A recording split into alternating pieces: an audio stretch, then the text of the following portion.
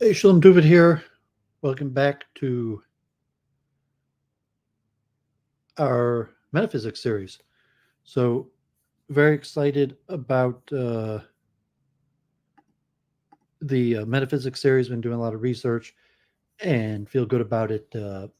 Definitely enlightening my understanding, putting things together, and I feel like I'm probably going to be in this beginning of the Enlightenment era, maybe even a few months. So, last episode, 2 episodes. Um, so 3 episodes ago, I looked at just major philosophical thinkers, and I included like John Locke and Schopenhauer and Hegel, and I was looking at we looked at American pragmatism and continental German idealism. And after looking at Locke, I thought I'd do a whole episode dedicated to the creation of the Royal Society of London, a topic on Week in Review I talked about at length. And then after that, I did that. I decided I would do a whole deep dive into Newton and his philosophy, and ended up, so long. I split it into 2 parts, and from there, this week we're going to turn to the French contemporaries of Newton, namely Descartes and the Mersenne Circle, and the founding of the Royal Academy of Paris. Some of the big names in the Mersenne Circle, which most well known as René Descartes, but also included uh, such names as uh, Blaise Pascal, and would be an influence on Leibniz. And we'll see some of these other names that unless you're philosophical history buff, you may never have heard of before. But some of these issues, generally, Descartes is often considered the first philosopher of the Renaissance, of the Enlightenment. The Enlightenment starts with Descartes, and obviously there's other important thinkers. You could predate it.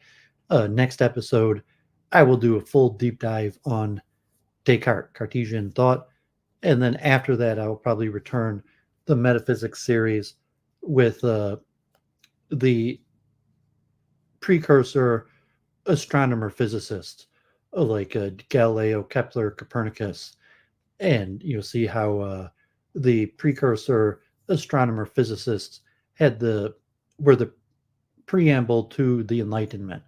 But the Enlightenment basically starts with Descartes, and we can review. I've covered this many times, but back with Church of Entropy, and we talked about the beginning of science of the three important players of Galileo, Descartes, and Newton, where Galileo first popularizes, conceptualizes, and discovers what will become universal scientific laws described in mathematical equations.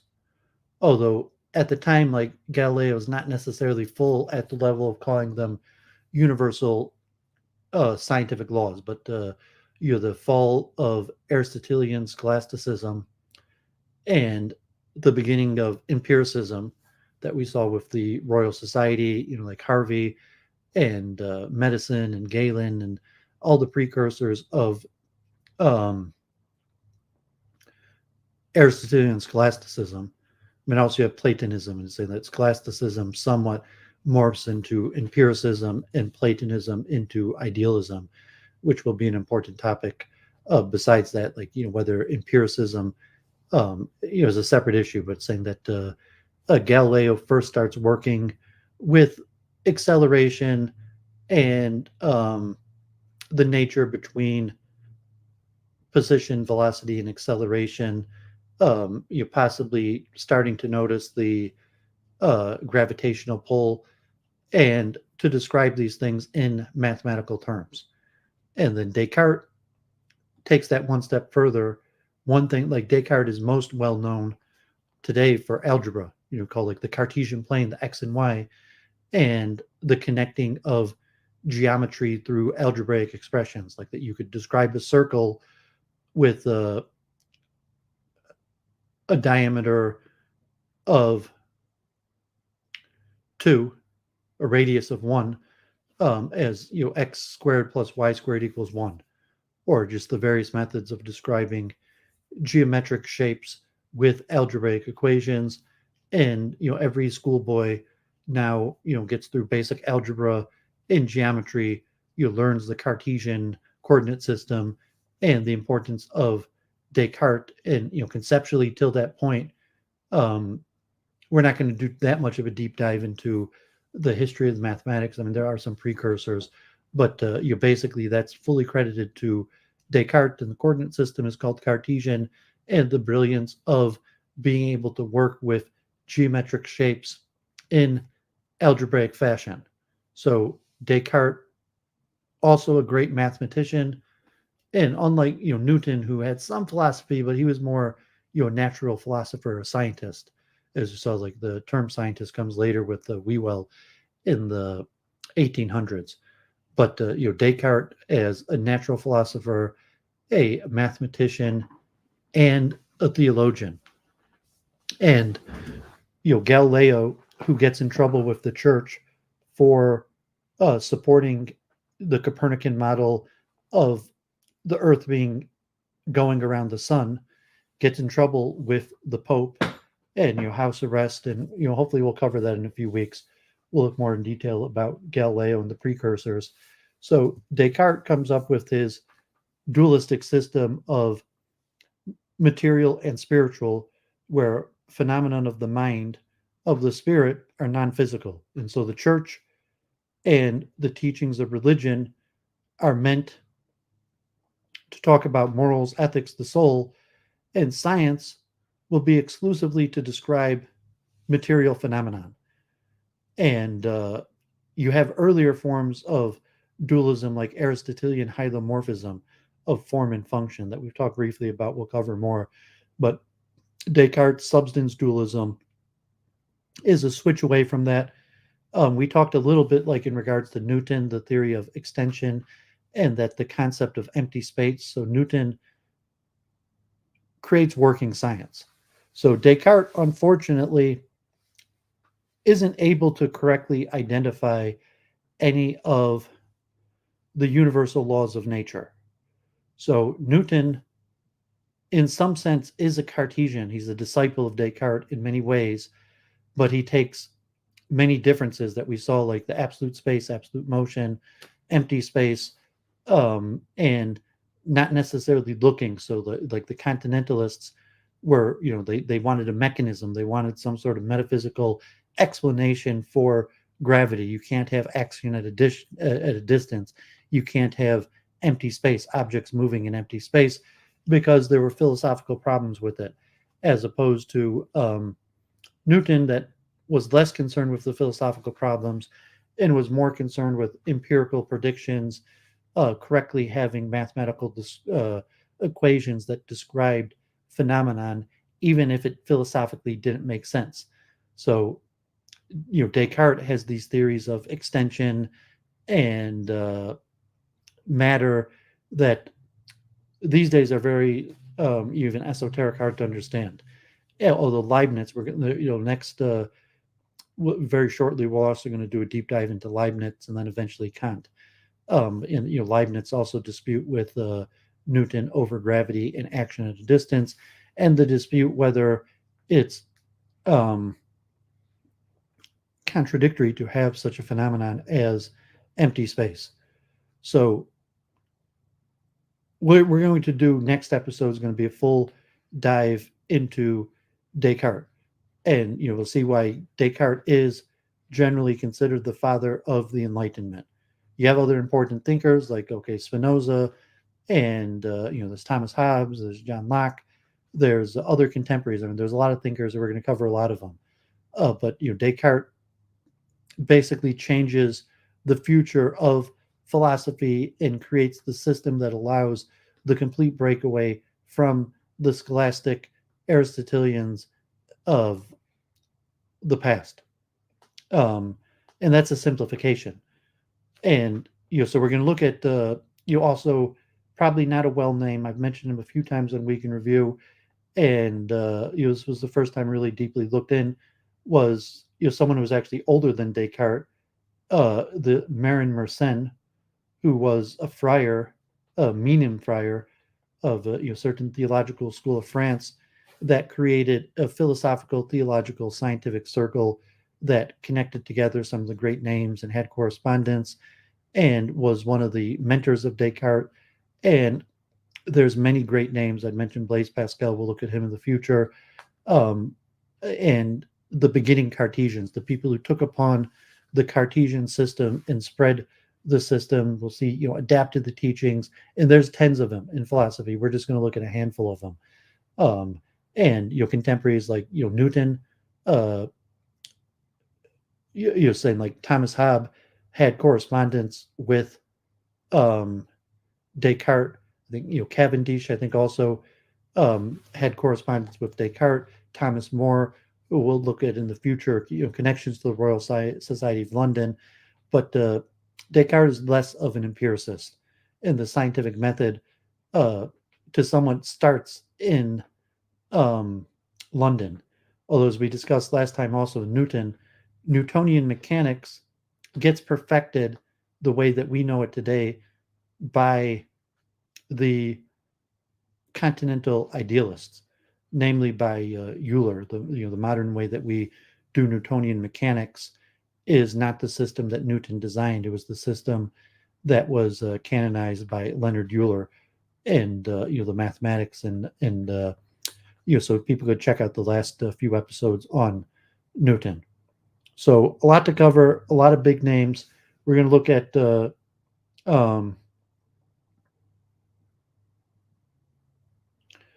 first we'll start with Descartes, even though Mersenne is a little bit before him, and then we'll see the Mersenne circle, which had many of the big names in French philosophy and correspondence, and kind of held the Cartesians together. So Marin Mersenne sets the framework that allows there to be a Descartes, and then other contemporaries of the Mersenne circle, of which Descartes becomes the most prominent. We'll also look at Pierre Gassendi, one of the first French experimentalists, scientific chronicle observers, and then we'll look at Antoine Arnault, who's more theological, but also important aspects for the philosophy of science and the development of Cartesianism and what we'll call mind-body dualism, and that will take a more theological spin. And then we'll look at Pierre Bayle, who is a little bit after the Mersenne circle and the closing gap of it, but is a huge influence on Leibniz, who we'll be looking at soon, and is one of the first chroniclers, author of a big encyclopedia that becomes one of the most important philosophers of his time, but is not necessarily well known today.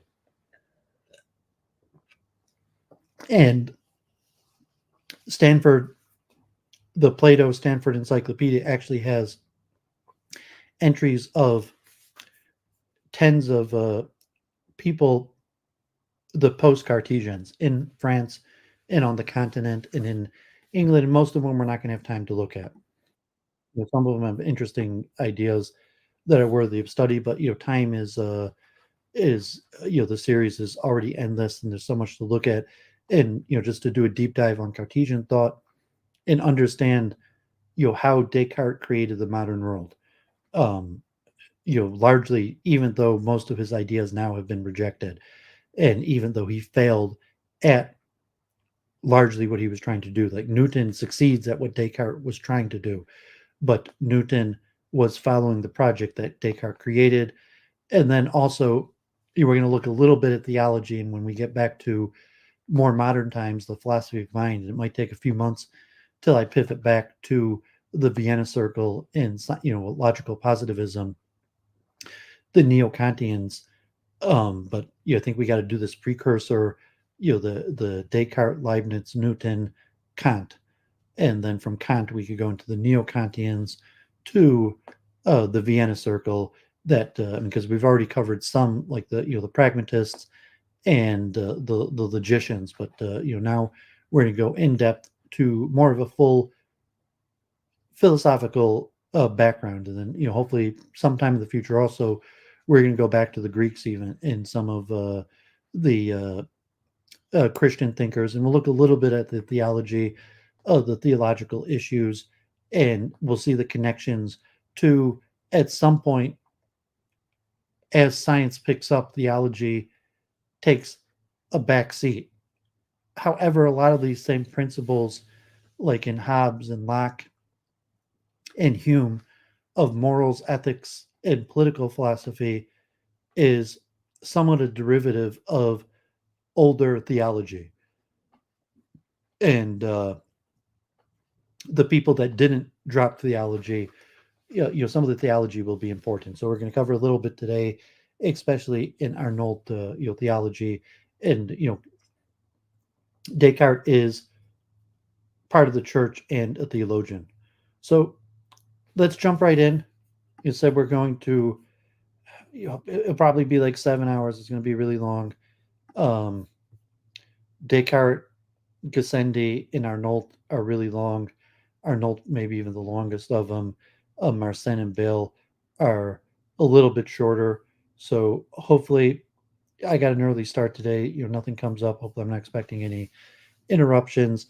So, hopefully we'll pound through, and it might, take more than 7 hours. There's no one watching right now, but the research must go on. So, hopefully, I'm getting a decent response. Like, people are watching these videos. I'm getting, some positive response. Um, People watch this in the future. I'm glad to be of use and service. And, I get an early start. Looks like I'm making good pace. Sometimes it's hard to sit in my seat, or, get tired or restless after, try to give a little bit more commentary. But, at the same time, there's so much, just like reading quickly to get through it all, and, just kind of do the due diligence of actually knowing the history of philosophy, and the technical language and these ideas that hopefully will prove worthwhile. René Descartes. René Descartes, 1596 to 1650, was a creative mathematician of the first order, an important scientific thinker, and an original metaphysician. During the course of his life, he was a mathematician first, a natural scientist or natural philosopher second, and a metaphysician third. In mathematics, he developed the techniques that made possible algebraic or analytic geometry.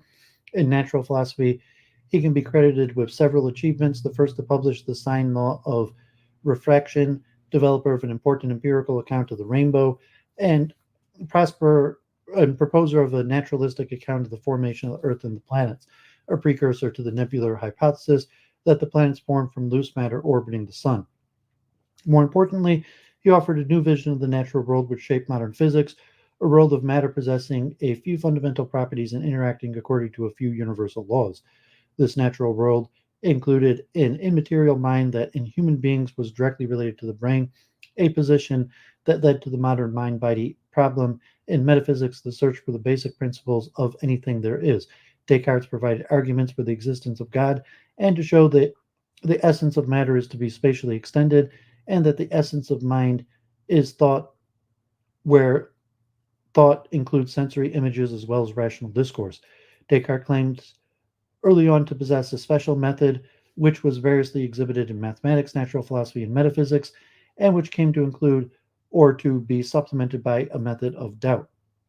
Descartes presented his results in major works published during his lifetime: the Discourse on the Method in French, 1637, with its essays, the Dioptrics, Meteorology and Geometry, the Meditations on First Philosophy, on Metaphysics, with its objections and replies in Latin, 1641, the Principles of Philosophy, covering his metaphysics and much of his natural philosophy in Latin, 1644, and the Passions of the Soul on the Emotions in French in 1649.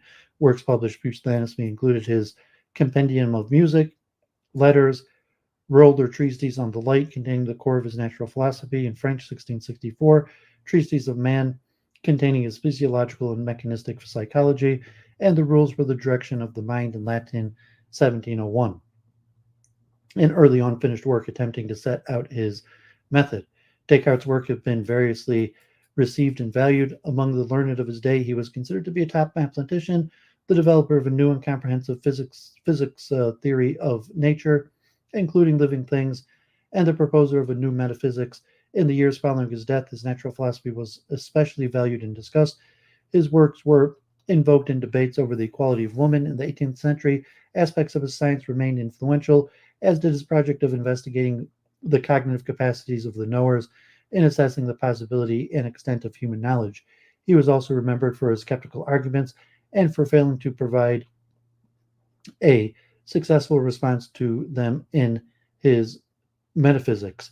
In the 19th century, he was revered for his mechanistic physiology and theory that animal bodies and machines are constituted by material mechanisms governed by the law of matter alone. The 20th century variously celebrated his famous cogito starting point, reviled the sense data that some alleged to be the legacy of a skeptical starting point, and looked to him as a model of the culturally engaged philosopher. He has been variously seen as a hero and a villain, as a brilliant theorist forging new directions in thought, and as a harbinger of a cold, rationalistic, and calculative conception of human beings. Those new to the study of Descartes should engage in his works in some detail prior to developing a view on his legacy. Ian, God bless. Good to see you. Thanks for tuning in.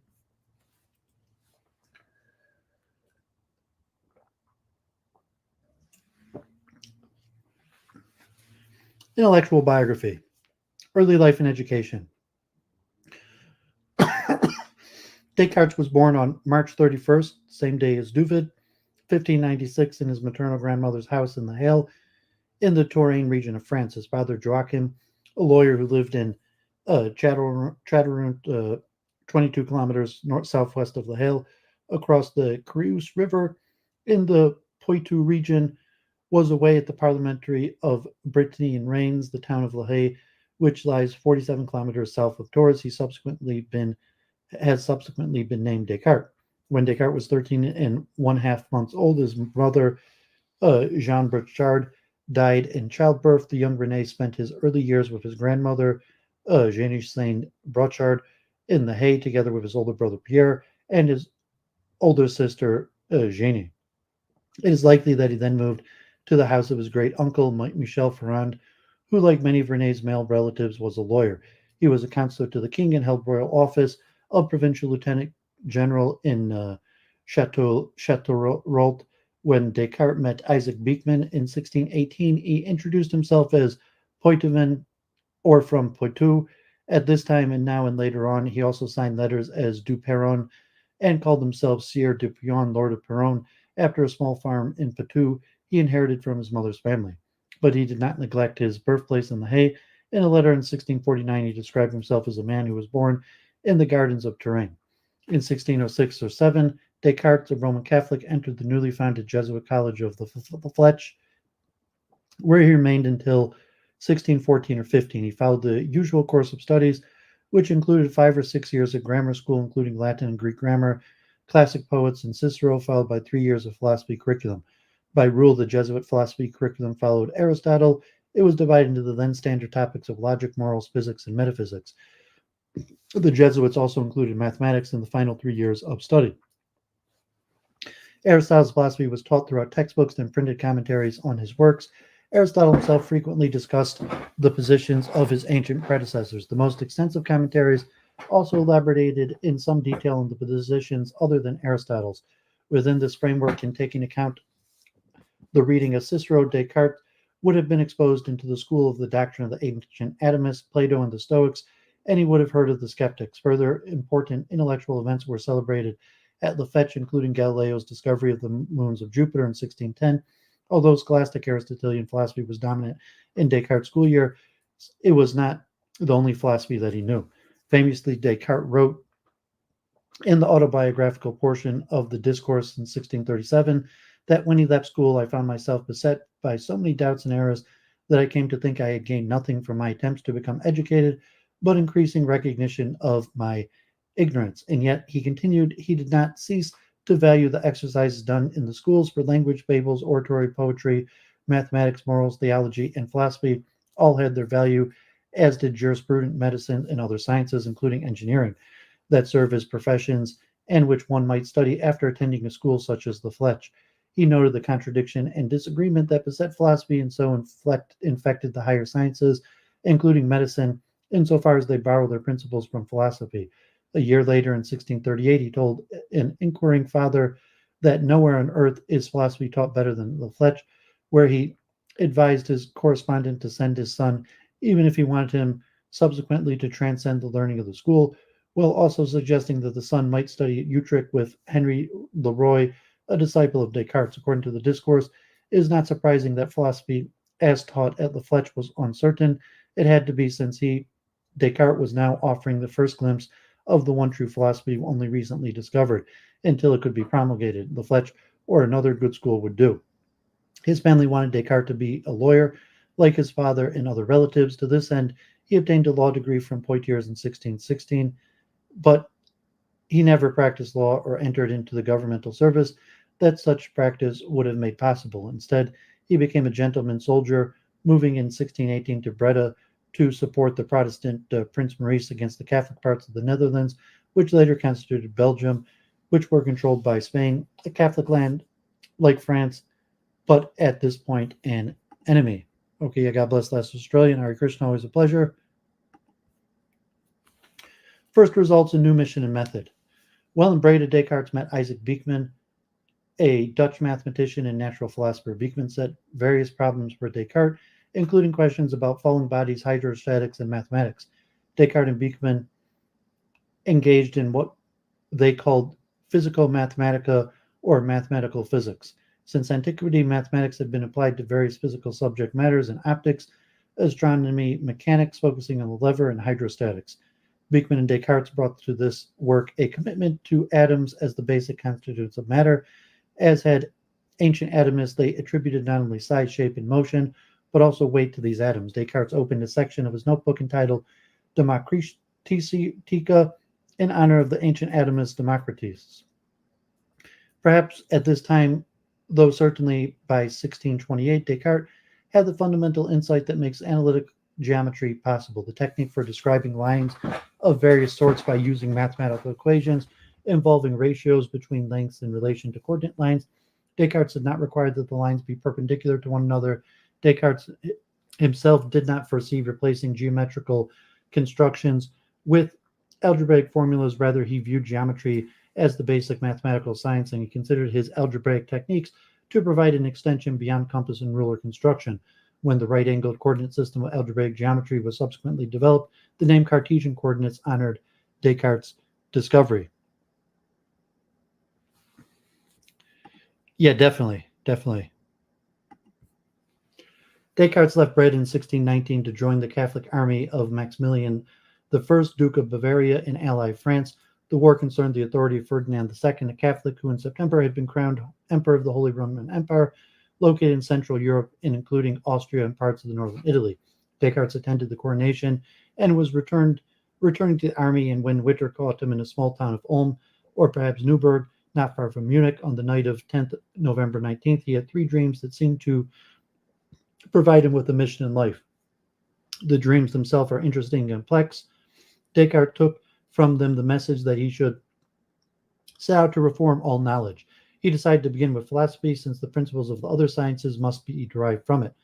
Descartes was familiar with both mainstream philosophy and recent innovators, those who, among other things, rejected aspects of Aristotle's philosophy from both his schooling and from reading he undertook from 1620 on. In 1640, he recalled having read various works in philosophy around the year 1620, written by well-known Jesuit commentators on Aristotle, Francisco Toledo, Antonio Rubio, and the Coimbra commentaries. He also recalled an abstract or summary of the whole of scholastic philosophy by Eustace of St. Paul, whose Summa Philosophy was first published in 1609. In 1638, he recalled having read Thomas Campanella's De Sensu Rerum of 1620, about 15 years before, and not being much impressed. And in 1630, he was able to rattle off the names of recent innovators in philosophy, including Campanella, Bernardino Delisio, Giordano Bruno, Lucilio Vanini, and Sebastian Basson. From these sources, he would have acquired basic philosophical concepts such as the notion that substances are characterized by essence, that determine which properties they must have in order to be what they are in Aristotelian concept. He would also have first seen attempts among the innovators of reviving atomism or of challenging the notion of substantial forms. Descartes' activities during the early 1620s are not well documented. He was in France part of the time, visiting Poitou to sell some inherited properties in 1622 and visited Paris. He also went to Italy 1623 to 25. Upon his return, he lived in Paris, where he was in touch with mathematicians and natural philosophers. In the circle of his longtime friend and correspondent, Marin Mersenne, while in Paris, he worked on some mathematical problems and he derived the sine law of refraction, which facilitated his works on formulating mathematically the shape of lenses, later published in the Dioptrics. His major philosophical effort during these years was on the rules. In the rules, he sought to generalize the methods of mathematics as to provide a route to clear knowledge in everything that human beings can know. His methodological advice included a suggestion that is familiar to students of elementary geometry: break your work up into small steps that you can understand completely and about which you have utter certainty, and check your work often. But he also had advice for the ambitious seeker of truth concerning where to start and how to work up to greater things. Thus, Rule 10 reads, in order to acquire discernment, we should exercise our intelligence by investigating what others have already discovered and methodically survey even the most insignificant products of human skills, especially those which display order. As examples of simple arts in which order prevails, he offered carpet making and embroidery, and also number games and arithmetic games. He went on to discuss the roles of cognitive facilities in acquiring knowledge, which include the intellect, imagination, sense perception, and memory.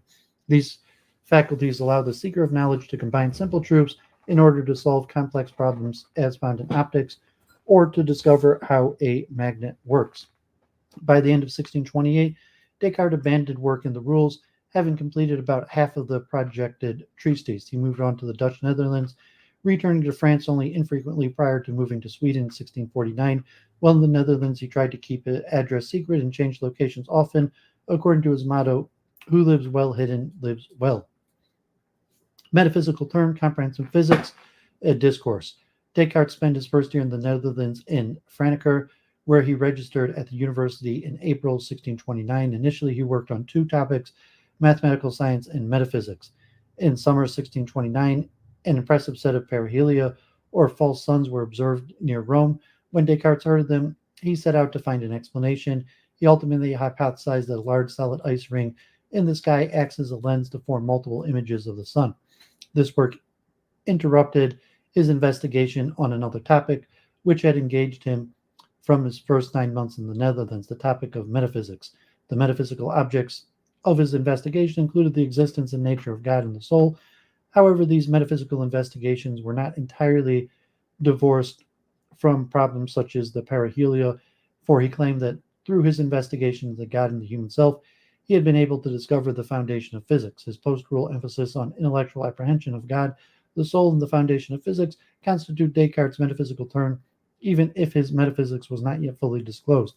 Subsequently, Descartes mentioned a little metaphysical treatise in Latin, presumably an earlier version of the Meditations that he wrote upon first coming to the Netherlands, and he later reaffirmed to Mersenne that the metaphysics of the Meditations, in which God and the soul are prominent, contain all the principles of my physics. While working the perihelia, Descartes conceived of the idea for a very ambitious treatise, about which he wrote Mersenne on the 16th of November 1629 from his new residence in Amsterdam. He now intended not to explain not just one phenomenon, the perihelia, but all the phenomenon of nature, that is, say, the whole of physics. This work eventually became the World, which was to have 3 parts: on light, a general treatise on visible or material nature; on man, a treatise on physiology; and on the soul. Only the first 2 survive, and perhaps only they were ever written, as the treatise on light and treatise on man. In these works, which Descartes decided to suppress upon learning of the condemnation of Galileo, he offered a comprehensive vision of the universe as constituted from bare matter possessing the properties of length, breadth, and depth, 3-dimensional volume, and carved up into particles with similar size and shape, which may be in motion or at rest, and which interact through quantitative laws of motion that are formulated and sustained by God. These works describe the visible universe as a single physical system in which all operations from the formation of planets and the transmission of light from the sun to the physiological processes of human and non-human animal bodies can be explained through the mechanism of matter, arranged into shapes and structures and moving according to the three laws of motion. In fact, his explanations in the world and the subsequent principles made little use of the three laws of motion in other than a qualitative manner. The laws sustained the notion that matter moves regularly in a straight line and that upon impact, bits of matter alter their motions in regular ways, something that happens constantly in the full universe. The plenum conceived by Descartes. At this time, Descartes received an offer of an appointment to the medical faculty of Bologna, even though he had not yet made public any of his results, which he declined. After suppressing his world, Descartes decided to put forward anonymously a limited sample of his new philosophy in the Discourse, which, with its attached essays, the Discourse recounted Descartes' own life journey, explaining how he had come to a position of doubting his previous knowledge and seeking to begin afresh. It offered some initial results of his metaphysical investigation, including mind-body dualism. It did not, however, engage in the deep skepticism of the later meditations, nor did it claim to establish metaphysically that the essence of matter is extension. This last conclusion was presented merely as a hypothesis whose fruitfulness could be tested and proven, or perhaps merely confirmed, by the results contained in the attached essays on dioptrics and meteorology, the latter covering atmospheric phenomena. In his meteorology, Descartes described his general hypothesis or supposition about the nature of matter before offering accounts of vapor, salt, winds, clouds, snow, rain, hail, lightning, the rainbow, coronas, and perihelia. His hypothesis was as follows: that the earth, water, earth, air, and all other such bodies that surround us are composed of many small parts of various shapes and sizes, which are never so properly disposed, nor so exactly joined together that they do not remain many intervals around them, and that these intervals are not empty but are filled with extremely subtle matter, through the mediation of which, I have said above, the action of light is communicated. He presented a corpusculean basis for his physics that denied the atoms and void theory of ancient atomism, and affirmed that all bodies are composed from one type of matter which is infinitely divisible into particles and corpuscles. He here also proclaimed that his natural philosophy had no need for the substantial form and real qualities that other philosophers, the Aristotelians, imagined to be in bodies. He had taken the same position in the Treatise of Light, which he said that in conceiving his new world, his conception of the universe, I do not use the qualities called heat, cold, moistness, and dryness as the philosophers do. In effect, he was denying the then dominant scholastic Aristotelian ontology, which explained all natural bodies as comprised of prime matter, informed by substantial form, and which explained qualities such as hot and cold as really inherent in bodies in a way that is similar to the qualities of hot and cold as we experience them tactually. According to the Aristotelian explanation, the qualities that are proper to each sense, color, sound, odor, taste, our tactual qualities, are really inherent in the things, and our experiential sensations resemble these qualities in things. As regards prime matter, many scholastic Aristotelians held that it cannot exist on its own. To form a substance or something that can exist by itself, prime matter must be informed by a substantial form, a form or active principle that gives substance its essential properties. The four Aristotelian elements, earth, air, fire, and water, had substantial forms that combined the basic qualities of hot, cold, wet, and dry. Earth is cold and dry, air is hot and wet, fire is hot and dry, and water is cold and wet. These elements can themselves then serve as matter to higher substantial form, such as the form of a mineral or a magnet, or a living thing, whether in the case of the earth or of a living thing, such as the rabbit, the form of the thing directs its characteristic activities. For earth, the activity is to approach the center of the universe. Water has the same tendency, but not as strongly. Accordingly, Aristotelians explain the planet Earth exists at the center with water on its surface. A new rabbit is formed when a male rabbit continues through its seed matter, the form of rabbithood, to the seed matter of the female rabbit. The form that then reorganizes that matter into a shape of a rabbit, including its various organs and physiological processes. The newborn rabbit's behavior is guided by its sensitive soul. A rabbit-specific instance of the type of substantial form possessed by all animals Other properties of the rabbit, such as the whiteness of its fur, are explained in the real quality of the white inherent in each strand of its hair. Okay, 1 second. Someone at my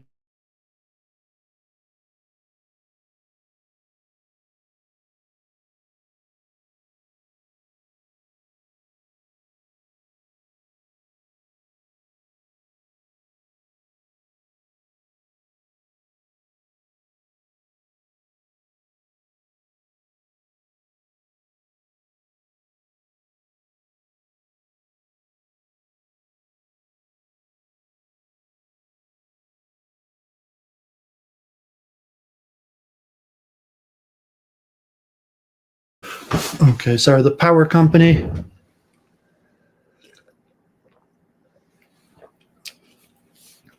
Although in the world and meteorology, Descartes avoided outright denial of substantial forms and real qualities, it is clear that he intended to deny them.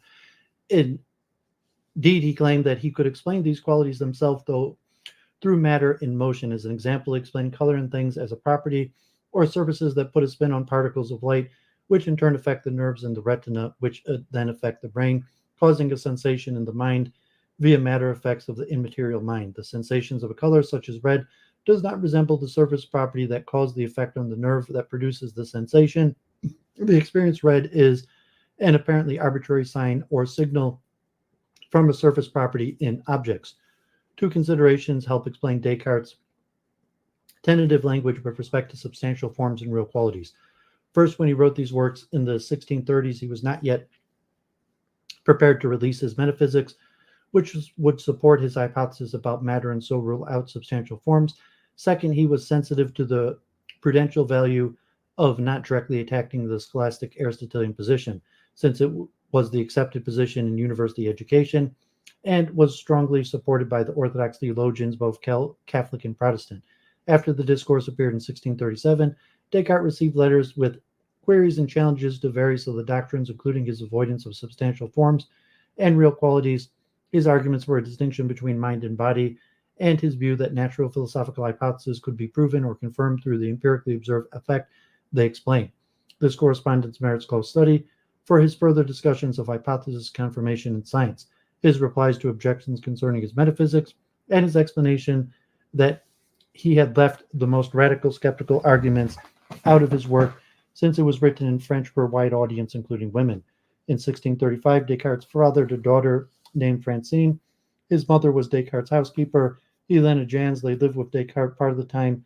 In the latter 1630s, he was arranging for the daughter to live with a female relative of his for the sake of her education.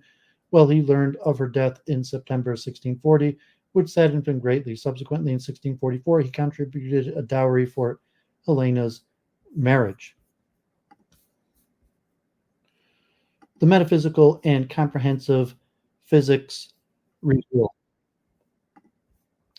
In a letter on the 13th of November 1639, Descartes wrote to Mersenne that he was working on a discourse in which I try to clarify what I have hitherto written on metaphysics. This was the Meditations, which presumably he was revising or recasting the Latin treatise from 1629 and elaborating on Discourse 4. He told Mersenne of his plan to provide the work to the 20 or 30 most learned theologians so as to gauge their responses before publication. Ultimately, he and Mersenne collected 7 sets of objections to the Meditations, which Descartes published with the work along with his replies. Some objections were from unnamed theologians, passed on by Mersenne. One came from the Dutch priest Johannes Cataris. One set was from the Jesuit philosopher Pierre Bourdin. Others were from Mersenne himself, from the philosophers Pierre Gassendi and Thomas Hobbes, and from the Catholic philosopher theologian Antoine Arnauld. Recall that Descartes considered the Meditations to contain the principles of his physics, but there is no meditation labeled principles of physics. The principles in question, which are spread throughout the work, concern the nature of matter, the activity of God in creating and conserving the world, the nature of mind, that is the unextended thinking substance, mind-body union and interaction, and the ontology of sensory qualities. Once Descartes had presented his metaphysics, he felt free to move beyond the published samples of his physics and to present the whole of his conception of nature, but he needed first to teach it to speak Latin, the lingua franca of the 17th century. Recall that his world was published in French. He hatched a scheme to publish a Latin version of his physics.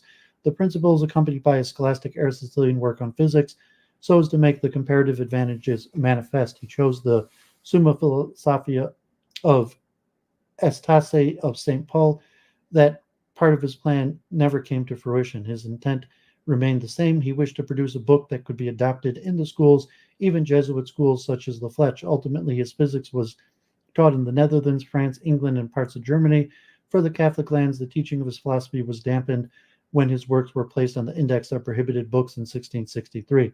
Although his followers in France, such as Jacques Rohout and Pierre Regis, continued to promote Descartes' natural philosophy. The principles appeared in Latin in 1644, when a French translation in 1640, with a French translation in 1647. Descartes added to the translation an author's letter, and as a preface, the letter explained important aspects of his attitude towards philosophy, including the view that in matters philosophical one must reason through the arguments and evaluate them for oneself. He also presented an image of the relations among the various parts of philosophy in the form of a tree. Thus, the whole of philosophy is like a tree. The roots are metaphysics, the trunk is physics, and the branches emerging from the trunk are the other sciences, which may be reduced to three principal ones, namely medicine, mechanics, and morals. By morals, I understand the highest and most perfect moral system, which presupposes a complete knowledge of the other sciences and the ultimate level of wisdom. The extant principles offers metaphysics in part one, the general principles of physics in the form of the matter theory and the laws of motion, as follows from the metaphysics in part two. Part three concerns astronomical phenomenon, and part four covers the formation of the earth and seeks to explain the properties of minerals, metals, magnets, fire, and the like, to which are appended discussions on how the senses operate and a final discussion of methodological issues in natural philosophy. His intent had been also to explain in depth the origins of plants and animals, human physiology, mind body union and interaction, and the function of the senses. Descartes and his followers variously included topics concerning the nature of the mind and mind body interaction within physics or natural philosophy. In the end, he had to abandon the discussion of plants and animals, but he included some discussion of the mind body union as his abbreviated account of the senses. Theological controversy, passions, and death. From early in his correspondence with Mersenne, Descartes expressed concern to avoid becoming embroiled in theological controversy or earning the enmity of church authorities. Aside from prudential concerns, he strictly separated theological doctrines based on faith, like the Trinity, from his claims about God based solely in reason. Descartes was a Roman Catholic, but it's clear that the God of his metaphysics is non-denominational, tending towards the deistic. If Descartes was fully consistent, he would have made no claims about God's plans or his providential acts, and there would be no miracles in his world. Despite his precautions, he was drawn into theological controversy with the Jesuits over Bourdin's set of objections, which led him to write to Father Dinant, Bourdin's superior, to allay any fears that Descartes' philosophy caused theological difficulty. He was also drawn to theological controversy with Calvinist theologians in the Netherlands. In the latter 1630s, Henry de Roy, or Regius, a professor of medicine at Utrecht, taught Descartes' system of natural philosophy. Already in the 1640, Gisbertus Voetius, a theologian at Utrecht, expressed his displeasure over this to Mersenne. Controversy brewed, and Descartes included an attack on Voetius in a letter to Dinant. Voetius, as rector of the university, convinced the faculty senate to condemn Descartes and Regius' philosophy in 1642. He and his colleagues attacked Descartes in disputations in 1642 and in a book by Martin Schuk in 1643, to which Descartes responded with his letter to Voetius 1643. The controversy simmered. Descartes eventually fell out with Regius, who published a broadsheet manifesto that deviated from Descartes' theory of the human mind. Descartes replied with his comments on a certain broadsheet, 1648, and he drafted a further response to the ongoing attacks by Voetius, ultimately published in 1656 in Querela Apologetica. In the mid-1640s, Descartes continued his work on physiological system, which he had pursued through the 1630s. He allowed the unpublished manuscript of the Treatise on Man to be copied, and he began a new work, Descriptions of the Human Body, in which he sought to explain the embryonic development of animal bodies. During this period, he corresponded with Princess Elizabeth of Bohemia, daughter of Frederick V, a Protestant, and briefly King of Bohemia, now living in the Netherlands, at first on metaphysical topics from the Meditations, and then on the passions and emotions. Eventually, he wrote The Passions of the Soul, 1649, a comprehensive and original theory of the passions and emotions that presented the most extensive account of his behavioral physiology, published during his lifetime. In 1649, Descartes accepted the invitation of Queen Christina of Sweden to join her court. At her request, he composed the statutes of the Swedish Royal Academy. On the day he gave them to her, he became ill. He never recovered, and he died on the 11th of February, 1650. Philosophical development. In general, it's rare for a philosopher's position and arguments to remain the same across an entire life. This means that in reading philosophers' work and reconstructing their arguments, one must pay attention to the place in which each work in the philosophical development of the author. Readers of Immanuel Kant are aware of the basic distinction between his critical and pre-critical period. Readers of Leibniz are also aware of his philosophical development, although in his case there is less argument on the developmental scheme. Scholars have proposed various schemes for dividing Descartes' life into periods. This entry adopts a relatively simple division between the era when mathematics provided the model for his method and the rules, and a later period after the metaphysical turn of 1629, when his conception of the role of the intellect in acquiring knowledge changed to privileged purely intellectual intuitions. At this time, he also recognized that the truth of a special or particular hypothesis in natural philosophy was less than certain, and so was subject to confirmation through consequences. In effect, he adopted what is now called the hypothetical deductive schema of confirmation, but with this difference, the range of hypotheses was limited to his metaphysical conclusions concerning the essences of mind and matter, their union, and the role of God in creating and conserving the universe. Consequently, some hypotheses, such as substantial forms of the scholastics, were ruled out. Argumentative differences among the world discourse and meditations and principles may then be ascribed to the fact that in the 1630s Descartes had not yet presented his full metaphysics, and so adopted an empirical mode of justification for even the first principles of his physics, whereas in 1641 he appealed to his published metaphysics in securing those principles. Other scholars see things differently. John Schuster finds that the epistemology of the rules lasted into the 1630s and was superseded, unhappily in his view, only by the metaphysical quest for certainty in meditations. Daniel Garber also holds that Descartes abandoned his earlier method only after the discourse. In contrast, Peter Mackamer and J.E. Maguire believe that Descartes held natural philosophy to the standard of absolute certainty through the meditations, but admitted defeat on that score at the end of the principles for adopting a lower standard of certainty for the particular hypothesis, such as the explanations of magnetism by corkscrew-shaped particles. They see the principles as marking Descartes' epistemic turn away from the methodological stance of realism about intuitive knowledge of substances that they find the rules, discourse, and meditation. Some scholars who emphasize epistemology find that the main change in Descartes' intellectual development is the introduction of skeptical arguments in the discourse and meditation. Some interpreters, perhaps inspired by Roger Popkin, believe that Descartes took the skeptical threat to knowledge quite seriously and sought to overcome it in the meditations. By contrast, in the interpretive thread followed here, skeptical arguments were a cognitive tool used to guide the readers of the meditations into the correct cognitive frame of mind for grasping the first truths of metaphysics. An answer to skepticism was a side effect of this fundamental aim. Other views of Descartes' development have arisen from new attention to the biological and physiological dimensions of his thought. A key element is Descartes' fascination with mechanical automata and his use of the notion of the machine in characterizing living things. Here again, the fundamental change occurs just after the rules. It is not a metaphysical turn, but a turn towards automata as models for human and animal behavior. These interpretations connect with Descartes' new theory of perception, or his investigation of ordinary objects and living things as coherent unities. In New Metaphysics and Epistemology, Descartes presented his metaphysics first in the Meditations, and then in a textbook format in Principles 1.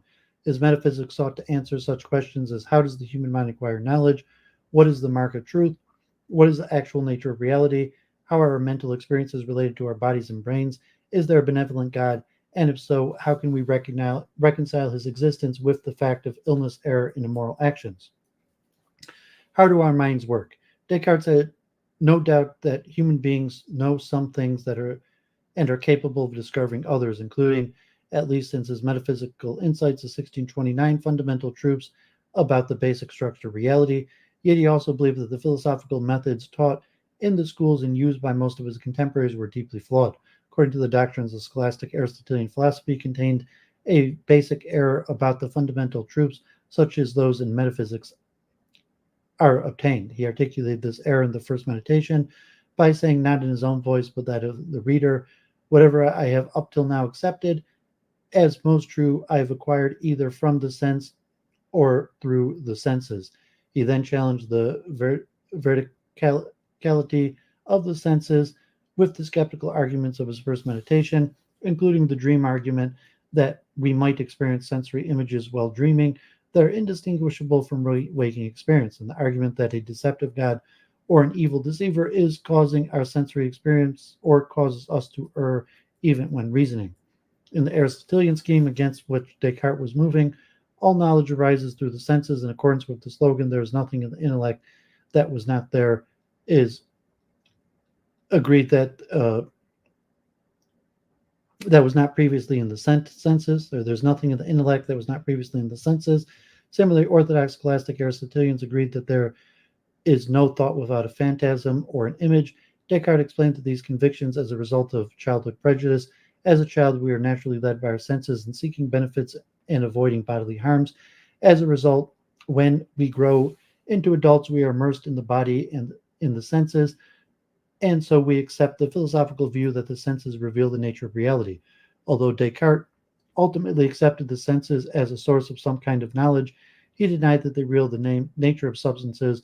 Rather, the human intellect perceives the nature of reality through purely intellectual perception. This means that in order to procure the fundamental truths of metaphysics, we must withdraw the mind from the senses and turn towards our innate ideas of the essence of things, including the essences of mind, matter, and infinite being, God. Descartes constructed the meditations so as to secure this process of withdrawal from the senses in Meditations 1 and 2, discovers an initial truth, the cogito, elsewhere summarized as the argument cogito ergo sum, I think therefore I am. The cogito results is known with certainty because it is clearly and distinctly perceived by the intellect. Clear and distinct intellectual perception, independent of the senses, is then the mark of truth. Descartes unfolds a sequence of clear and distinct perception in Meditations 3 and 4, and again in Principles 1 and 2. For now, let us examine Descartes' thought about the senses as a source of knowledge, different from pure intellect. Descartes' conclusion in Meditation 6 is that the sentences do not reveal the essential nature of external objects, differs from his position in the rules.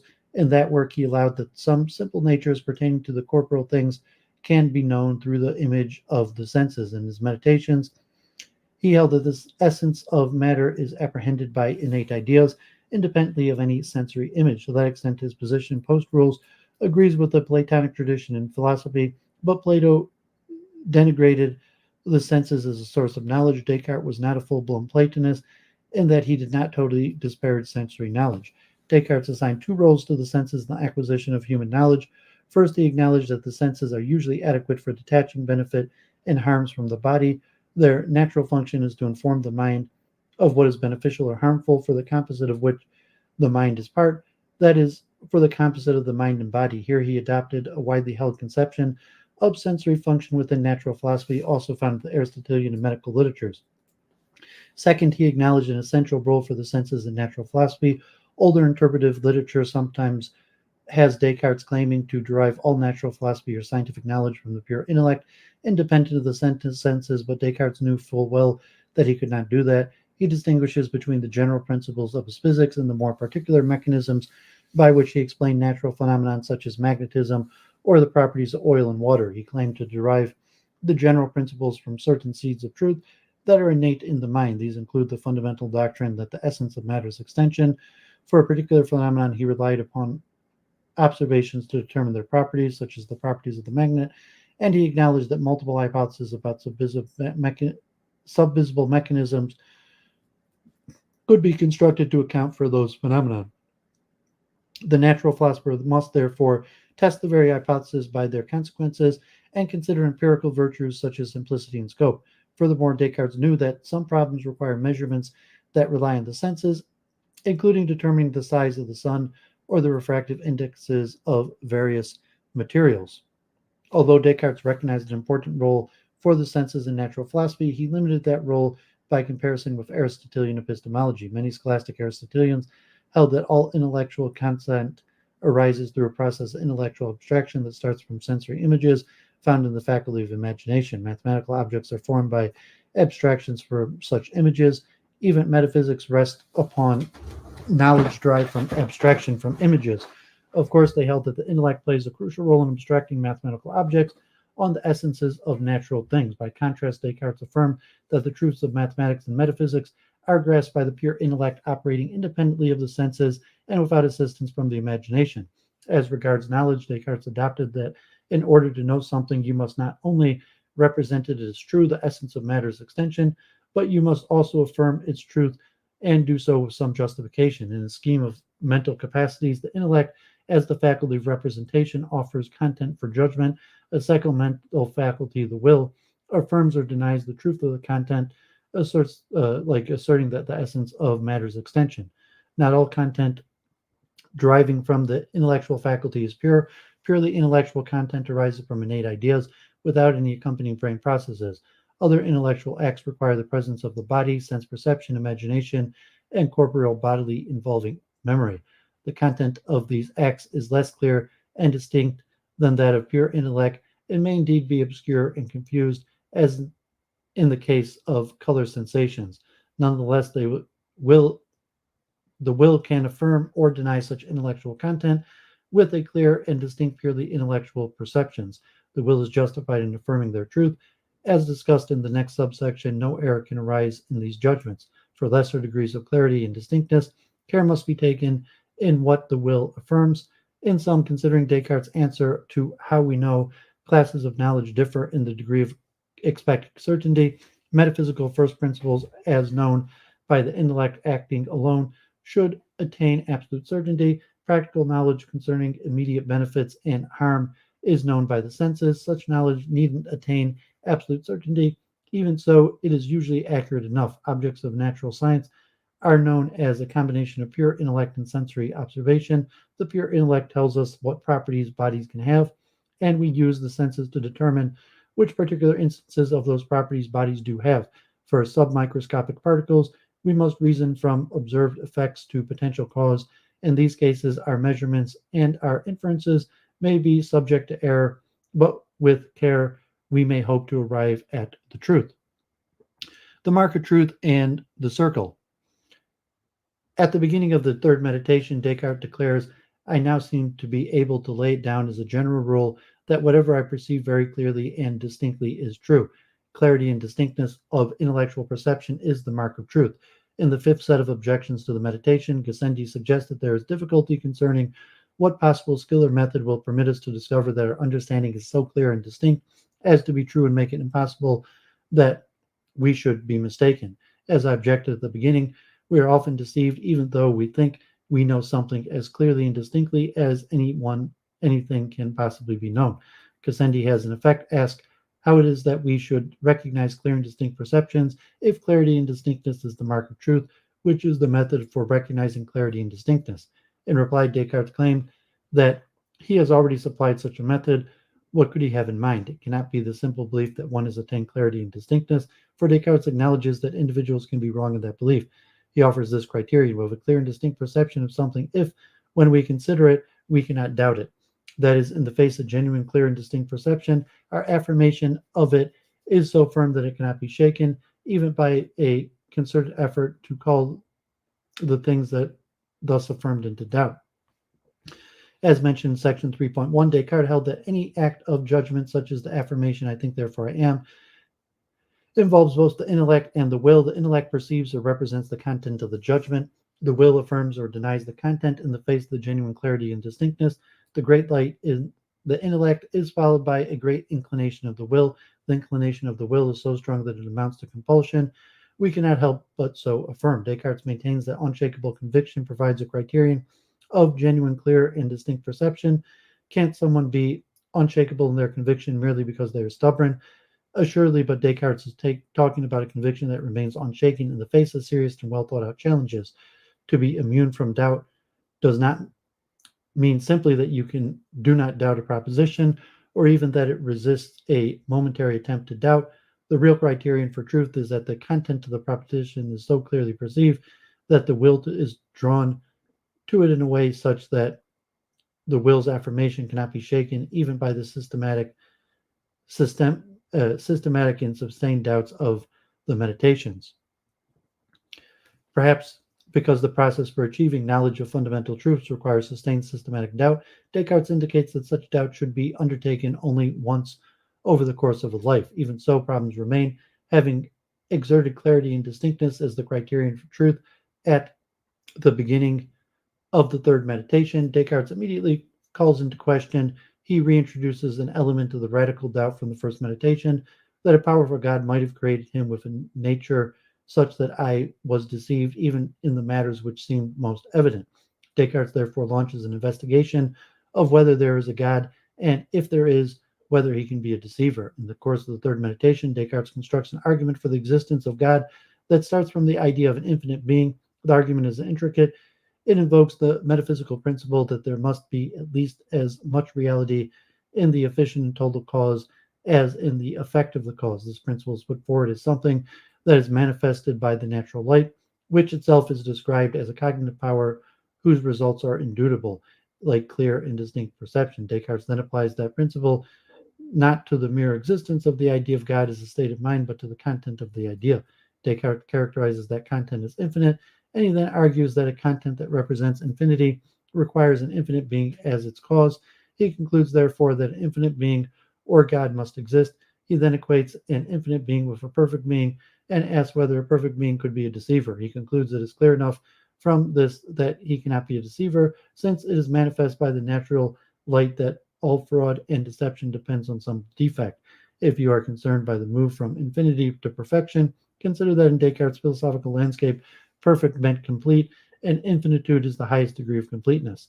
The second and fourth set of objections drew attention to a problematic characteristics of this argument. In the words of Arnault, I have one further worry, namely how the author avoids reasoning in a circle when he says that we are sure that what we clearly and distinctly perceive is true only because God exists, but we can be sure that God exists only because we clearly and distinctly perceive this. Hence, before we can be sure that God exists, we ought to be able to be sure that whatever we perceive clearly and evidently is true. Arnault here raises the well-known problem of the Cartesian circle, much discussed in recent years. In response to Arnault, Descartes claims that he avoided this problem by distinguishing between present clear and distinct perceptions and those that are merely remembered. He is not here challenging the reliability of memory. Rather, his strategy is to suggest that the hypothesis of deceiving God can only be present itself when we are not clearly and distinctly perceiving the infinity and perfection of God.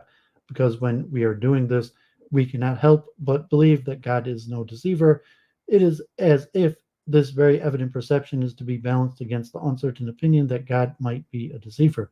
The evident perception wins out, and the doubt is removed. Scholars have debated whether the above response is adequate. Some have constructed other responses of Descartes' behalf and or have found them embedded in his writings. One type of response appeals to a distinction between natural light and a clear and distinct perception, and seeks to vindicate the natural light without appeal to God. Another response suggests that in the end, Descartes was not aiming at a metaphysical certainty concerning mind-independent world, but was merely seeking an internally coherent set of beliefs. A related response suggests that Descartes was after a mere physiological certainty. The interested reader can follow up the question by turning to the literature just cited. Building on this claim that clear and distinct perceptions are true, Descartes seeks to establish various results concerning the nature of reality, including the existence of a perfect God, as well as the nature of mind and matter. Here we must ask, what is the human mind, and that it can perceive the nature of reality?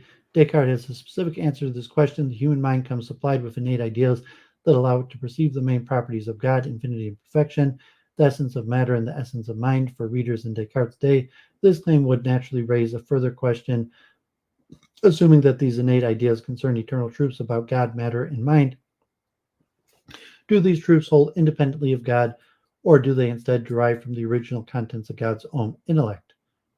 Descartes rejected both alternatives. He denied, along with many of his contemporaries, that there are eternal truths independent of God's existence, but he departed from the many of his contemporaries in also denying the eternal truths are fixed in God's intellect. Some Neoplatonist philosophers held that the eternal truths in the human mind are copies or archetypes of the archetypes on the mind of God. Some Aristotelian philosophers just prior to Descartes, including Francisco Suarez, held that the eternal truths reflected God's own understanding of his creative powers.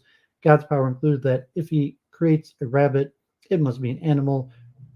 Eternal truths are latent in God's creative power, and he understands this, that if human beings understand that the eternal truths are eternal, then there is, so by understanding the creative power of God, which may be something beyond human capacity. Descartes had a different account. He held that the eternal truths are the free creations of God, originally from him, in a way that does not distinguish among his power, will, and intellect. God describes what the essence of a circle is, or to make 2 plus 3 equal 5. He might have created other senses, but we cannot conceive what they might have been. Our conceptual capacity is limited to the immaterial limit of the God by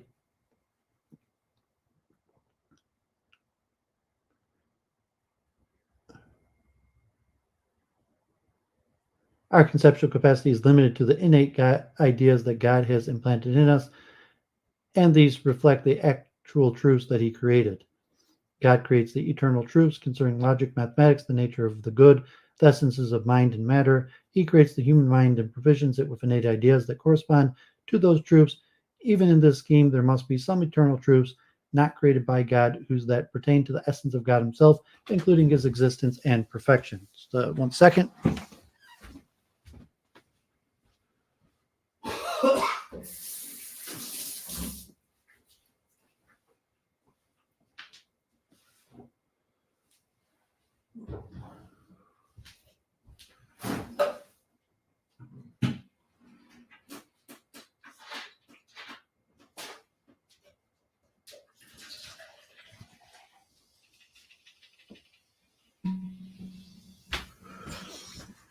The nature of reality. Descartes reveals his ontology implicitly in the six meditations, more formally in the replies to the objections, and in a textbook faction in the principles. The main metaphysical results that describe the nature of reality assert the existence of three substances, each characterized by an essence. The first and primary substance is God, whose essence is supreme perfection. In fact, God is the only genuine substance, that is, the only being that is capable of existing on its own. The other two substances, mind and matter, are created by God and can only exist through his ongoing act of preservation or conservation, called God's concurrence. Descartes' arguments to establish the essences of these substances appeal directly to his clear and distinct perception of those essences. God is an infinite substance, and the idea of God includes necessary existence. Descartes uses this idea of God to fashion an argument for the existence of God, now called the ontological argument. The essence of matter is extension in length, breadth, and depth. One might speak here of spatial extension, but with this proviso that Descartes denied the existence of space separate from matter. Cartesian matter does not fill a distinct spatial container. Rather, spatial extension is constituted by extended matter. There is no void or unfilled space. The extended substance possesses the further modes of size, shape, position, and motion. Modes are properties that exist only as the modifications of the essential or principal attributes of a substance. In addition to its essence, extension matter also has the general attributes of existence and temporal duration. These are shared with mind. The essence of mind is thought. Minds have the principal attribute of thinking, divided into the two chief powers or faculties previously mentioned, intellect and will. The intellect or perceiving power is further divided into the modes of pure intellect, imagination, and sense perception. As mentioned in section 3.3, pure intellect operates independently of the brain or body, while imagination and sense perception require the body for their operation. The will is also divided into various modes, including desire, aversion, assertion, denial, and doubt. These always require some intellectual content, whether pure, imagined, or sensory. upon which to operate. Perhaps for that reason, Descartes describing the mind as an intellectual substance. The mind essentially has a will, but the intellectual or perceptive or representational power is more basic, as the operations of the will depend on it. What role does consciousness play in Descartes' theory of mind? Many scholars believe that for Descartes, consciousness is the defining property of mind. There is some support for this position in the Meditations. Second reply, Descartes defines mind as the substance in which thought immediately resides. And he says that the term thought extends to everything that is within us in such a way that we are immediately conscious of it. If the mind is thinking substance and thoughts are essentially conscious, perhaps consciousness is the essence of thought. Perhaps not. Descartes did not hold that all thoughts are in some way conscious, but this does not mean that we have reflective awareness of or notice every thought that we have. In the second Meditations, he describes himself as a thinking thing by enumerating all the modes of thought on which he is conscious, understanding, or intellection, willing, imagining, and at this point at least seeming to have sense perceptions. He thus sets up a consciousness as a mark of thought, but is this the essence? Not necessarily. If perception, intellection, representation is the essence of thought, then all thoughts might have basic consciousness because the character of the intellectual substance is to represent, and any representation present in the intellectual substance is thereby present in the mind. An intellectual substance, the mind, is a perceiving substance which intrinsically perceives its own states. Further, he held that any act of the will present in intellectual substance is thereby available to consciousness. In distinguishing between conscious thoughts and thoughts of which we are reflectively aware, Descartes allowed for conscious thoughts that we did not notice or remember. Indeed, his theory of the senses allowed for an unnoticed sensation and mental operations. Mind-body relation. In the discourse, Descartes presented the following argument to establish that mind and body are distinct substances. Next, I examined attentively what I was. I saw that while I could pretend that I had no body and that there was no world and no place for me to be in, I could not, for all that, pretend that I did not exist. I saw, on the contrary, that from the mere fact that I thought of doubting the truth of other things, it followed quite evidently and certainly that I existed, whereas if I had merely ceased thinking, even if everything else I had ever imagined had been true, I should have had no reason to believe that I existed.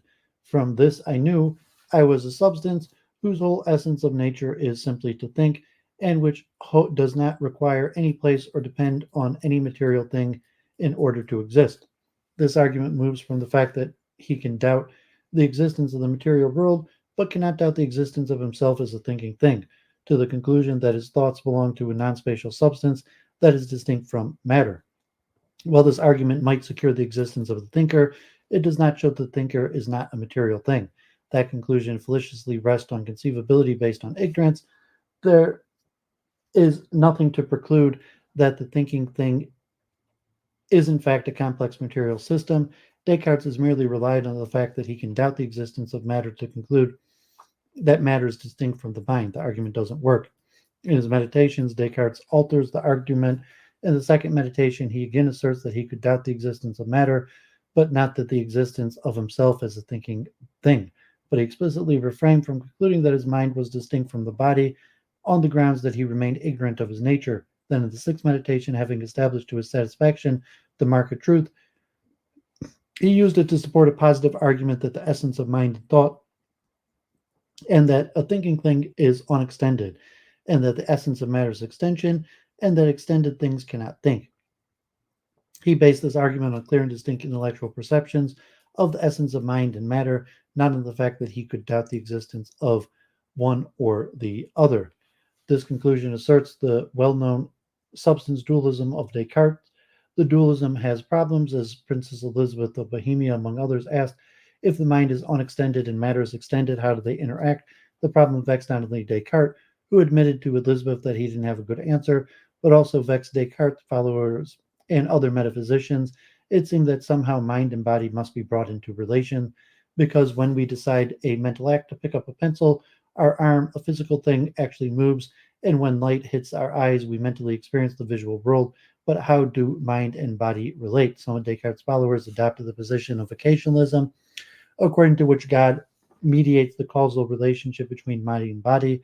Mind does not affect body, and body does not affect mind, but God gives the mind appropriate sensations given the state of the body, and he makes the body move by putting into the correct brain state when we decide mentally. Other philosophers adopted other solutions, including the monism of Spinoza and the pre-established harmony of Leibniz. In his Meditations and Principles, Descartes did not focus on the metaphysical questions of how mind and body interact. Rather, he discussed the functional role of mind-body union in the economy of life.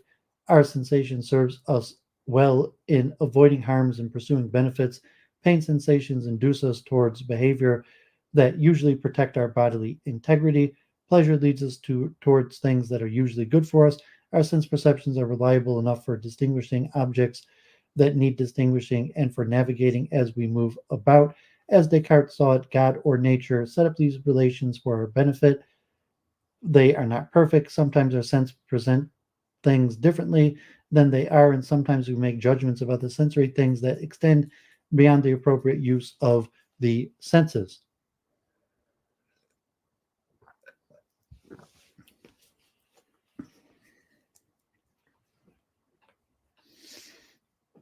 God and sensory error. In discussing the mark of truth, Descartes maintained that the human intellect is generally reliable because God created it. In discussing the functioning of the senses to preserve the body, he explained that God had arranged mind body interactions so that our sensations generally are conducive to the good of the body. Nonetheless, errors occur. Our judgments about sensory things may be false. Just as more broadly, human beings may make poor moral choices, even though God has given them a will that is intrinsically drawn to the good. For example, we may form the childhood habit of judging with respect to our color sensations that the color we experience resembles something in objects. There's Sicilian theory. Subsequent philosophical reflection, perhaps instigated by reading Descartes, may lead us to conclude that these judgments are unwarranted because color sensations are not clear and distinct but obscure and confused. In other cases, our sense perceptions may represent things as being a certain way when they are not. Sometimes we feel pain because a nerve has been damaged somewhere along its length, and yet there is no tissue damage at the place the pain is felt. Amputees may feel pain as located in their fingers when they have no fingers. Descartes responded to these errors differently. He explained cognitive, judgmental, and moral errors as resulting from human freedom. God provided human beings with a will, and wills are intrinsically free, but we have finite intellects. Because we're free, we can choose in cognitive or moral situations in which we do not have a clear and distinct perceptions of the true or the good. If human beings restricted their acts of will to cases of maximum clear and distinct perception, they would never err. If we go wrong, Descartes contends we are responsible because we might have restricted our judgments to matters about which we have the certainty of clear and distinct perceptions. The applicability of the solution to the case of color sensations and resemblance is, however, not apparent, as we may not have made a reflective choice when, as children, we accepted the resemblance account of color experience. In that case, we might become culpable only after reading and accepting Descartes' argument that color sensations are obscure and confused, and applying this finding to our habitual assertion of resemblance. Matters are different for specific errors of sensory representation, such as the mislocation of pain. The senses depend on media and sense organs and on nerves that must run from the exterior of the body into the brain. God set up the mind-body relation so that our sensations are good guides in most circumstances, but the media may be poor, the light may not be good, circumstances may be unusual, as when a partially submerged stick appears bent, or the nerves may be damaged, as with the amputee. In these cases, the report of the senses are misleading. Since God has set up the system of the mind-body union, shouldn't God be held accountable for the fact that the senses can misrepresent how things are? Here, Descartes does not appeal to our freedom of judgment, for in fact, we must often use the senses in a suboptimal cognitive circumstances when navigating through life with no opportunity for reflection and reasoned choice.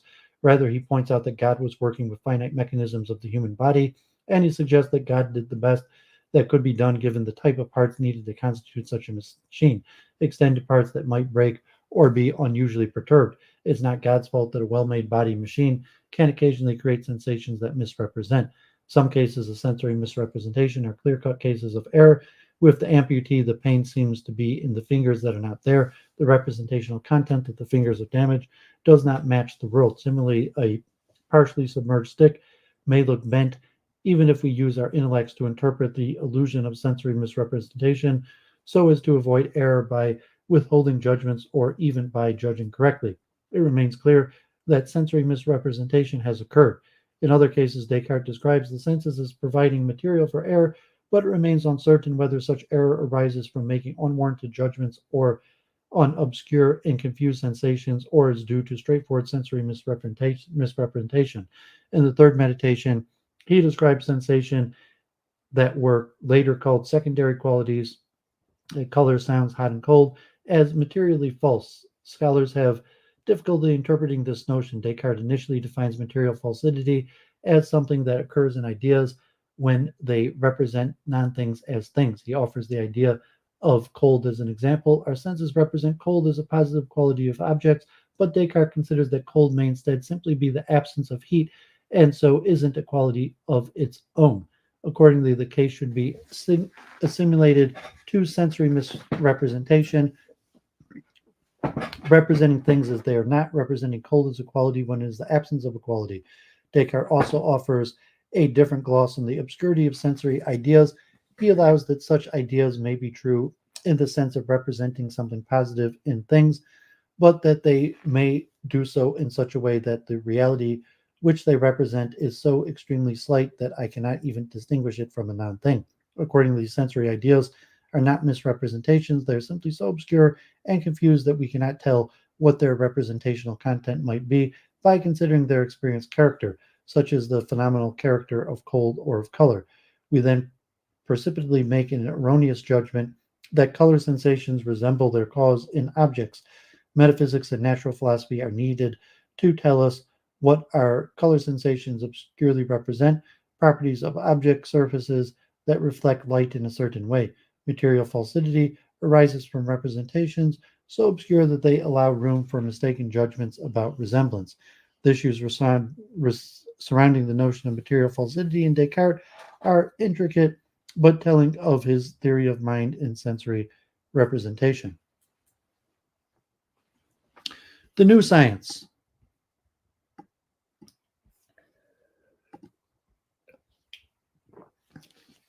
During Descartes' school days, there were signs of the scientific conception of the universe was changing. Recall that Galileo's discovery of the four moons of Jupiter was celebrated at La Fleche in 1610.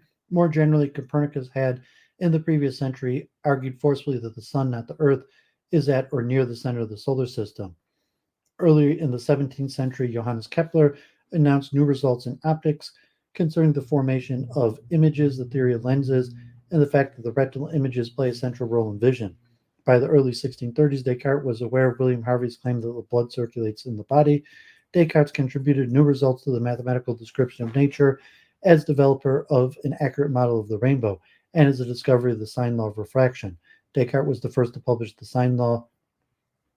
Previously, the law had been discovered by the Islamic investigator Ibn Scholl in the 10th century, the English astronomer Thomas Harriot in 1600, and the Dutch mathematician and astronomer Willibrord Snell in 1620. As significant as these results are, his primary contribution to the new science or the new mechanical philosophy lay in his general vision of a mechanistic approach to nature, together with many details of that vision for a specific natural phenomenon such as magnetism, the formation of the solar system, and sensory physiology, so as to provide a comprehensive alternative to the dominant Aristotelian physics.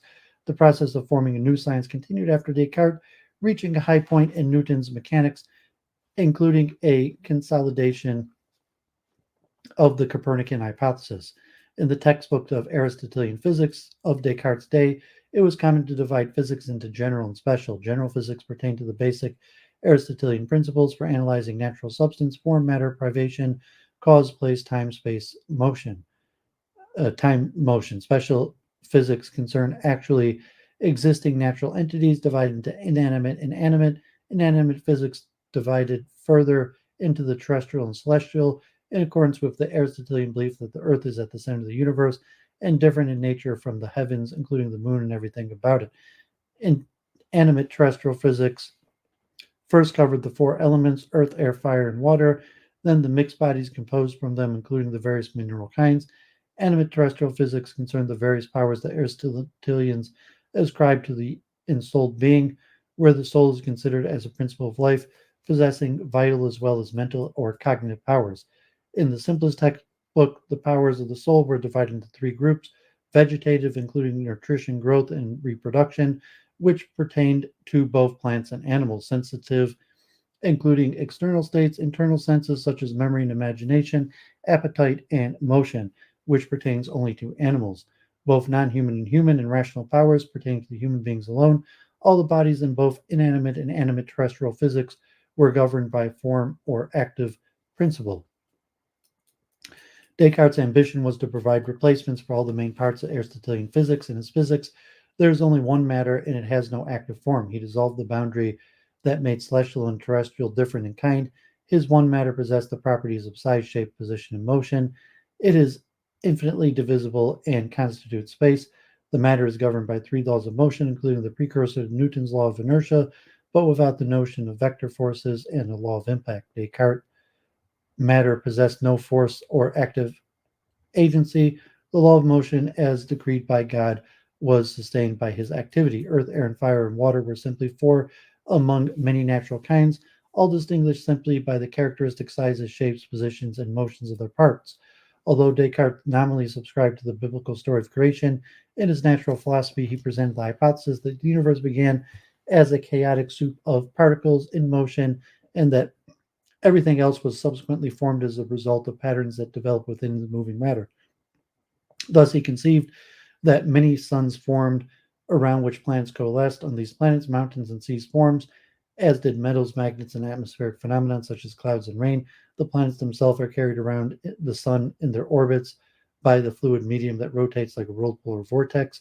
Objects follow the Earth not because of any intrinsic form that directs them to the center of the universe, and also not because of a force of attraction or other downward trending force. Rather, they are driven down by the whirling particles of the surrounding ether. All cases of apparent action at a distance, including magnetism, must be explained through the contrast of particle on particle. Magnetism is explained by a corkscrew-shaped particles that spew forth from the poles of the Earth and flow from the north to the south or vice versa, causing magnetized needles to align with their flow.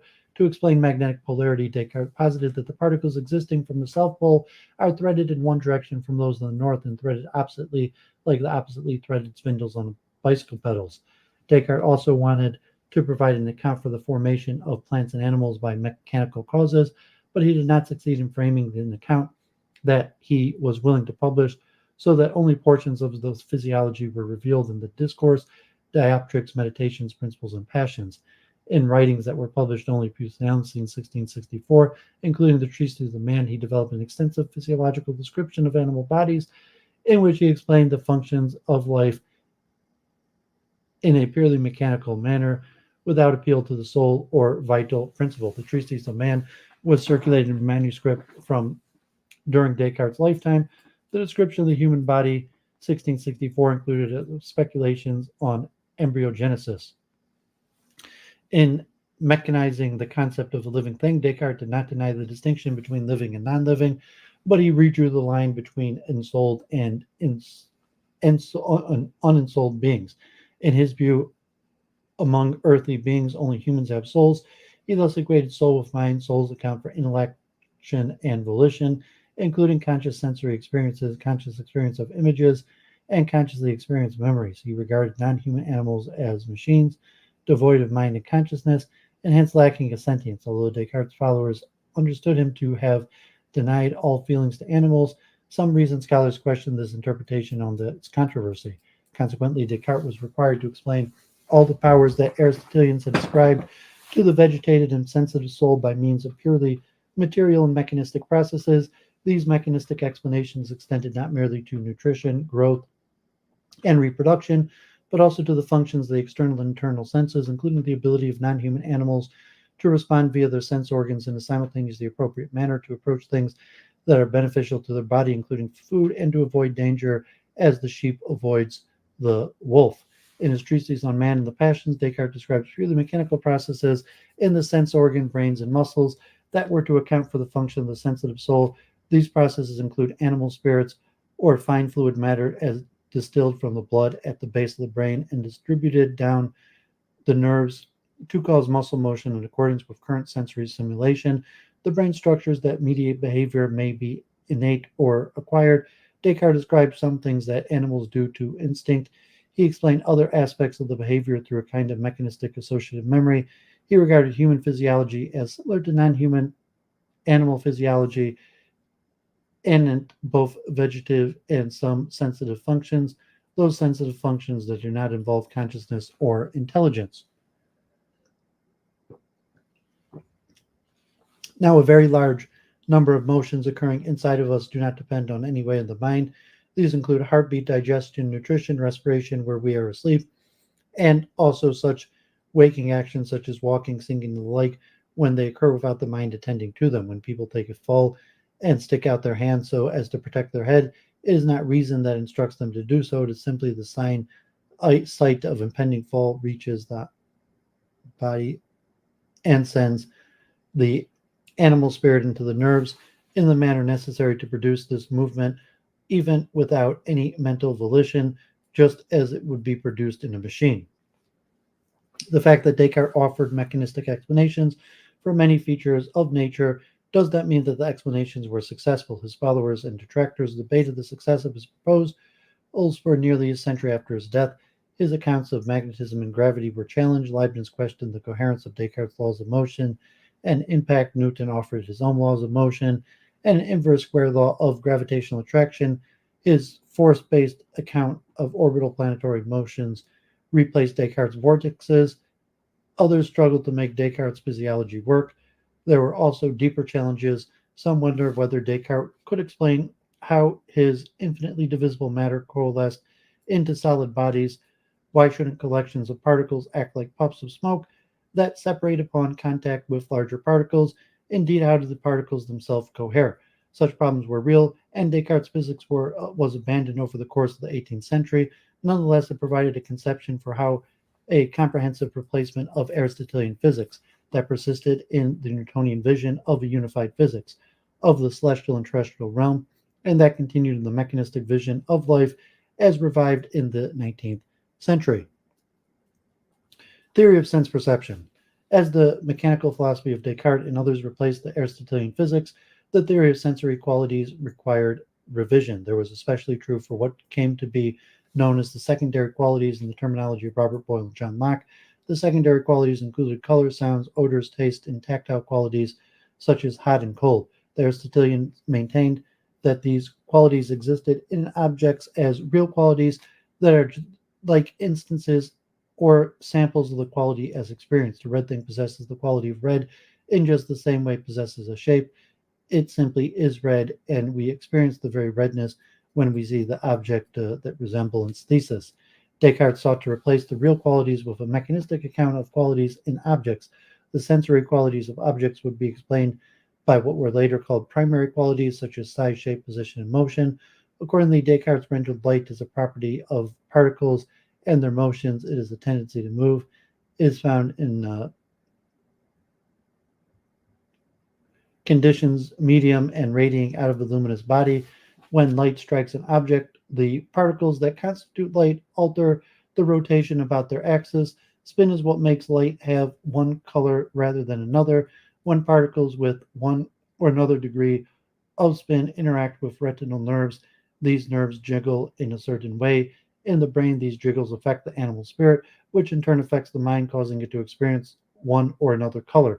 Color in objects is thus the property of the surface that causes light particles to spin in one way or another, and hence to cause one sensation or another. Sound arises from the vibrations in sounding things, and odor from shaped particles that differentially affect the olfactory nerves.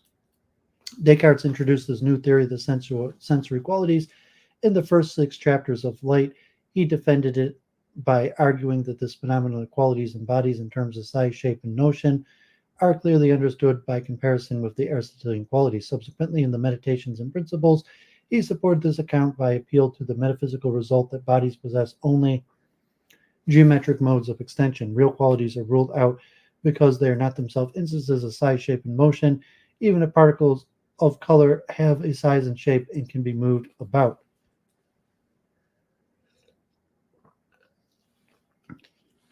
In addition to a new theory of sensory qualities, Descartes offered theories of a way in which the spatial properties size, shape, distance, and position are perceived in vision. In Descartes' day and before optics was defined as the theory of vision, including physical, physiological, and psychological aspects. In antiquity, Euclid and Ptolemy wrote on optical problems. During the Middle Ages, the Arabic natural philosopher Ibn al-Haytham reproduced an important new theoretical work on vision that included an extensive account of the perception of spatial properties. The theoretical terrain in optics changed with Kepler's doctrine that vision is mediated by the retinal image and that the retina is the sensitive body in the eye. Previous theorists generally believed that the crystalline humor, now known as the lens, was the sensitive body. Descartes accepted Kepler's result and framed the new theory of spatial perception. Some of his theorizing simply adapted Ibn al-Haytham's theories of a newly discovered retinal image. Ibn al-Haytham held that the size is perceived by combining the visual angle that the body subtends with perception of its distance to arrive at a perception of the true size of the object. Visual angle is formed by the directions from a vantage point to a seen object for a given fixation. The angle formed by the direction to the feet and to the crown to the head of the person standing in a moderate distance to us. In Ibn al-Haytham's scheme, visual angle is registered at the surface of the crystalline humor.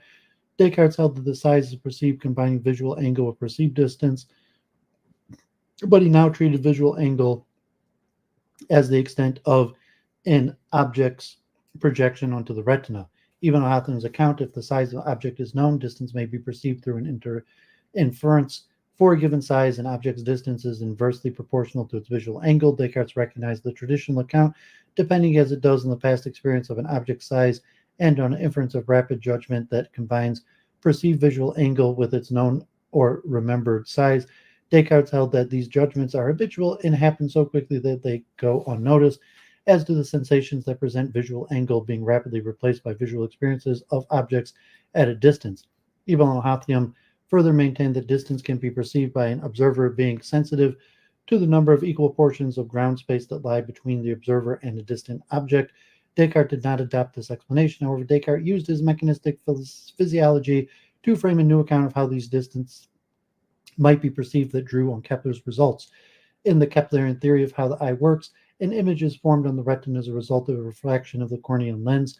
For objects at different distances, the focal properties of the system must be changed, just as the focal length of the camera is changed. There were several theories of how this might occur, and Descartes sometimes said, namely, that the shape of the eye changes to accommodate for near and far vision.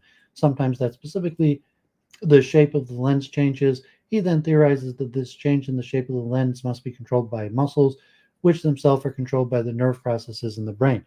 Descartes realizes that the central nervous state that controls accommodation would vary directly in proportion to physical distances of objects. However, unlike the case of inferring distances from known size and visual angle, Descartes did not suppose that the mind is aware of the apparatus for controlling the accommodation of the eye. Rather, he supposed that the central brain state that varies with the distance directly causes an idea of distance in the mind by an institution of nature, which is innate. An institution of nature in relationship between characteristics of brain activity and resulting idea of sensation. In this case, the brain state controlling accommodation causes the idea, sensation, or perception of distance. Such institutions also link characteristic brain states with color sensation.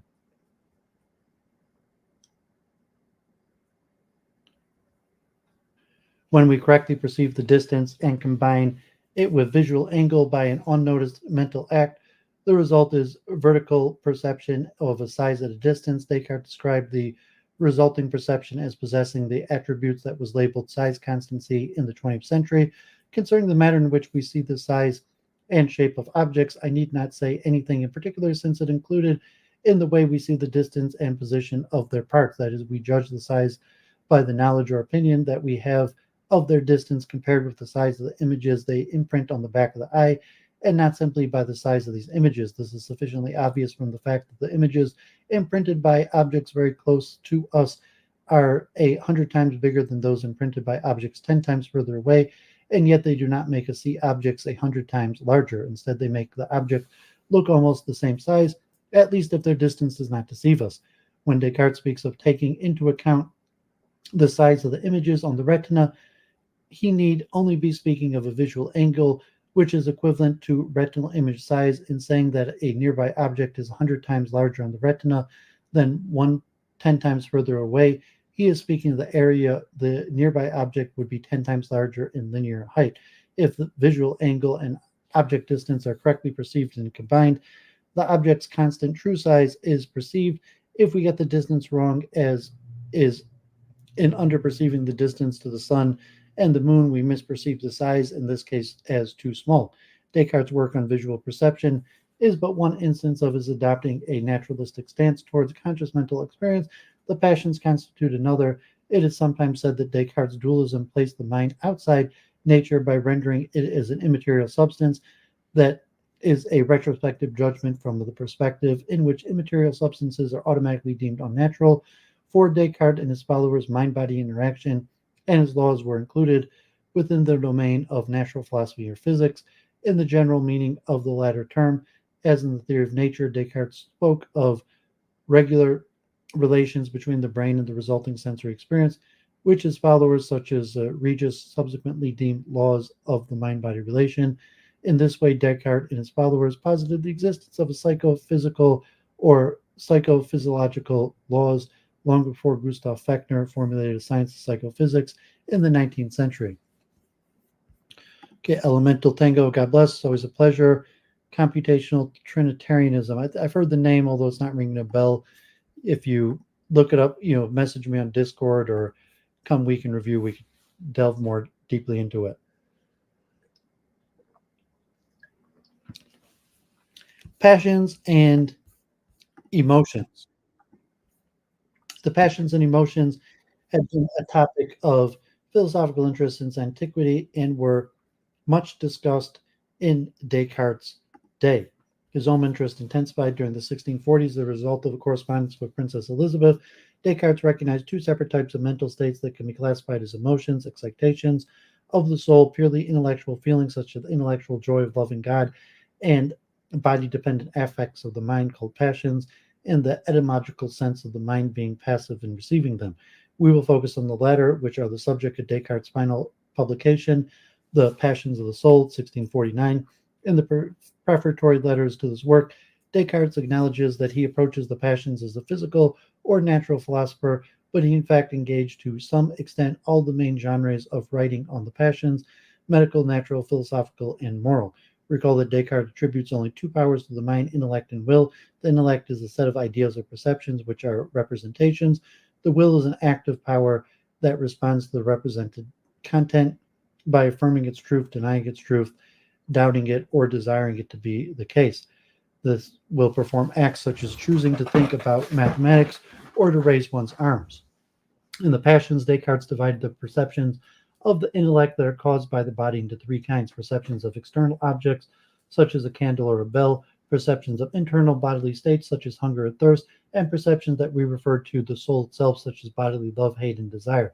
These passions are bodily because it is part of the definition that they have a bodily cause, as opposed to purely intellectual emotions, which have the soul as the cause. The third type of bodily passions can be called the passions proper.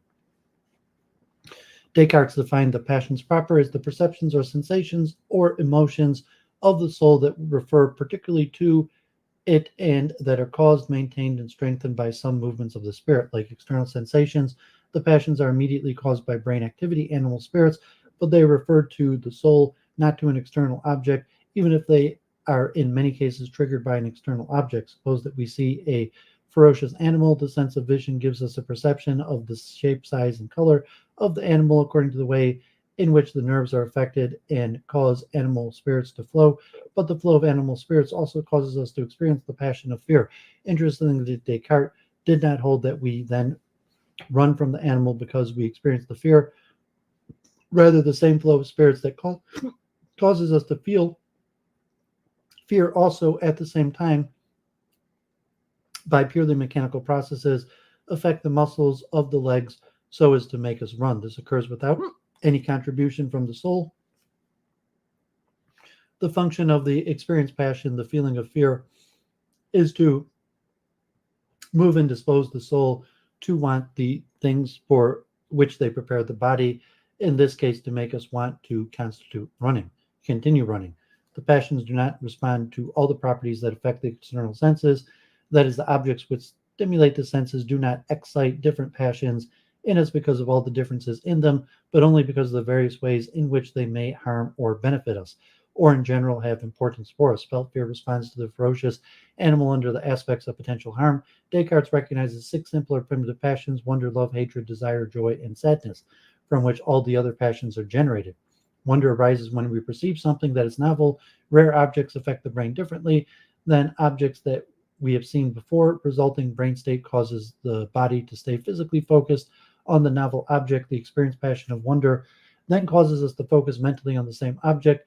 The inclusion of the wonder as a primitive type of passion was new or newly made prominent in the passions. The other five passions present objects as good or bad for us. The passion of love makes us want to join ourselves willingly with its object. Hatred makes us want to separate ourselves. Desire is a future oriented feeling of wanting something it represents as good to be the case. Joy arises from the present possession of a good thing. Sadness arises when an evil is represented as pertaining to us.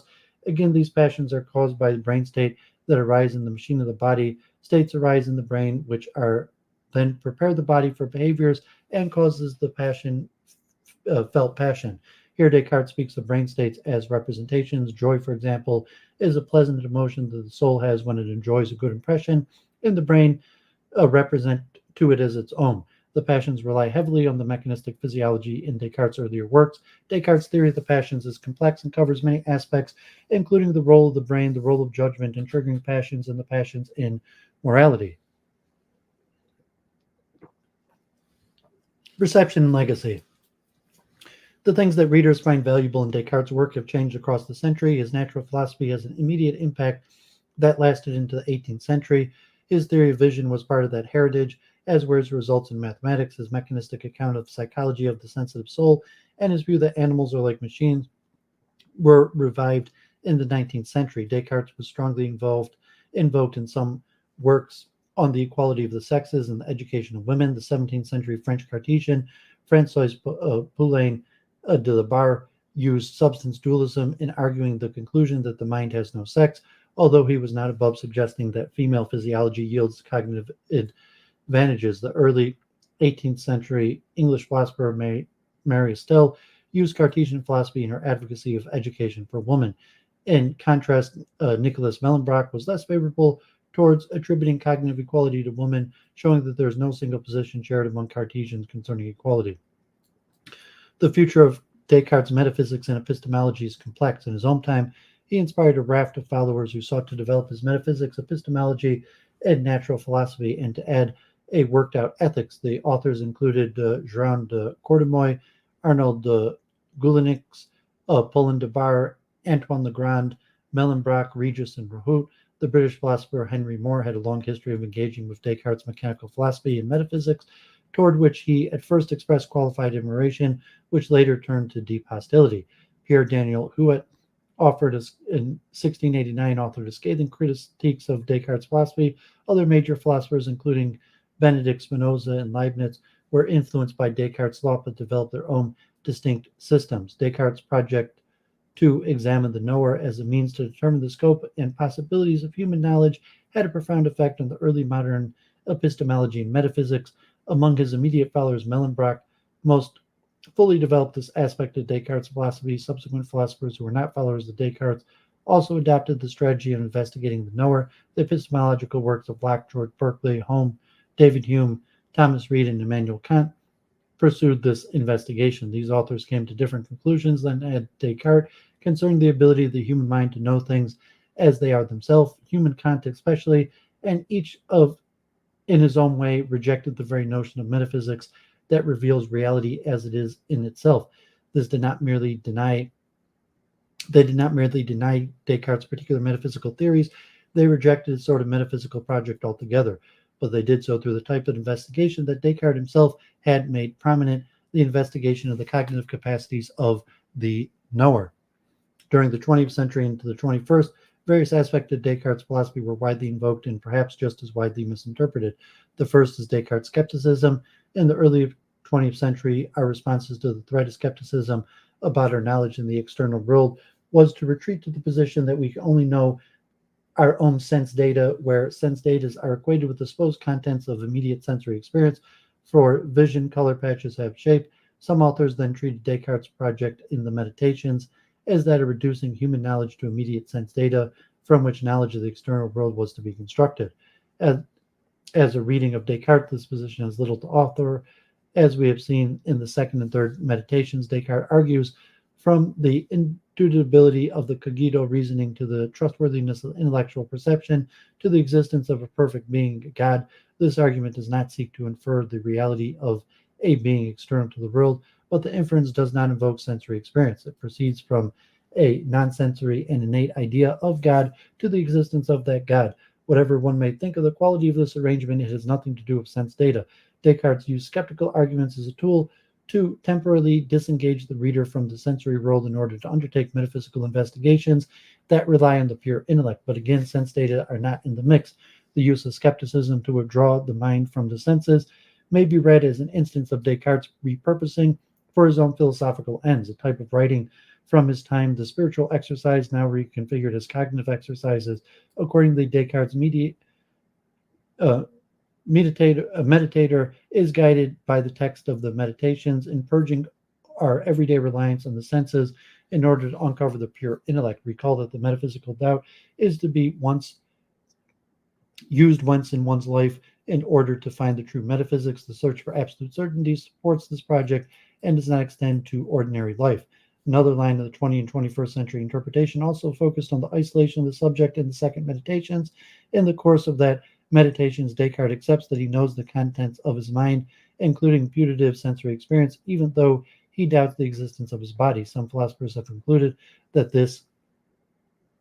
Descartes believed that human beings actually can, in their natural state, have sensory experiences while lacking a body, but Descartes rejected that philosophy possibility in his Metaphysics. Sense perception and imagination depend on the existence of the mind-body union.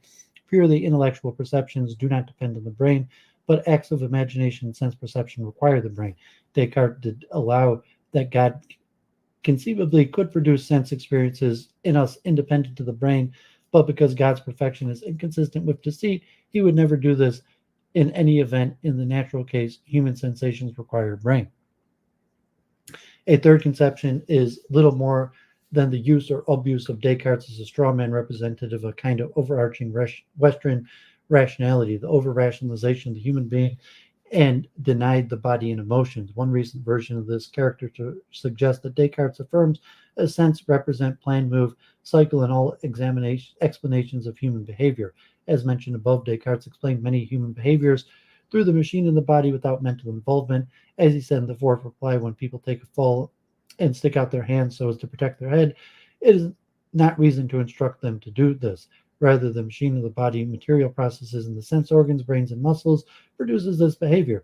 Descartes envisioned similar purely mechanistic explanations for many of the behaviors that arise with the passions and or emotions, in which the body acts first and the felt experiences of the passion serves to get the mind to want to do what the body is already doing. Descartes by no means held that all human behavior does or should arise from rational deliberation, which is not to say that he devalued rational deliberation when there is time and need to undertake it, but he was under no illusion that the effect of human behavior system stems from reason.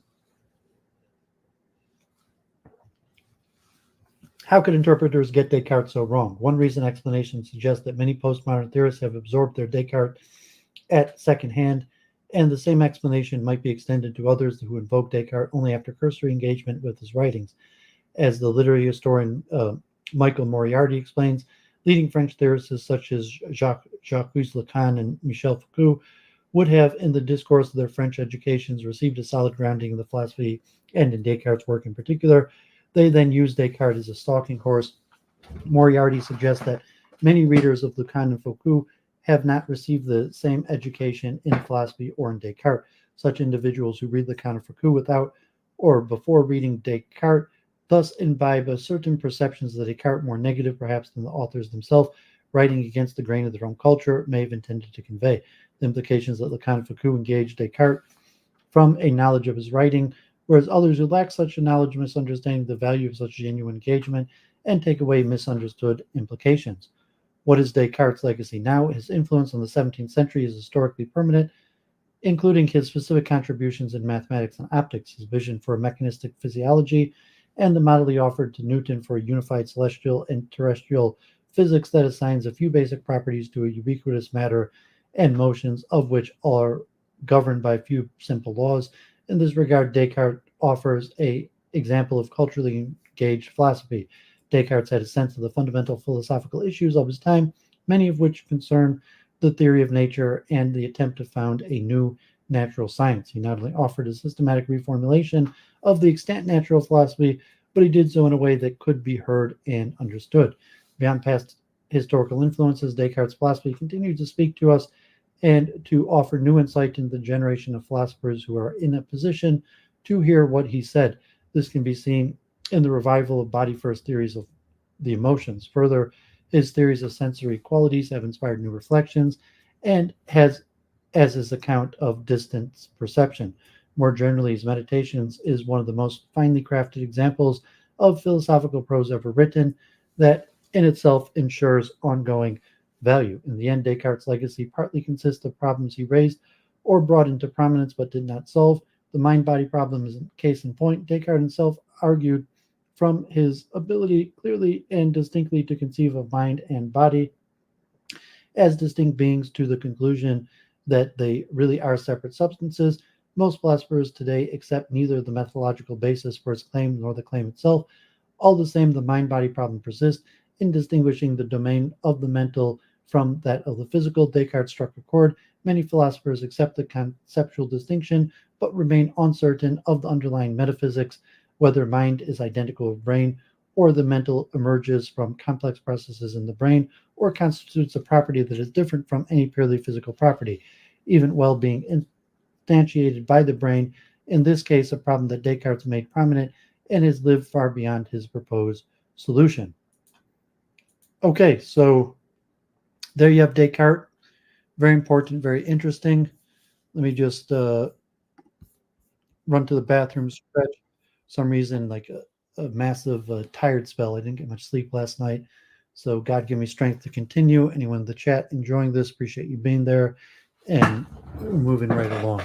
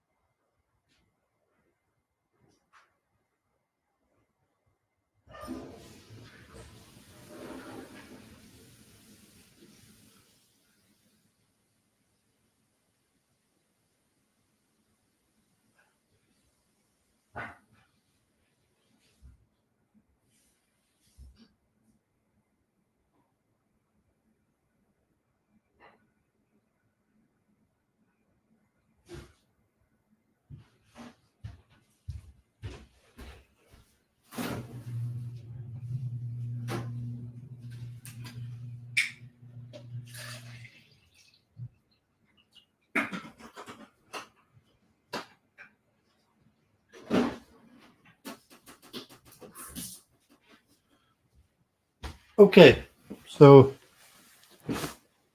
yes, really, God bless. Good to see you as always. Hope everything's working out good. Sorry, I got this like massive tired spell just came upon me, so God give me strength to continue. So let's at least get through Marin Mersenne, who was actually slightly before Descartes and the important originator of the Mersenne circle that turns into the Royal Academy of Paris as the counterpart to the Royal Society of London. An important name, not as well known as Descartes, but historically extremely significant. And next episode, we will return to Descartes, and it'll be a whole deep dive completely on Descartes and his various philosophies. Marin Mersenne. The Minim friar Marin Mersenne, 1588 to 1648, played a central role in French intellectual life of the first half of the 17th century. At a time when scientific periodicals were still sorely lacking, he was rightly referred to as the Secretary of Learned Europe.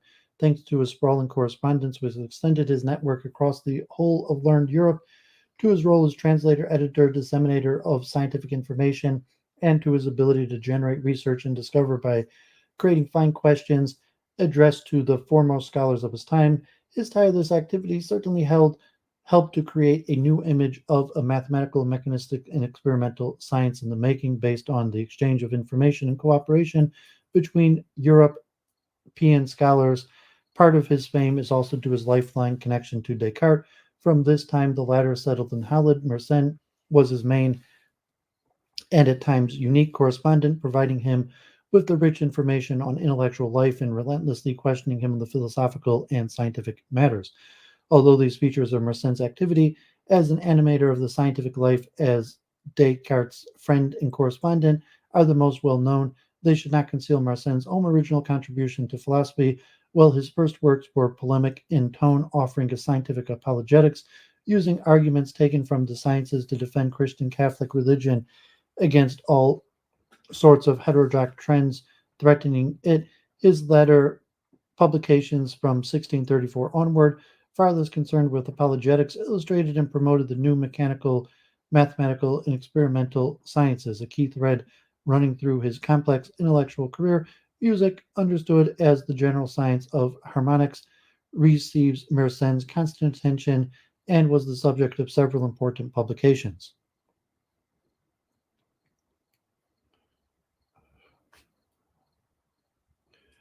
Life and works. Marin Mersenne was born on September 8, 1588, near Oise, in the French region of Haute-Maine, nowadays the Sarthe. He came from a family of merchants and small landowners. After studying at college in Dumans, he was sent in 1604 to the newly created Jesuit College of La Fèche, where he received an established Jesuit education, coupling humanist, Ciceronian, and Aristotelian traditions. He may have met there the young René Descartes, who entered the Fetch in 1606, although it is unlikely that their friendship started then, as Descartes was 8 years his junior. When he left the college, Mersenne completed his training in theology, Greek and Hebrew in Paris, at the College Royal, and at the Sorbonne, where he was instructed by the Thomas theologians of Francois Jasbert and Philippe de Gamache. Attracted to the strict rules of the Minims, a Franciscan order recently introduced into France, he took the habits in 1611 after periods of uh, Novatian teachings of Marx, Paris, and Never, was recalled to Paris in 1619 at the new house of the Place Royal, where he remained permanently, apart from a few trips to the French provinces, to the Netherlands in 1630, and to Italy in 1644 and 5. From the year 1620 onward, Mersenne developed overflowing intellectual activity. Through the mediation of Claude Fabry de Périsac, whom he had met in 1616, he was introduced to the Parisian intellectual elite and later to Pierre Gassendi, with whom he remained close friends. In Paris, associated with the mathematician Claude Madorge, and perhaps through him, renewed acquaintances with Descartes. Mersenne called on Descartes' mathematical expertise on topics of optics. His questions led Descartes to his first formulation of the laws of refraction, which he was to publish later in his 1637 Dioptrics. Mersenne was among those attending the famous meeting of 1628 at the residence of the uh, Apostolic Nuncio, where Descartes, having revealed his project of founding the sciences on a new method, had been encouraged to do so by the highest religious authorities. After Descartes left for Holland, Mersenne remained in close contact with him through correspondence. He was privy to most of Descartes' secret addresses, which made him the man one has to see in order to get access to the French exile. to send him letters or questions. Only 4 letters from Mersenne to Descartes are extant, but 146 letters from Descartes, about a quarter of his known correspondence, testified to the intensity and continuity of the exchange. Mersenne endlessly provided Descartes with books, fresh information, and editorial services, requesting in exchange answers to queries of all sorts. Acting as a mediator in Descartes' controversies with Fermat, Roberval, Bergrand, Morin, and Voetius, he sometimes caused quarrels himself through his indiscretions, such as the one he made with Descartes' definitively fallout with the erstwhile mentor Isaac Beekman. Mersenne also acted as intermediary for the edition of the Meditations and was instrumental in the gathering of the 6 sets of objections that were added to the text with Descartes' response, including those of Hobbes and Gassendi. He contributed himself to the objections, penning the second set gathered by the R.P. Mersenne from the mouth of various theologians and philosophers, and perhaps the parts of the sixth. Mersenne's dealings with Descartes were only a small part of the network of intellectual communications that he had built up through his career. He was largely responsible for the introducing Galileo into France, offering in 1630, without receiving an answer, to publish his future work on the 2 chief systems of the world in 1634. He published The Mechanics of Galileo, a free translation of the manuscript on mechanics by the Florentine scholar, completed with ideas borrowed from Giaboldo and Stephan, and with original comments of his own. In the 1639 of the Novella Pensis de Galilei, a translation or adaptation of certain parts of the discourse published in Italy 1 year earlier. Mersenne was also in regular contact with English scholars. He translated into French the De Veritate of Herbert of Cherbury, although the book has been placed into the index of the list of prohibited books published by the Catholic Church. In good terms with Hobbes, he published one of his optical treatises and Saubert's French translation of De Cive. He corresponded with Kenelm Digby and Lord Cavendish and others. In Paris, a small scientific circle of mathematicians and physicists gradually formed around Mersenne. From 1633 or so, meetings were organized on Thursdays at the houses of one or another of his friends or protectors. This Academy Paracensis, as it came to be called, brought together men such as Etienne Pasquale, Migdori, Hardy, Roberval, Fermat. It was later to welcome the young Blaise Pascal and Jacques Paulieu, who was to become the group's leader when Mersenne died in 1648. Discussions were mostly mathematical. Mersenne used to submit problems of his own invention to his friends,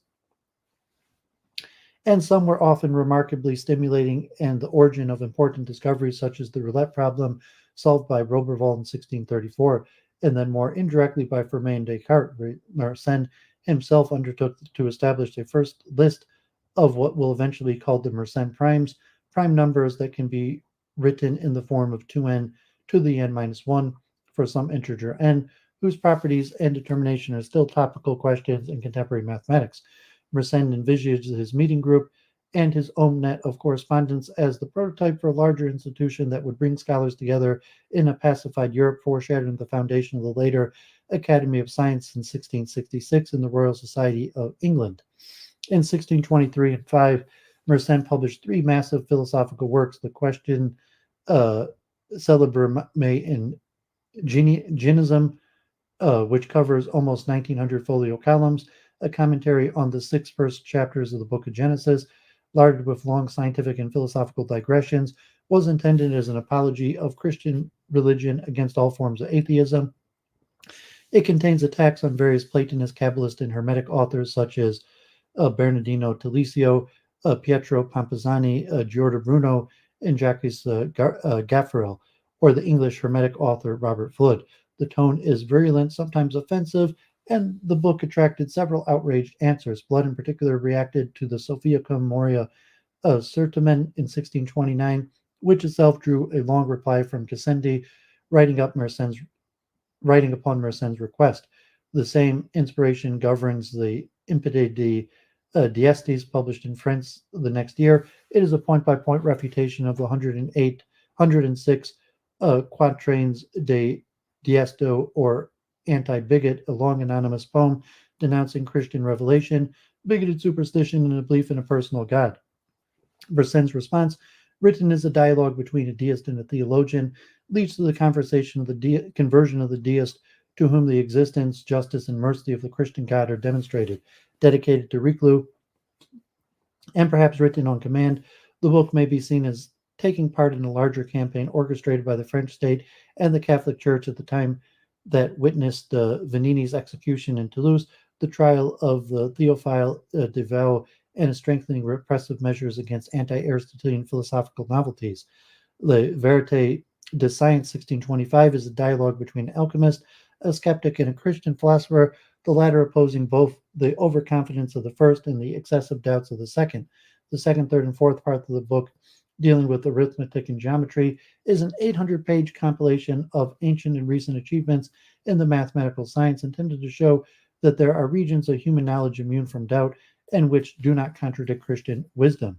By the end of the 1620s, Mersenne's former animosity towards the anti-Aristotelians authors withered, giving way to more lenient, if not tolerant, approach. Galileo, with whom had listed among the dangerous ones in 1623, is now the object of great praise. Mersenne seemed much less concerned with the proliferation of atheists and heretics, and he expressed regrets about the offensive tone of his previous works.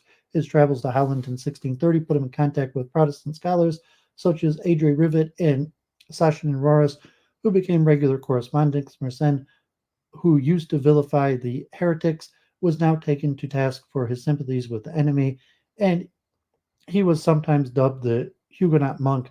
In any case, the staunch defense of orthodoxy of the first works is nowhere to be found in Mersenne's next publications, which from 1634 onward are almost entirely devoted to the promotion of the mathematical sciences. Broadly conceived, it has been a question among biographers and commentators whether these changes reflect a conversion to the new agenda or a new philosophical outlook. Robert Lenoble considers that until 1634, Mersenne was looking for a better philosophy of nature and held provisionally up to Aristotelianism, whereas at that date he discovered that he had sought for many years, namely a mechanism. Sylvia Teusig considers that Mersenne went through a serious crisis, both moral and intellectual, at the end of the 1620s, and that under the influence of Peiresc and Gassendi, he came to adopt a more skeptical outlook on philosophy and religious matters. Without denying Mersenne's change of tone and accent, Garber and Deer tend to underplay the extent of the meaning of Mersenne's conversion to the new philosophy, considering that his agenda of promoting mixed mathematics was to him still compatible with the traditional philosophical outlook, the learning of the schools that Deer described as conjoining Christianized Aristotelianism, Renaissance humanism, and a skeptical or probabilistic approach to philosophical matters. We shall come back to these issues in due course. The 5 treatises published in a row in 1634 are representative of the kind of intellectual productions Mersenne would henceforth offer. 2 of them, Questions Annues and Questions Theologiques, are eclectic lists of curious questions intended for entertainment, recreation, as well as for instruction of the learned. One can walk on water. Can one walk on water without a miracle? How many grains of sand can be contained in the sphere of the earth? From where does the satisfaction come when one believes one has found a new demonstration of truth? In these questions, metaphysical, apologetic, and even theological considerations are, in spite of the title of the second treatise, barely present. The questions harmonics, and the preludes to the Harmonie Universelle prepare the way for the publication of Mersenne's great achievement on musical theory, the Harmonie Universelle, 1636 and 7, where he offers what is still considered a major contribution to the scientific understanding of consonance and acoustics. Finally, the Mechanisms de Galilée illustrate Mersenne's constant interest in physical mathematical questions of the Galilean type, that is, Archimedean mechanics, stricto sensu, dealing with the basic machines such as the lever, the wheel, the pulley, but also the science of motion, free fall, ballistics, pneumatics, hydrostatics, and optics. Mersenne pursued these interests in the 1640s when he started to make his own campaigns of experiments in order to verify Galilean numerical data on free fall and the velocity of a cannonball, especially during his journey to Italy in 1644 and 5, where he met Torricelli. These researchers resulted in the publication of his Cogitate Physico Mathematica 1644 and his Novarum Observum Physico Mathematicorum 1647, which includes in its first part a treatise by Roberval on the systems of the world. A book on optics was to be published after Mersenne's death. Scientific apologetics. Mersenne was indubitably an heir to the Thomistic view of a necessary synthesis between Christian faith and philosophy, as expressed in the prefatium of the Questions in Genesis. It is a duty of the learned to refute atheists, the tacit assumption being that a true philosophy never contradicts the teachings of the Church. This synthesis was vindicated in the rather troubled political and religious context of early 17th century France, which still bore the scars of half a century of religious wars and appeared exposed and vulnerable to what Catholics considered a severe crisis of orthodoxy raging on all fronts. A rising tide of libertines, deists, skeptics, capitalists, alchemists, and naturalist metaphysicians, all more or less consciously in league with the Protestants, seemed to Mersenne on the verge of overwhelming the true Christian faith. Mersenne often pointed out the connection between Protestantism and the various forms of heterodoxy and atheism. The Calvinist belief in predestination insensibly drives men toward superstition and atheism, as it appears more difficult to believe that God wants our damnation than to represent him as a cruel Saturn who devours his children, or simply to own that there is no God at all. So Mersenne's early interventions may be seen as taking part in a larger movement of recatholicization of the French state after the pacification allowed by the Edict de Nantes. In this regard, Mersenne's advocacy of harmonious conciliation of faith and reason was not without similarities with a noted feature of Galileo's cultural program.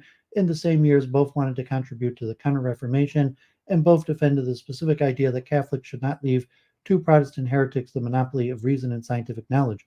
Mersenne was, however, wary of anti-Aristotelian philosophical novelties, including those of Galileo himself, as he saw them as ipso facto dangerous, verging towards contesting religious truth.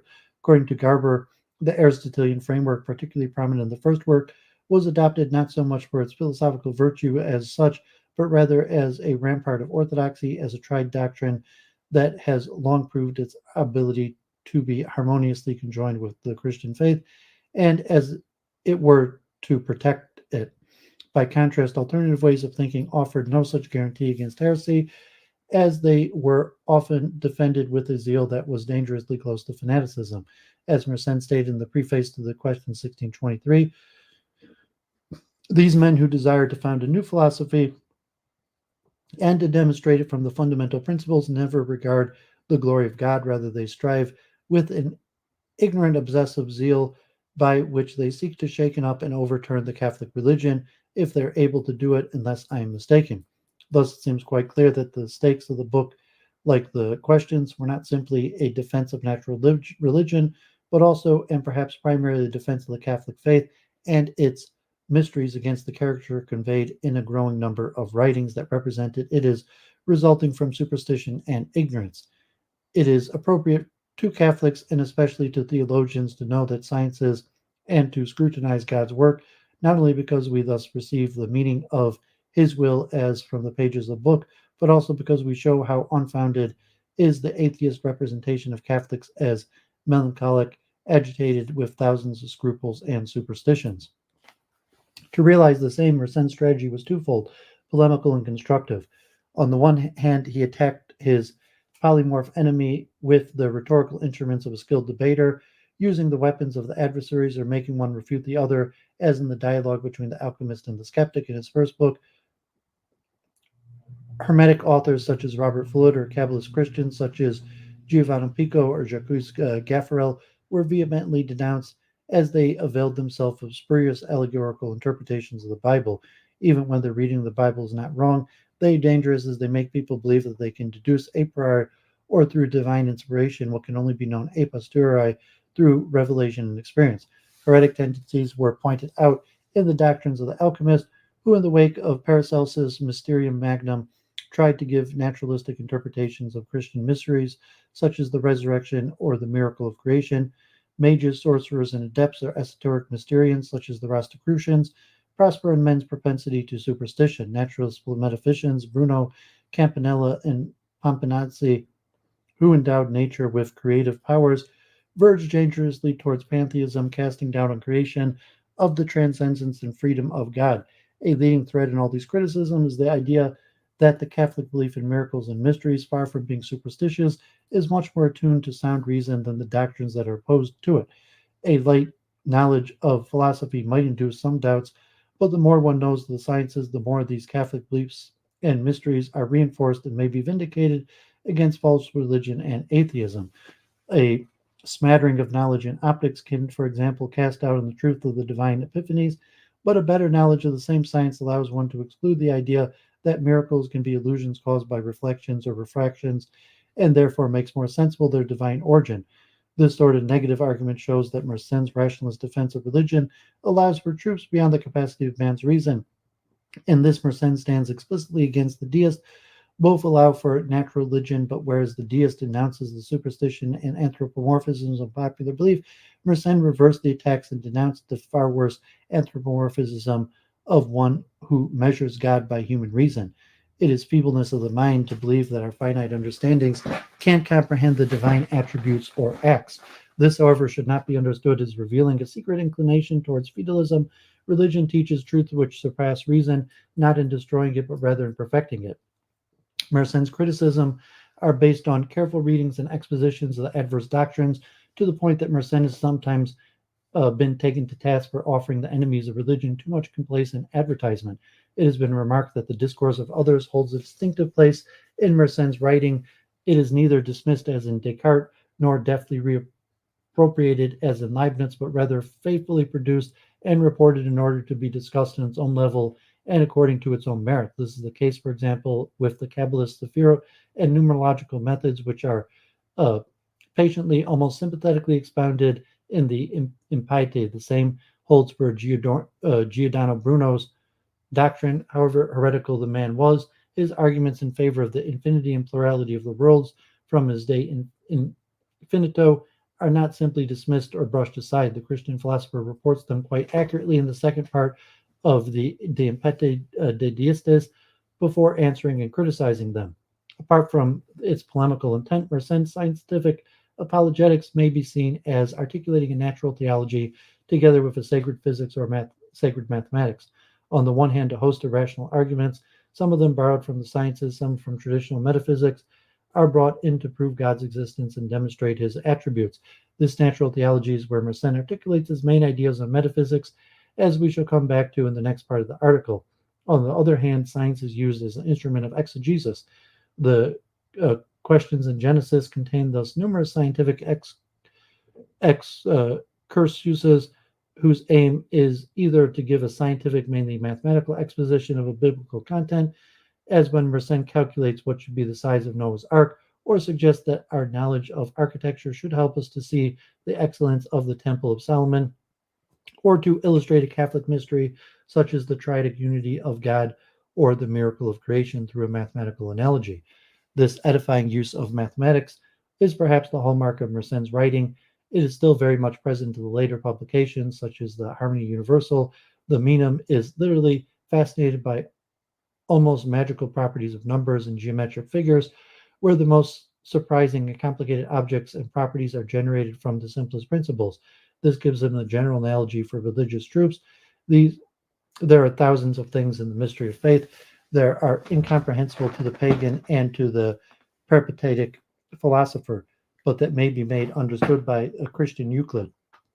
Mathematics makes the relation of the infinite to the finite sensible, showing how an infinite motion can be made in a finite space.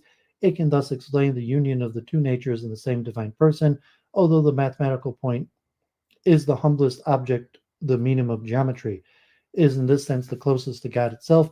Both are simple without parts. The point engenders the line, and together with the line, the surfaces, and with the lines and surfaces, the bodies. This gives an insight in how God engenders the Son of God, together the Holy Spirit, and then all together the universe. Unity contains all numbers eminently, as God contains all created acts and all creatures. Mersenne also likes to suggest mathematical analogies illustrating or symbolizing moral virtues, thus as the height of the triangle is measured by the perpendicular line elevated from the basis, the goodness of our actions is measured by the righteousness of our intention. Mixed mathematical optics, music, and mechanics are also mobilized in the moral use of mathematics. For example, mechanics teaches us to live well either by imitating heavy bodies which always seek their center in the center of the earth, just as the spirit of man must seek his own center in the divine essence, which is the source of all their spirits, or by maintaining ourselves in the perpetual moral and moderate balance, which consists of rendering all that belongs to him, first of all to God, and then to our neighbor. The philosophical value of Mersenne's apologetics may be differently assessed. Mersenne seemed to pay little attention to the contemporary arguments according to which the Bible is not to be taken literally on question of dealing with nature. His exegesis indeed offers a rather rough example of what will later be called concordism, the conception that there cannot be any discrepancy between the teachings of the sciences and those of the Bible, taken in the most literal sense. However, the most distinctive aspect of Mersenne's apologetics, the edifying use of mathematics, although sometimes naive in its formulations, did have philosophical influence.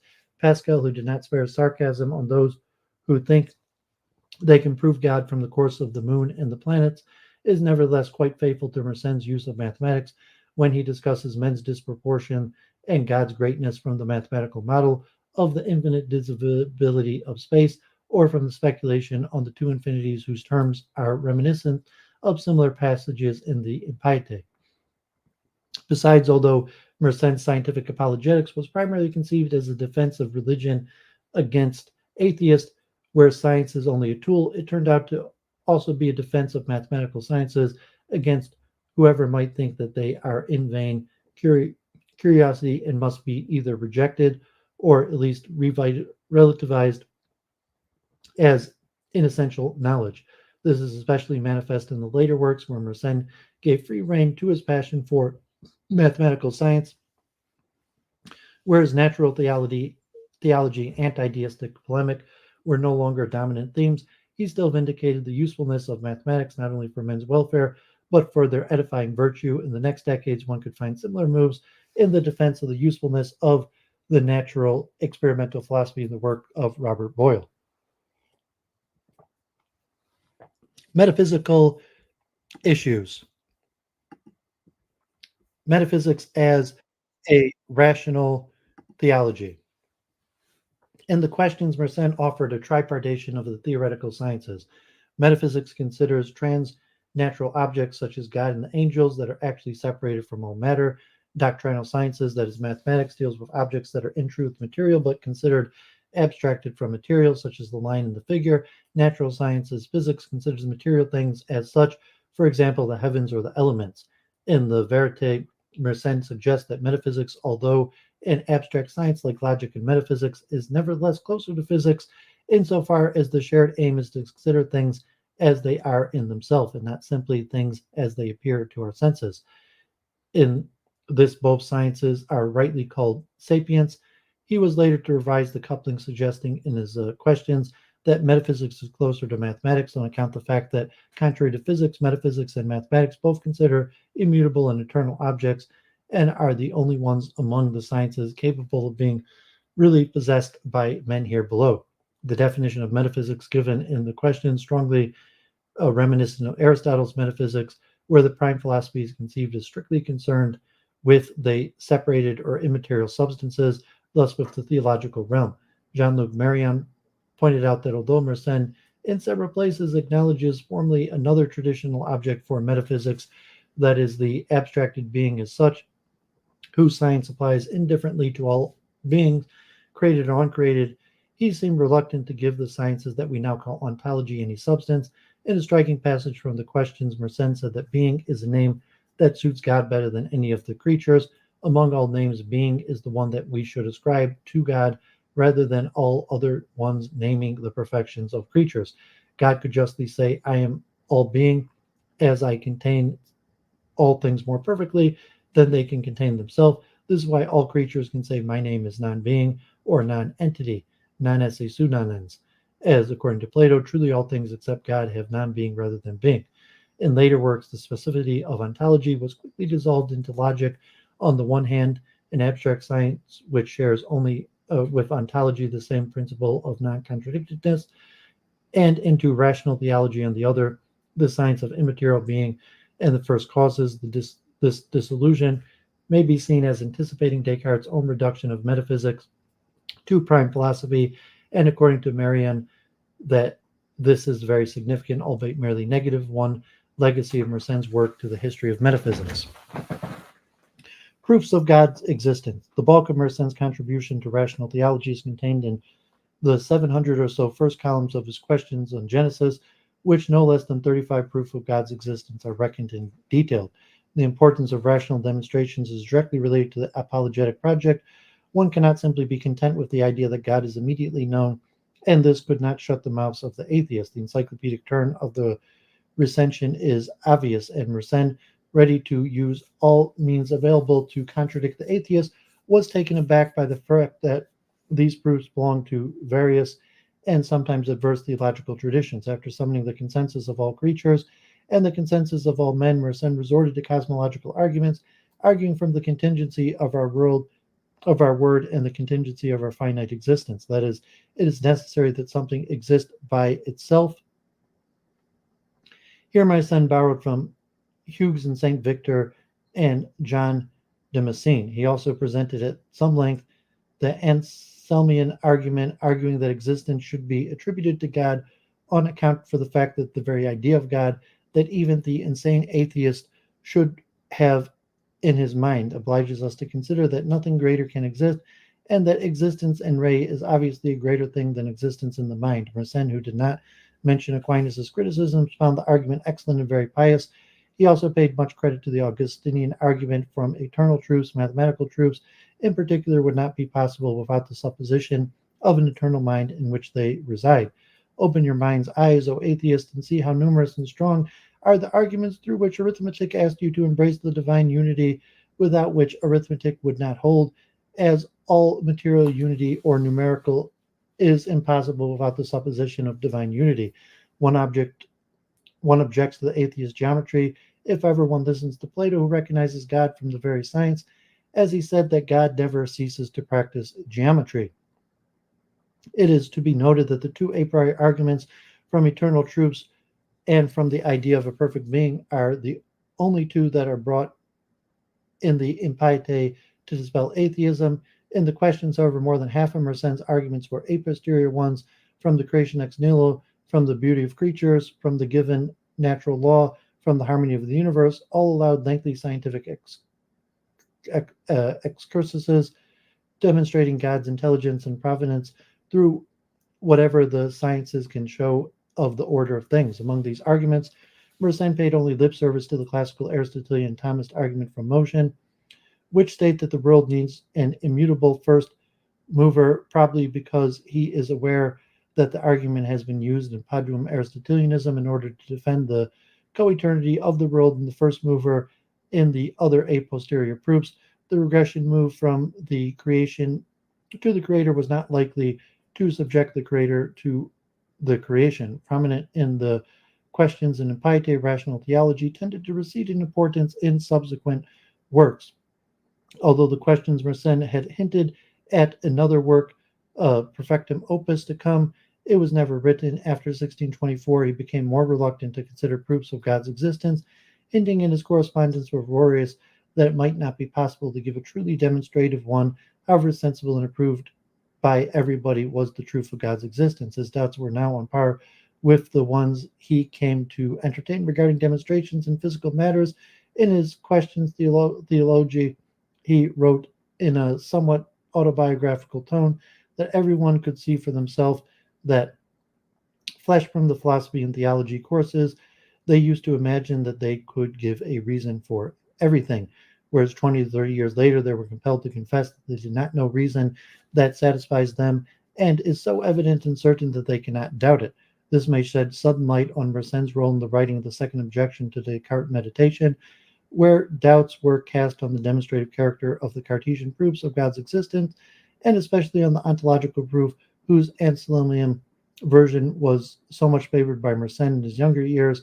It has been argued quite convincingly that Jean-Baptiste Morin, a member of the Mersenne Circle and the author of a booklet on God's existence written in a geometrical fashion, had an important hand in the composition of the second objections, and that he was probably the one who suggested the request of presenting the meditations argument in the geometric manner.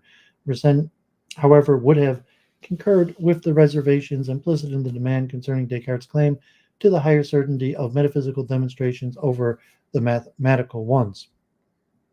And yeah, Elemental, I have a Discord. It's connected in my YouTube page and on my Twitter. So just go to my Twitter and it's in the description. I think it's also in my YouTube description, the link to my Discord.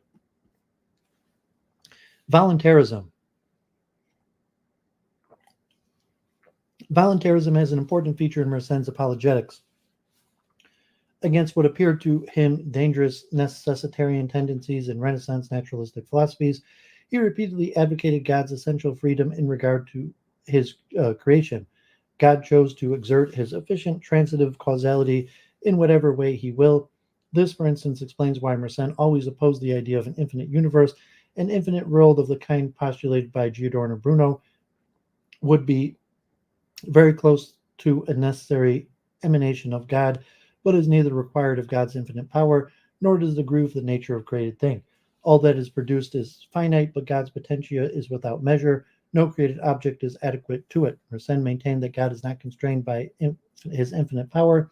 As a free cause, he can choose to create a finite universe. Why would God make a finite world if he could make an infinite one? The answer is God did not want to do anything else than what he did. This, however, will not prevent us from believing he is all powerful, as we distinguish in God the work and the will. It is bad reasoning to conclude an infinite effect from an infinite cause when the cause is not acting necessarily but freely. For Mersenne, the unique, perfect, egalitarian emanation of God would be an action ad intra, and that is the action through which God contemplates and loves himself in the persons of the Trinity. When one comes to causality ad extra, such as creation, one has to distinguish between divine power and divine will. The first contains and addresses infinite possibilities, the second chooses from among them a finite assortment. Voluntarism concerning the nature and the law of creation may appear as an important common ground that Mersenne shared with the Orthodox Thomas scholasticism and with Descartes, as the Noble has shown. Its assertion that was an essential precondition for the establishment of a mechanical science, unifying the whole of nature under the contingent will of God, his initial decisions regarding the distribution and laws of matter and motion. Mersenne's voluntarism implies that physics is not about an eternal and immutable object, as God could have ordered the world in various manners and with various laws.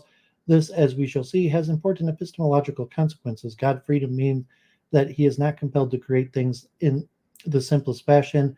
This is evidence in the reign of grace, where one can clearly see that God did not choose the shortest way to dispel his grace, as he could have assured our salvation with a unique act of his will. But this hold as well for scientific truth, and explains, for example, why Mersenne never considered as decisive Galilean and Copernican arguments for the motion of the earth taken from the simplicity of the natural order. Mersenne's point was actually quite close to the argument from divine omnipotence that Pope Urban VIII suggested to Galileo in 1623, and that Galileo somewhat ironically put in the mouth of Simplicio in the concluding sentence of the 1632 dialogue. Man cannot presume to know how the world really is, so God could have brought about the same effects in ways unimagined to humans.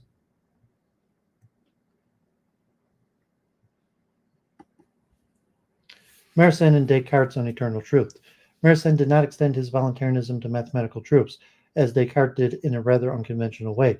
The confrontation of Mersenne and Descartes' position on this theme has been the object of some discussion in secondary literature. Descartes' first assertion of God's creation of mathematical truths appeared in a letter to Mersenne on April 15, 1630. Descartes enjoyed this correspondence to tell everyone aloud that the mathematical truths that Mersenne called eternal were not independent of God, but have been created by him and depend on him entirely, just as do on all the other creatures. God freely established them and impressed them in the minds of men as a king would in his kingdom. The statement seems to have surprised Mersenne.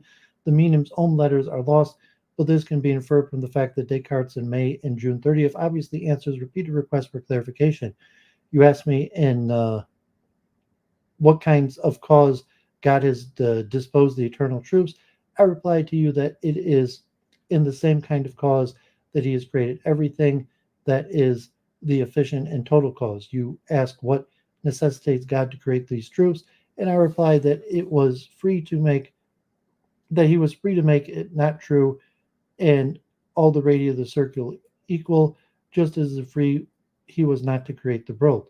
Mersenne's own considerations on the status of the eternal truths and God's intellect explain why he should have had qualms about Descartes' puzzling doctrine, which might amount here to no less than making mathematical truths somewhat contingent, depending on the arbitrary will of God.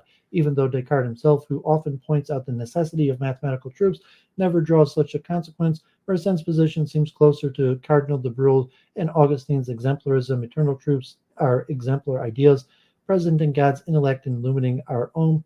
They proceed from God's nature as his verb, but they are not similar to creatures, they are not freely created. When Mersenne considers God's relation to eternal truth, he often uses the metaphor of light and the eminist vocabulary of Neoplatonism. For example, in the trait de harmonia universal, I consider therefore the divine essence as an eternal and infinite sun, which darts an infinity of rays which depend all on perfections. The goodness of the God is one of these rays, whence comes our good inclination, our virtues, and our good works. The other is eternal truths, whence proceed all other truths and our sciences. Or in the theological questions, the sciences are like the rays of divinity, and it is just as blamable to try to know them without God and to try to know the nature of colors without knowing the nature of light, which gives them being and subsistence. The kind of causality implied here is the causality ad intra. Eternal truths belong to God's nature, and in this regard, they are formally in God and, so to speak, co eternal with Him. They should be considered as uncreated and necessitated, as God himself is not free towards his own nature. It is patent that God is entirely free in regard everything that is contained only immanently in him to produce them or not, as he is driven necessarily to whatever he embraces formally, as these things that are God himself are infinite, eternal, and independent. The idea of eternal truths exists necessarily in God and do not depend on God's causality was not new, and Mersenne here belonged to a rather well-established scholastic tradition. An original feature of Mersenne's position, however, is that he considered mathematical truths as the very paradigm of eternal truths. As pointed by Deere, this is not a received doctrine. Mathematics used to be considered not really worthy of the dignity of true sciences on account of the inessential nature of their object and the non-causal character of their demonstrations. Mersenne, in the wake of Bianchini, defended the contrary view. Mathematics are not only true sciences, but the highest among them, because their certainty, besides their demonstrations, are truly causal ones, as Mersenne showed with the example of numbers where unity appears to be the material cause, and the intellect conjoining and composing unity is the efficient one.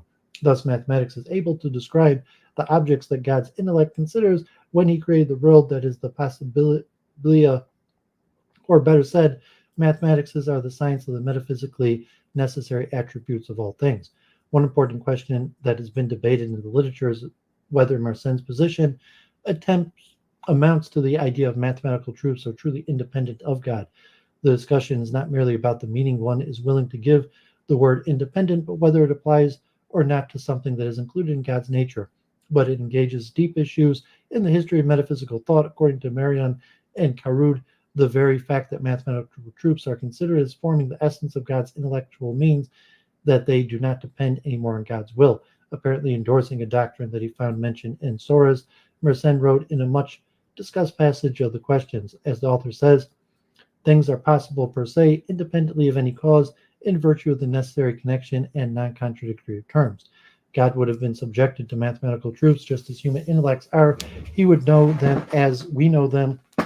This would be the sign that the doctrine of univocity entered Mersenne's thought, perhaps under the influence of Kepler, in an irretrievable fashion. This is also deemed to explain the striking disappearance of rational theology in Mersenne's writing. Just as metaphysics has been entirely exhausted by natural philosophy in the first works, rational theology ended up being entirely exhausted by mathematics.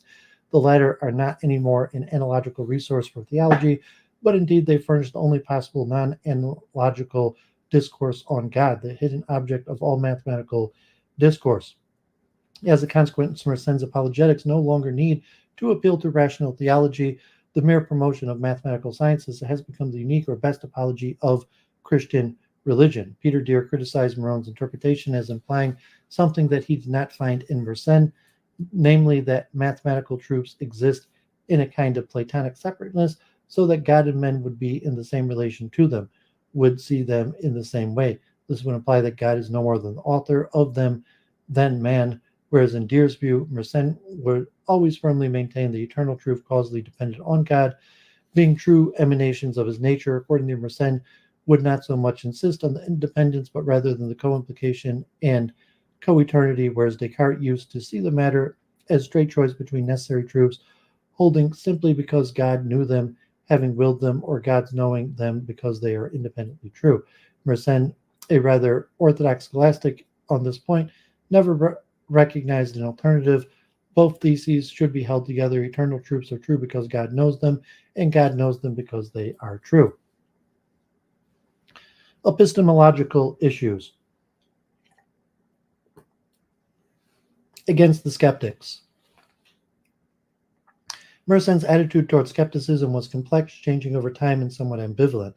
In the usage of reason, a recently discovered booklet from 1623, whose authorship does not seem questionable, one finds arguments against the vanity of the sciences that are strongly reminiscent of those expressed around the same time by Christian skeptics, such as Montague and Charon, or even Cornelius Agrippa, authors whom Mersenne sternly criticized in his next publication. Thus, in the dedicatory epistle to Madame de Vitry, the medium suggested that our time is badly employed in studying the sciences, which are plagued with insuperable uncertainty. Mathis, Shalom. Whenever we raise our eyes to the sky or incline it to the earth, we must own that everything is unknowable to us. Who can claim to know the number of the skies, their form, their matter properties, or an accident? One can even find idle dreamers, Copernicans, prepared to deny the motion of the skies. Who can say if alchemists are right in their premises? This uncertainty of the megalogism goes together with the equal puzzlement concerning the little creatures of the microworld. As recent microscopes have shown to the eye, it is pure ignorance to say that they are deprived from the several organs that they can be seen in larger creatures. Furthermore, the author condemned Pythagoras, Archimedes, and the alchemist and the algebraist for being so much attached to their inventions that they forgot to think of God and eternal glory. The change of attitude in the next published work is striking. On the one hand, in the Questions and in Piete, skepticism was presented as a sequel to Calvinism and the enunciation of human reason found in Charon and Montague, far from encouraging faith in the mysteries of the Christian religion, was seen as inclining men towards atheism and libertinism. On the other hand, Mersenne was no longer denouncing the sciences indistinctly as vain curiosity. His general attitude towards speculative inquiry was much more positive, especially when one came to the mathematical sciences, whose apologetic virtues he wanted now to reveal. He maintained, however, that a reason is weak, contradictory, particularly in regard of philosophical, physical issues. If our reasons were not deceitful, how would it come to be that there is not any one question in philosophy that does not raise diverse opinions, wholly contrary to the same subjects, all of which have their reasons, and nevertheless there is only one that is true? In the Verite to the Sciences, the tone changed again. Skepticism was no longer condemned and seen as a heterodoxy, but only insofar as it discourages men from the practice of mathematical sciences. The skeptical character is obstinate, but he's no atheist nor heretic in disguise. And in the first part of the book, his arguments against the alchemist dogmatism are often endorsed and even reinforced by the Christian philosopher. Against the epistemological optimism of the alchemist, who considers himself to be in possession of the perfect science, the skeptic resorts to the traditional arguments of the academic school, emphasizing that certainty is nowhere to be found, and as we have only a few partial and superficial knowledge of things, we perceive only the effects and not the profound nature nor the ultimate causes of things. The true essences of Vedas, the simplest objects, cannot be completely known because of the infinite number of relations in which they are involved with other elements of the universe. It has been shown by Paganini that these arguments examples are almost verbatim borrowed from the second doubt of Campanella's Metaphysics, a manuscript that was in Mersenne's hand at the time he wrote the Verite, but that he did not mention as a source. In chapter 11 and 12, the Christian philosopher presents the skeptical arguments in new and more radical form. He gives an account of the 10 skeptical tropes of Anisideme, as Mersenne could have read them in Sextus Empiricus and Diogenes Laertius. These tropes draw on the varieties of animal constitutions in regard to pleasures and pains, the idiosyncrasy of men, the disagreement of the senses, and the varieties of circumstances and dispositions such as health and disease, sleep and wakefulness, young age and old age, all show that the information of our senses is unreliable, just as the reasons we draw from them. In answer to these doubts, Mersenne's Christian philosophers resorts to an eclectic strategy. On the one hand, he adopts the usual Aristotelian standpoint against skepticism regarding the senses. Sense perception is trustworthy, provided that the exercises take place in normal and appropriate conditions. Errors occur only when the senses are affected by disease or presented with objects whose distance, illumination, and intensity exceed the normal range. All the deceptions of the senses that you object are of no use, for they only prove what we concede, namely that each one of our senses, in order to judge its object rightly, must have all that is in its nature and the perfection of its operation require. This granted, it never errs. On the other hand, just as the senses are the right judges of their own proper sensible, the eye of color and light, the ear of sound, human intellect also possesses an internal criterion which allows it to judge its own objects rightfully. It has the use of a spiritual and universal light that has its own nature since the commencement of its creation. Here the inspiration is clearly Augustinian, as it is for Descartes' present conception of a luminary naturale. The light of the soul does not give men direct access to divine knowledge of essences, as that would require an eternal glory and supernatural light, but it still gives us access to a number of evidence, immediate certainties whose truth, Mersenne concedes, depends on God's illumination and God's veracity. Thus, in every realm of knowledge or human interest, there are truths that are not capable of doubt, such as the whole is greater than the parts, or evil should be avoided. Another Augustine respect in Mersenne's defense is the idea that doubt itself can be turned into a source of knowledge. For example, although there are differences in apprehension between various men or between men and beasts, we do have knowledge of such differences, and this is something that cannot be doubted. At least one knows that the objects of the senses appear differently according to the diverse dispositions of the organs. Awareness of this sort of facts is what incites men to speak of laws of appearances, for example, the optical and geometric rules that govern variations in perspective. In other terms, it prompts them to engage in physical mathematical inquiries. On a similar line of argument, one could say, following Augustine in De Cervitate Dei, that one cannot doubt that one doubts unless admitting an infinite regress.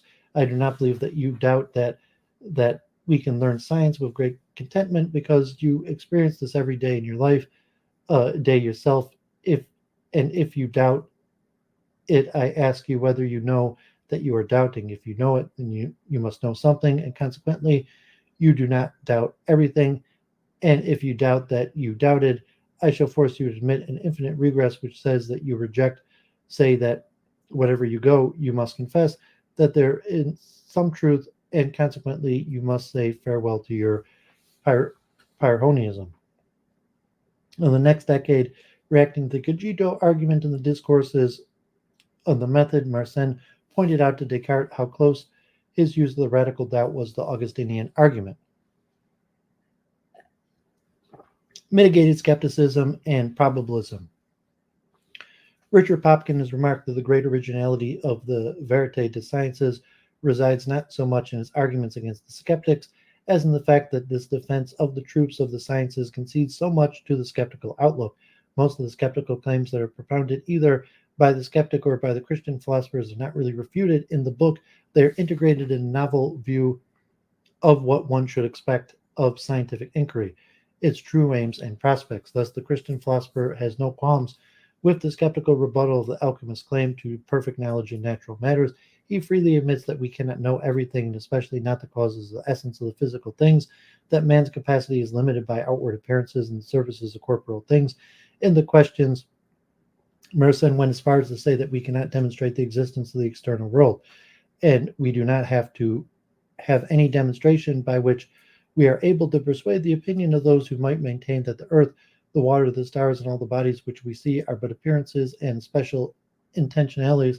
Supposing God might use these species or unknown or accidents to make all that we see appear to us, for one is not able to say one knows a single thing as one should, according to the laws and notions which Aristotle and other philosophers gave of science. If one cannot demonstrate that it is impossible for the reason which one supplies or the thing which one proposes be not true, that is enough to persuade those who use reflection that there is nothing certain in physics and that there are so few certain things that it is difficult to propound any.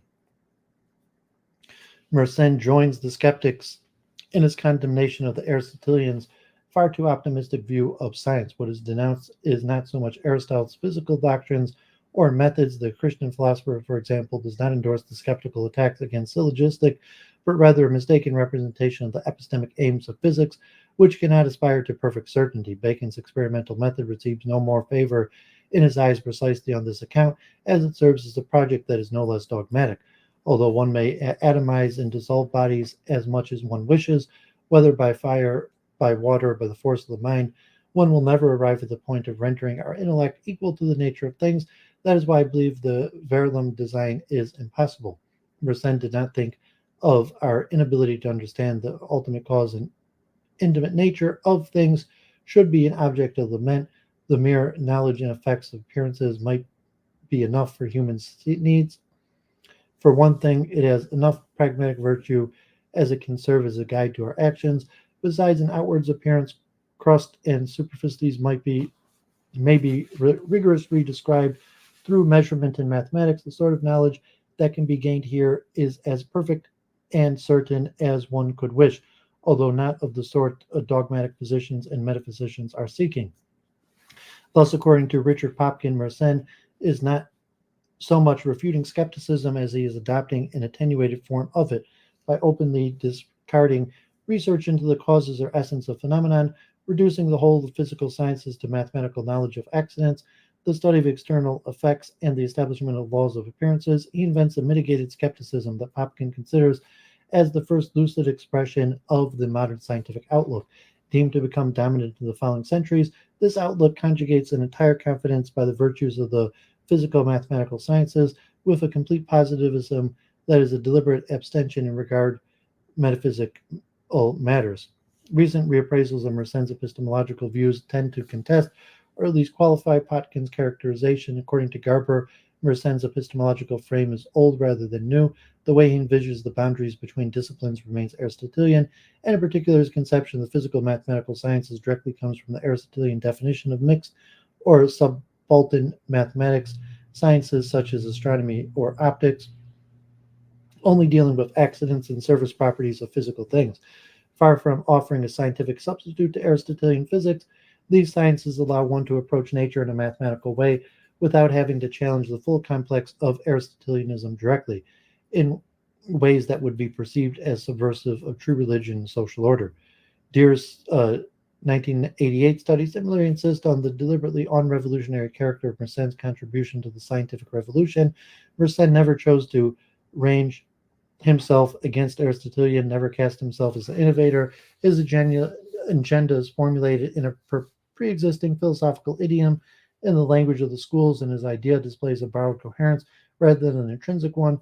Mersenne was not a positivist avant the lettre.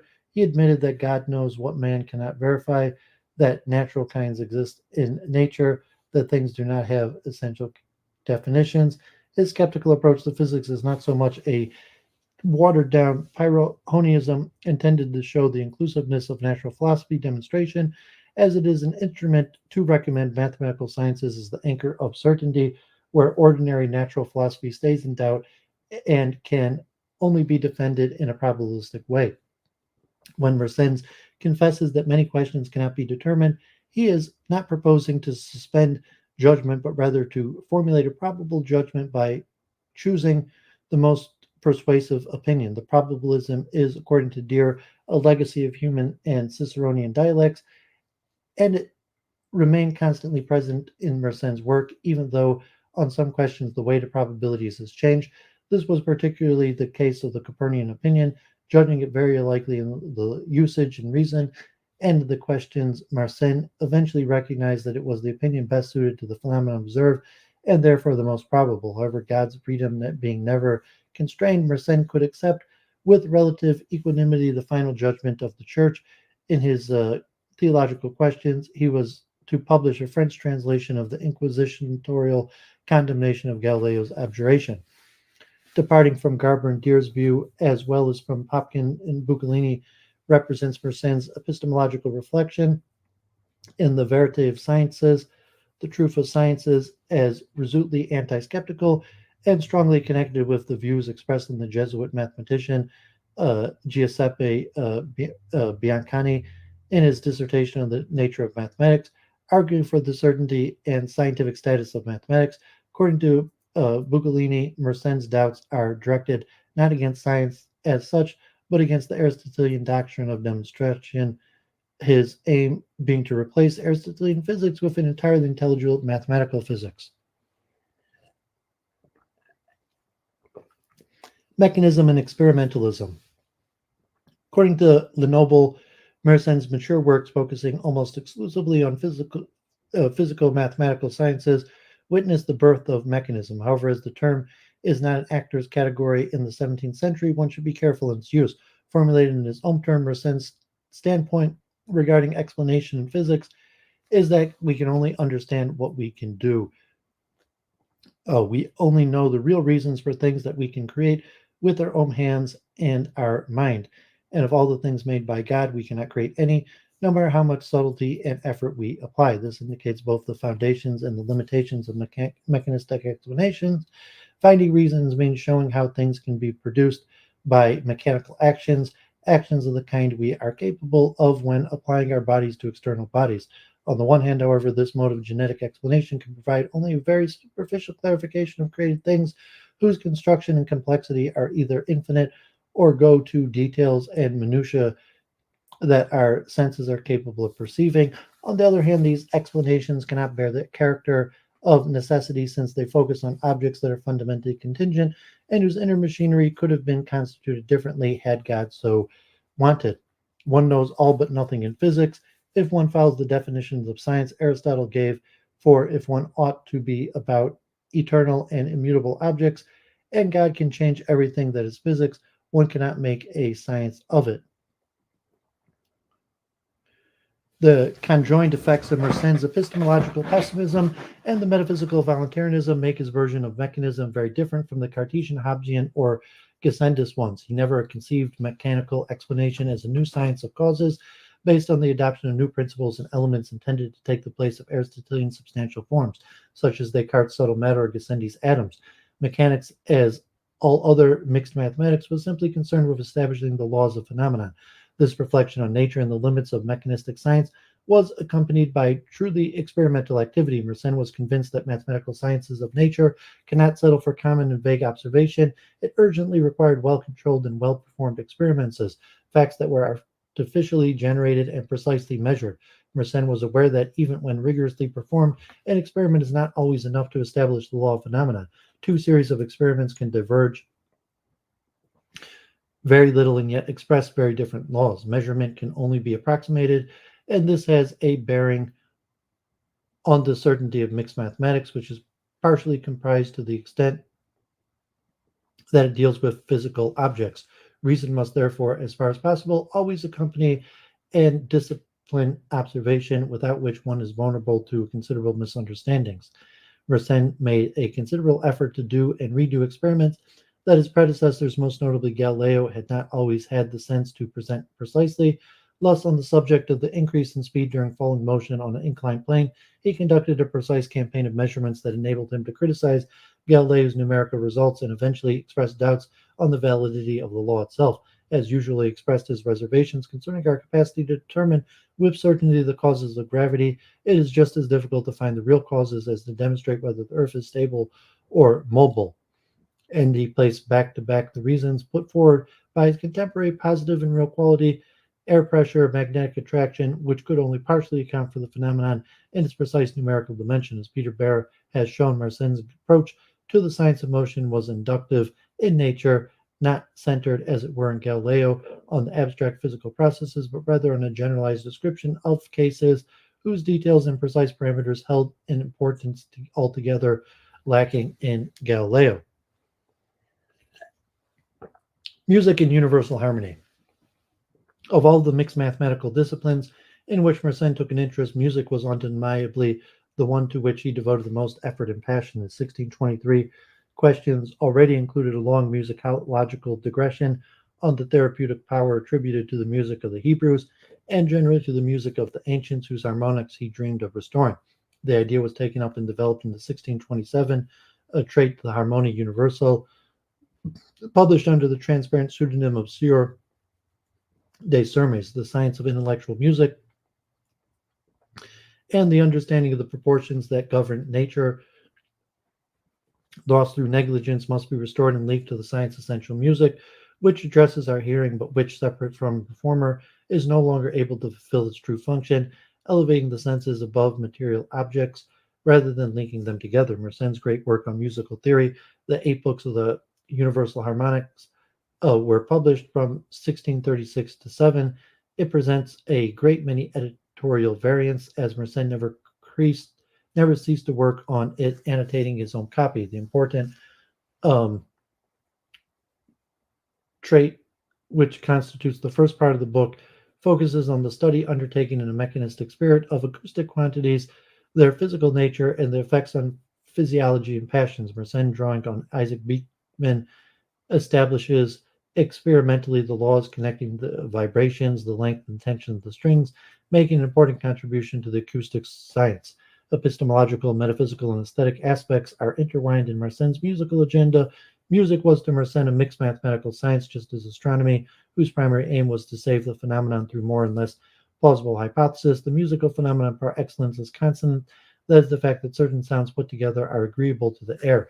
Recent musical practices, new instruments, and polyphonic music had disclosed new modes of consonance that were previously unknown, and Mersenne saw his proper task in an effort to find the best physical mathematical hypothesis that would be able to account for them and could be used to invent more perfect musical pieces. A chance seeking such hypotheses, Mersenne relentlessly asked his correspondents how they could account for the fact that certain sounds put together are agreeable and others are not. For example, in November 1627, he asked a correspondent in Rome if they said Galileus be at Rome, or you should know some other excellent mathematical musician. I pray you to find out from him why, of all the sounds put together, only those which form the octave, the fifth, and the third, and the sixth, and their replicas are agreeable to the ear, and which of all the dissonances is the most disagreeable one, and why. I've been told that the Galileus knows the reason. Mersenne's own general hypothesis was the constant was due to the coincidence of the vibrations of the air, which itself depend on certain exact ratios in the mechanical properties of the instrument, the length, tension, and breadth of the strings. However, a consonance was judged by the ear rather than directly by reason. Discrepancies were found. For example, experiments showed that the ear hears an octave when the tensions of the string are a ratio of 1 to 4.25, whereas the physical mathematical Pythagorean hypothesis described 1 to 4. So here one would have to find ways to correct a discipline experience through reason in a move that is quite typical of Mersenne's epistemology. In spite of those discrepancies, Mersenne was truly fascinated by the fact that the human mind, in its musical appreciation, is, so to speak, attuned to the mathematical harmonies. The perception of consonance, although mediated and perhaps distorted by feeling, is not mere sensual pleasure, as Descartes, for example, seemed to think. Properly understood, it is a rational dimension, as it discloses the men of the universal harmony, the underlying mathematical order that is present at every level of reality and that connects them together. Mersenne could have found in Kepler's Harmonica Mundi the idea of such an archetypal harmony, ordering each level of reality and innate to the human mind. He does not accept, however, Kepler's rather dismissive view on music, which had led him to define harmonics in purely geometric terms, stripped from whatever is sensorial and acoustic in it.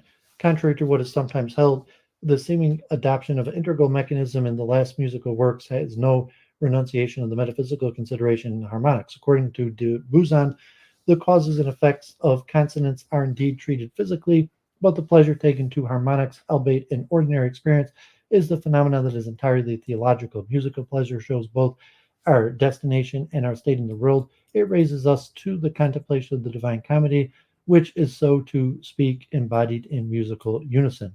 Consonance depends on the unison as the lines on the point, number on unity, and creatures on God. That is why the more they approach it in, the sweeter they become, because consonants have nothing sweet nor agreeable but that which they borrow from a union of their sounds, which is the greater as it approaches unison. But musical pleasure also reveals our imperfect and sensuous nature.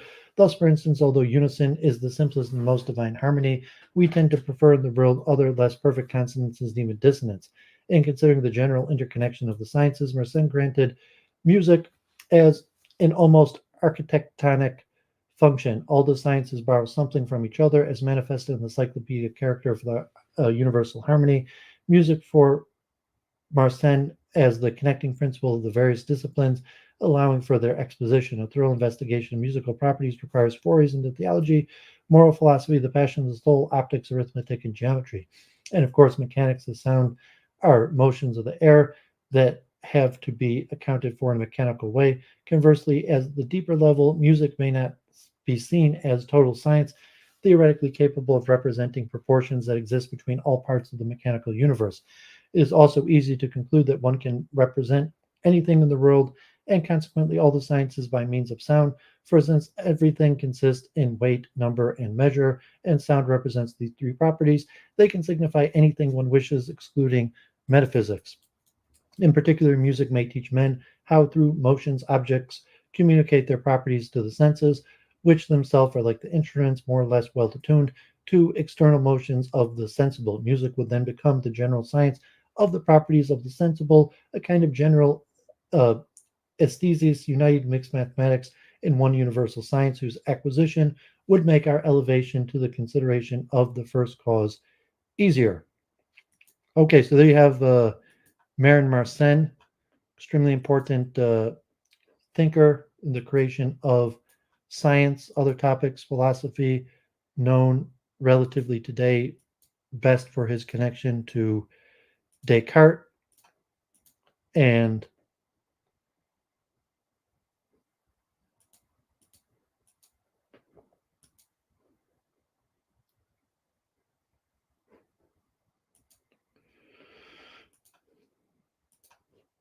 let's next jump to Pierre Bayle. This one's a little shorter. I don't know why I'm so tired. So I'm going to try to at least get through Pierre Bayle, and then maybe we'll have to push off Gassendi and Arnault till tomorrow.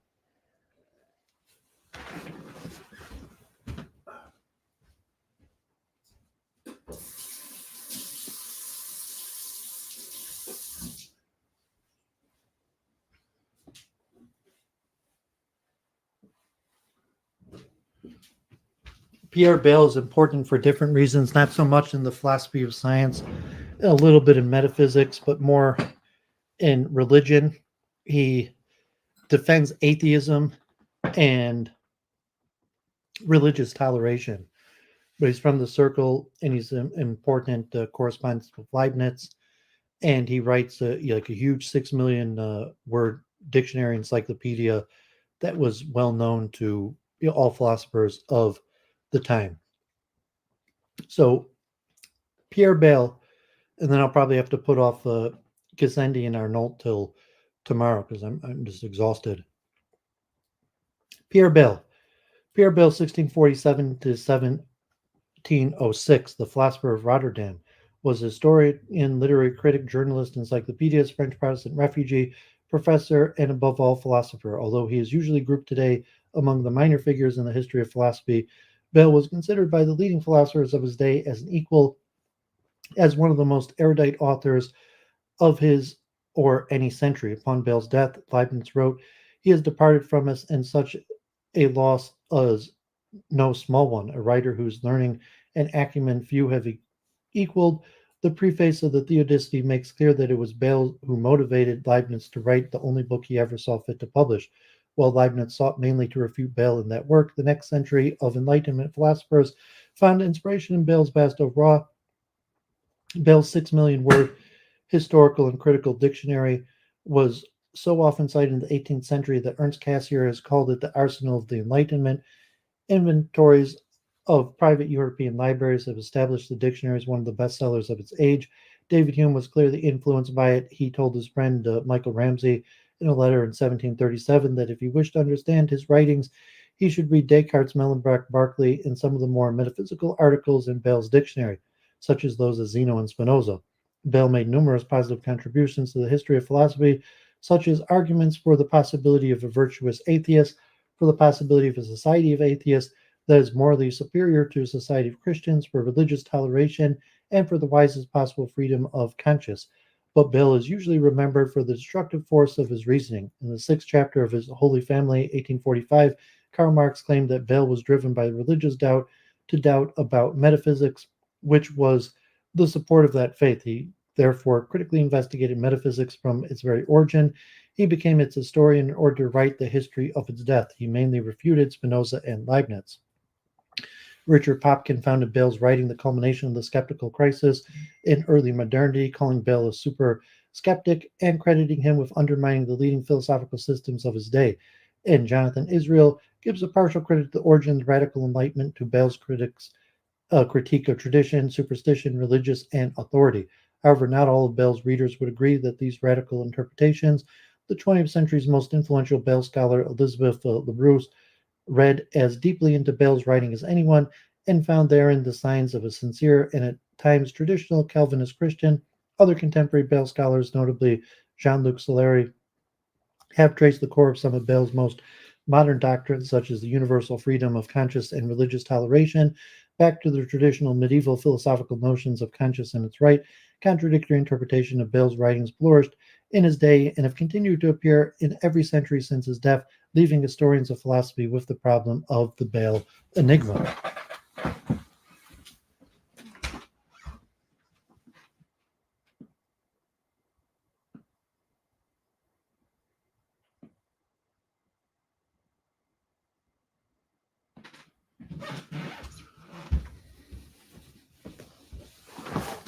Life and work.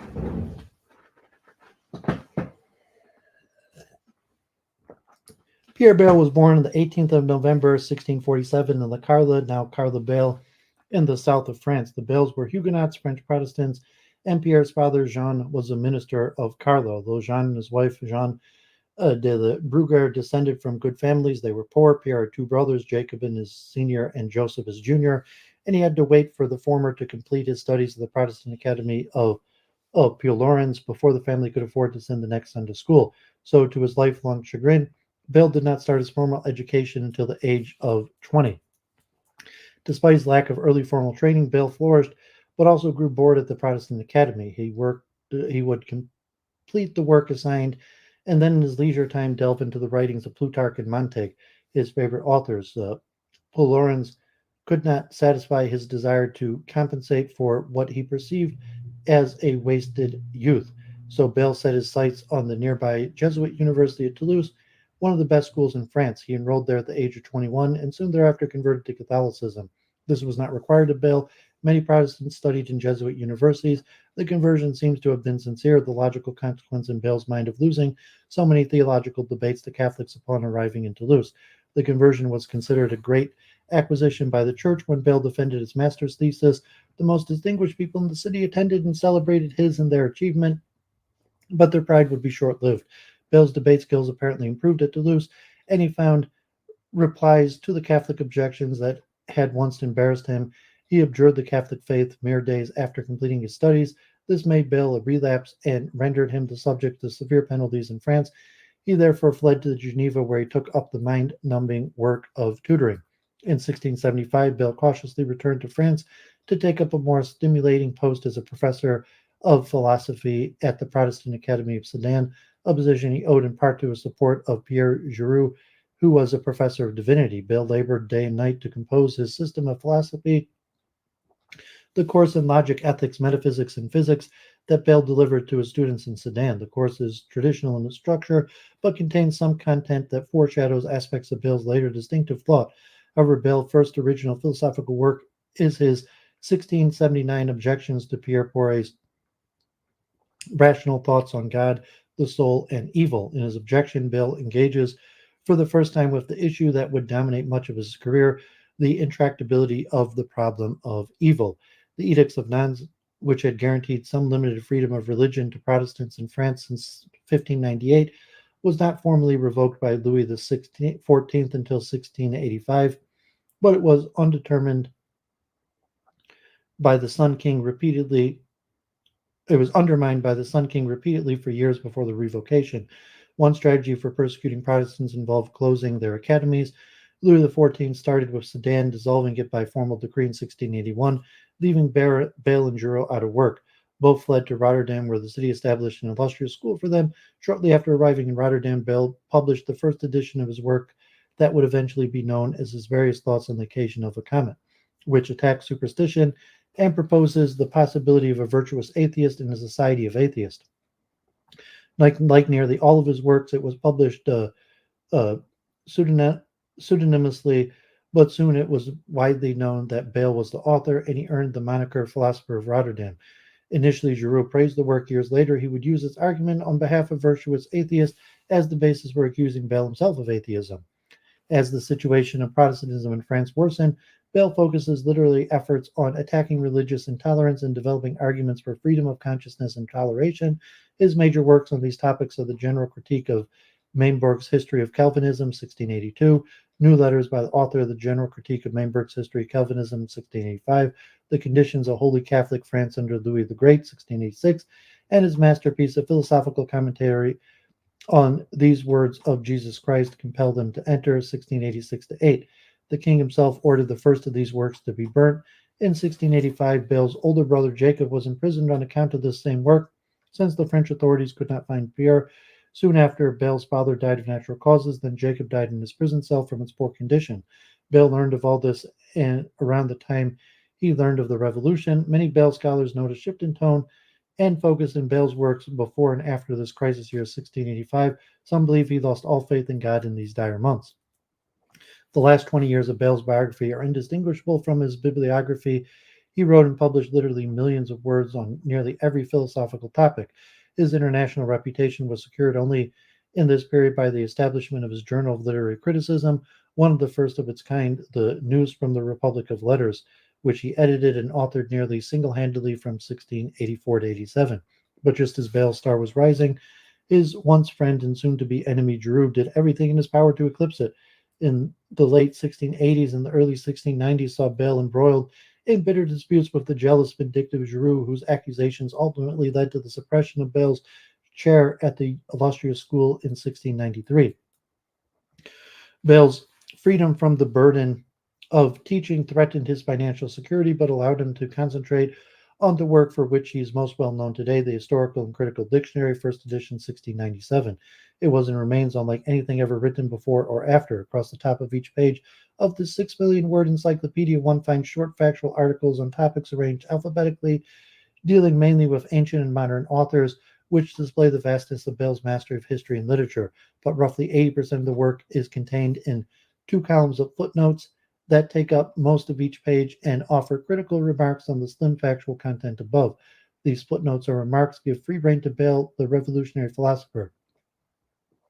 In these remarks, we find the original objections to Descartes, Spinoza, and Leibniz, arguments on behalf of ancient skepticism, strong reformulations of Zeno's paradoxes, metaphysical foundations for religious toleration, refutations of all known answers to the problem of evil, as well as obscure stories, hilarious anecdotes, faint dialogues, and even quotations of minor authors that Bayle thought his readers would simply enjoy. The work was a commercial success, but also a scandal. The last 5 years of Bayle's life was spent writing books that defended his character against various accusations against it and made on the basis of the dictionary. The influence of his work on subsequent Enlightenment philosophers from Voltaire to Hume and Hume to Rousseau and Kant is well established. Bayle died in December 1706, pen in hand, putting the final touches on his dialogues of Maximus and Themistius, an apology of Bayle's life and works in general, but in particular, a defense of his most notorious thesis that there is no solution to the problem of evil. Bayle allegedly declared shortly before dying that he was a Christian philosopher. Whether or not this confession was sincere, one thing that is beyond doubt is that Bayle's philosophical reflections challenged the rational foundations of Christian thought more strongly than the reflection of any philosopher before him. Society of Atheists. The philosophical work that earned Bayle an international reputation is the Various Thoughts on the Occasion of a Comet, 1682, completed shortly before Louis XIV closed the Protestant Academy of Sedan, where Bayle was employed as a professor. The manuscript of the book accompanied Bayle in exile to Rotterdam and was soon published there. Bayle feared that the strange and complicated plan of the work would cause it to fail, but the opposite happened. The book's originality and freshness led to a wide readership and an international reputation for Bayle. It is nevertheless a very strange and complicated book. The nominal goal of the work is to refute superstitions about comets. The book is written as a series of letters to an unnamed Sorbonne theologian, each of which is dedicated to reasons for or against interpreting comets as a sign of divine anger and forthcoming vengeance. Bayle offers a quick battery of purely philosophical arguments against interpreting comets as anything other than natural events, and then turns to his seventh theological argument, which is the focus of the bulk of the work. The main thrust of the argument is to show that if God sends comets as punishment or signs of his anger, then God is responsible for causing the most serious evil, idolatry, which God has said in the Bible is the worst of all sins. Since the entire world can see comets, and since comets do not communicate any clear message, each nation will interpret the comet in its own way. As a matter of historic fact, most nations will fall into some divine interpretation of the event, where divine refers to the local religion's conception of the divine. The result is that if the comets are indeed intended as divine messages, then their appearances will lead to a surge in global idol worship for which God will be responsible. If, on the other hand, comets are natural events and it is human folly to interpret comets as divine messages, then God is innocent of any idol worship, and that results from the passing of space rocks. In a surprising but logically seamless fashion characteristic of Bayle, all of this turns into an impassioned defense of the virtues of atheists and the possibility of founding a purely secular, non-religious society. The Various Thoughts on a Comet is indeed about superstition, but is not really about comets. The superstition that Bayle spends most of the vast majority of the book targeting are, first, the belief that God is necessary to live a moral life, and second, that religion is necessary to keep society peaceful and lawful. Just as Bayle refuted superstitions about comets in demonstrating that they are purely natural, predictable events, so too Bayle refutes superstitions about atheists by demonstrating that morality and law can and should be treated as purely natural, predictable aspects of human behavior based largely in education and temperament.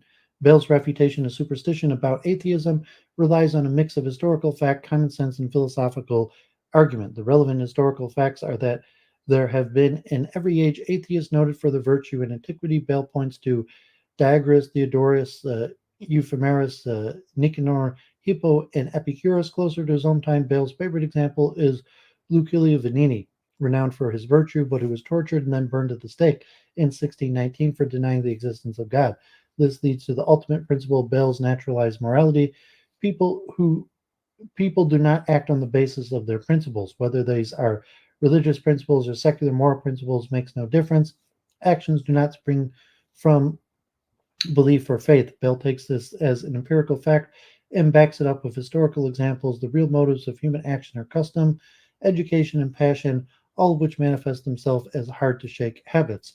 Thus, we see that from the fact that man has no religion, it does not follow necessarily that he will be led to every sort of crime or to every sort of pleasure. It follows only that he will be led to the things to which his temperament and his turn of mind make him sensitive.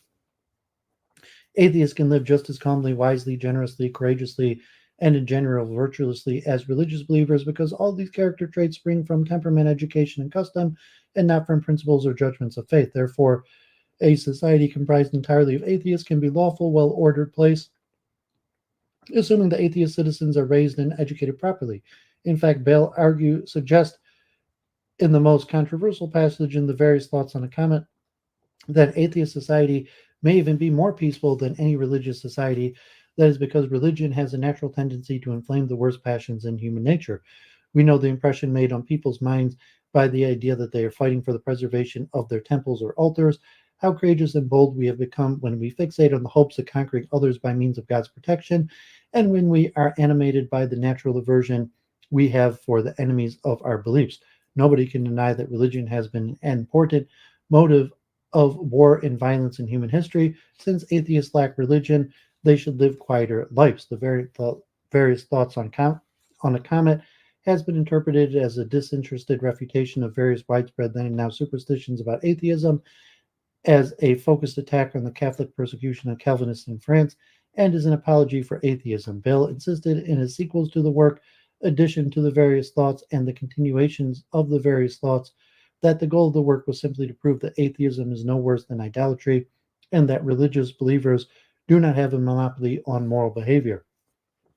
These were, from Bayle's point of view, obvious historical facts that intellectual integrity requires us to admit.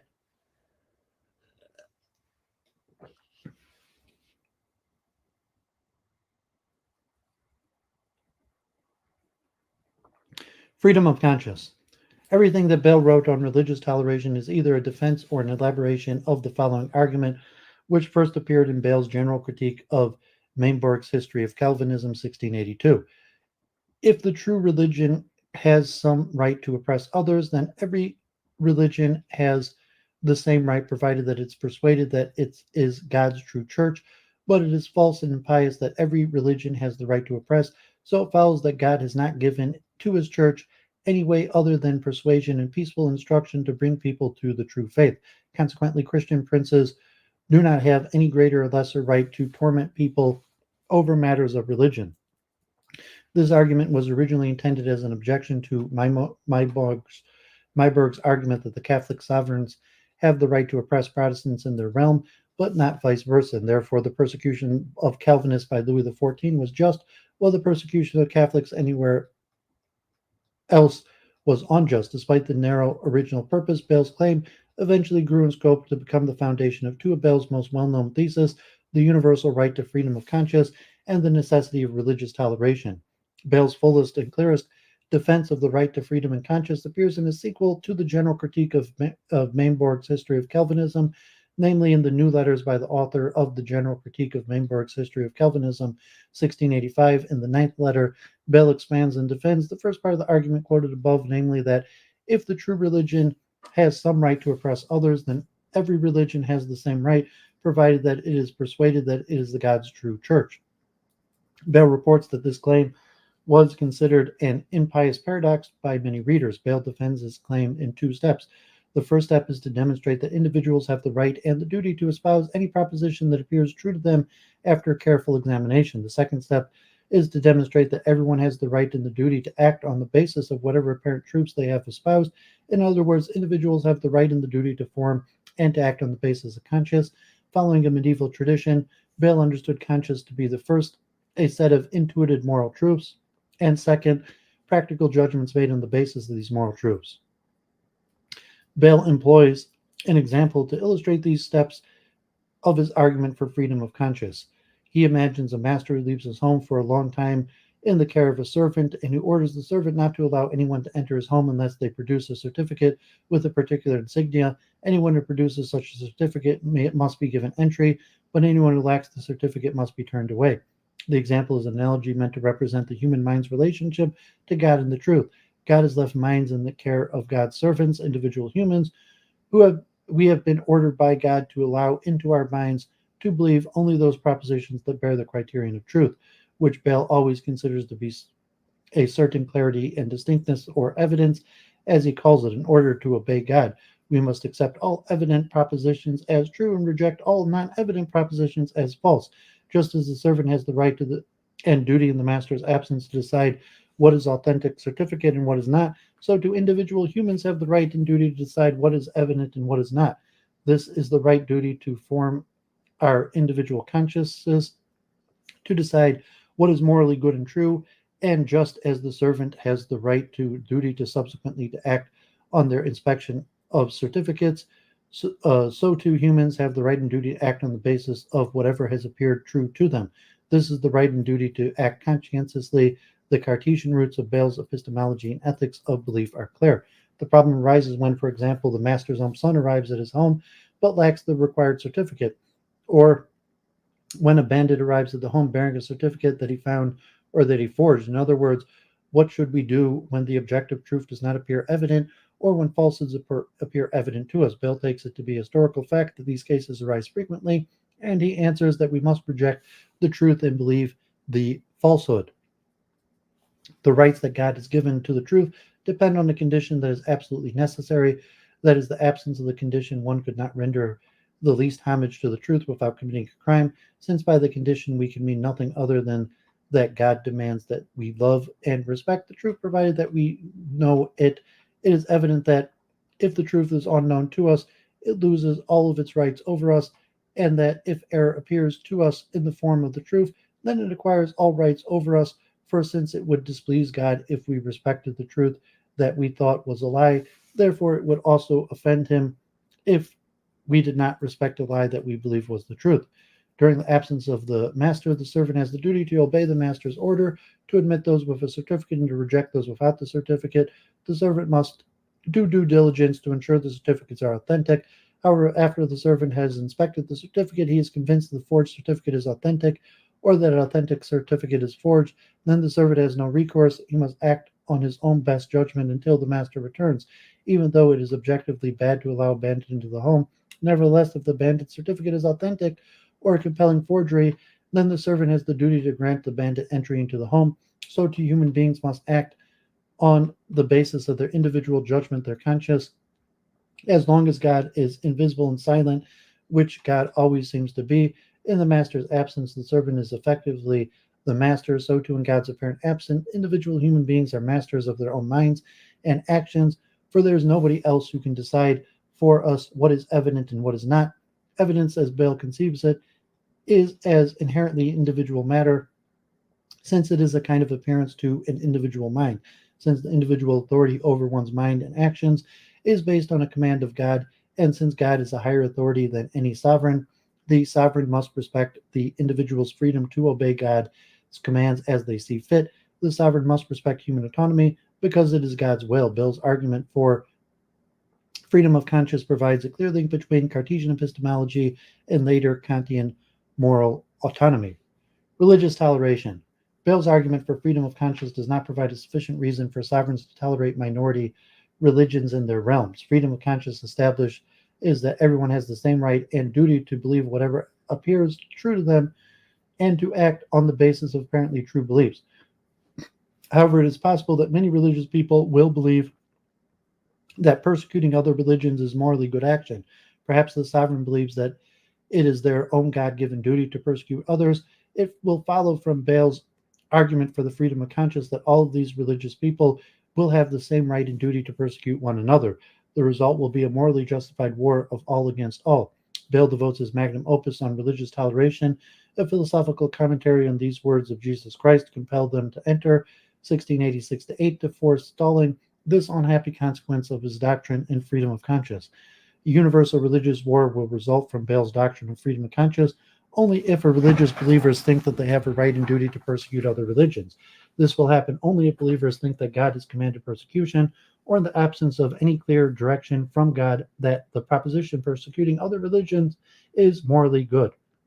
Is evidently true after careful rational inspection. Bayle's philosophical commentary therefore argues that God has not commanded persecution, and that persecuting other religions cannot appear good to any sincere, rational person after careful examination. The argumentative strategy of this book is, in fact, to use the second claim to support the first, because persecution cannot appear good to any sincere, rational person. Therefore, God has not commanded persecution. The problem with Bayle's argument is that there is a long tradition within Christianity of interpreting the Gospel of Luke, chapter 14, verse 23, which contains the words compel them to enter, as a divine command to persecute. The context of this passage is the parable of the banquet, in which a master commands his servants to invite guests into his home to enjoy a feast. The servant reports that the invited guests are too busy, so the master orders the servant to go out into the highways and byways and compel people to enter his home to enjoy the feast. The passage had been taken by Catholics since St. Augustine to justify forcing non-Catholics to join the church. Bayle responds to this argument for persecution by insisting that Scripture requires careful interpretation, and interpretation requires a criterion. The first chapter of the philosophical commentary establishes that the only possible criterion of the interpretation of Scripture is individual conscious and rational examination. I'm very persuaded that before God made Adam hear any voice to teach him what he should do, God had already spoken to Adam interiorly by making him see the vast and immense idea of a supremely perfect being and the eternal laws of justice and equality. Therefore, in order to decide whether Luke 14:23 is a divine command to persecute, Bayle proposes to investigate whether the persecution is consistent with other perceptions of the eternal laws of justice and equity. In other words, the question of whether God has commanded persecution boils down to the question whether an obligation to persecute can be considered as evidently good command from the perspective of reason. Bayle anticipates Kant once again in the first chapter of the philosophical commentary, where he establishes a test to determine what should be considered an eternal law of justice. Anyone who wants to know distinctly the natural light with respect to morality should evaluate himself above his own personal interest and above the customs of his country, and should ask himself in general whether the action is just by considering this. If the action in question were proposed in a country where it had never been the custom, and where people were free to adopt or not to adopt the proposed action, would the people in the country find upon careful examination that the action was just enough to merit adoption? Like Kant's categorical imperative, this test requires us to consider morality as a form of legislation over the possible kingdom of people who are guided by reason and examination. Moral laws that pass this test will be universal. Anyone in any land will be capable of appreciating their worth and will find the laws unworthy of adoption. Whether or not a moral command is evident or not depends on whether or not it can be adopted universally by all people. In order to apply this test, a clear maxim must be articulated. The maxim Bayle considers throughout the philosophical commentary is this: compelling religious heretics to enter the true church is just. The meaning of compelling to enter that motivates Bayle's argument is one that he learned firsthand while living in France. Compulsion is violence. It is dragooning. It is forced conversion, it is imprisonment, it is confiscation of material goods, it is expelling one from home and country. If they continue to refuse this invitation, it is barring certain people from employment, school, or office. It is Bayle's brother dying in a damp basement after being imprisoned unjustly by Catholics.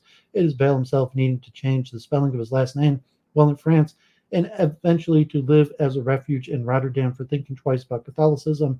When put this way, one hardly needs an argument against such compulsion. To some extent, that Bayle's point, persecution is evidently bad, not good, but he offers 9 arguments against persecution anyways. Religious persecution does not pass Bayle's proto-Kantian categorical imperative test, and therefore Luke 14:23 must not be interpreted as a command to persecute. Why not? The first part of the philosophical commentary offers 9 reasons why persecution fails the test. What most of these arguments have in common, and again, the proto-Kantian tone of the arguments cannot be overstated, is the claim that persecution is morally wrong because it leads Christians to contradict themselves. The essence of the Baylean morality that emerges from these arguments is integrity, consistency in one's belief and between one's beliefs and actions. Persecution is morally wrong because it necessarily entails internal inconsistency, a lack of integrity. The first argument that Bayle offers against persecution in part 1, chapter 2 of the philosophical commentary is also the best. Persecutors wish to bring people into the one true church, presumably because they want these people to love God properly. To love God properly is to form correct judgment about God and to have the right movements of the will towards God, such as love.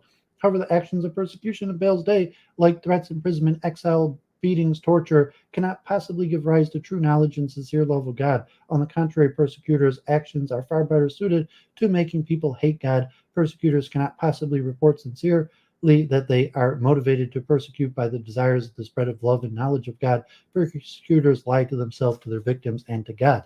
Bayle scholars have grappled for a long time with this seemingly dogmatic assertion of Bayle, who is usually more circumspect, if not downright skeptical.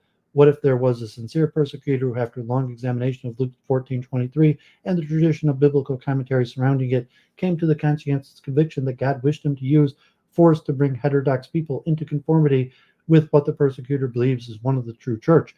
Then does it not follow from Bayle's doctrine of the freedom of conscience that the persecutor must persecute. This is known as the persecutor's paradox or sincere persecutor's aporia.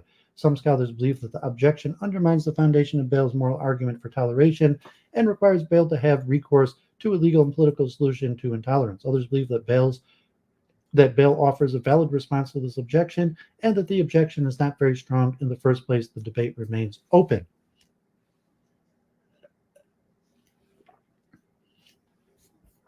Criterion for truth and skepticism.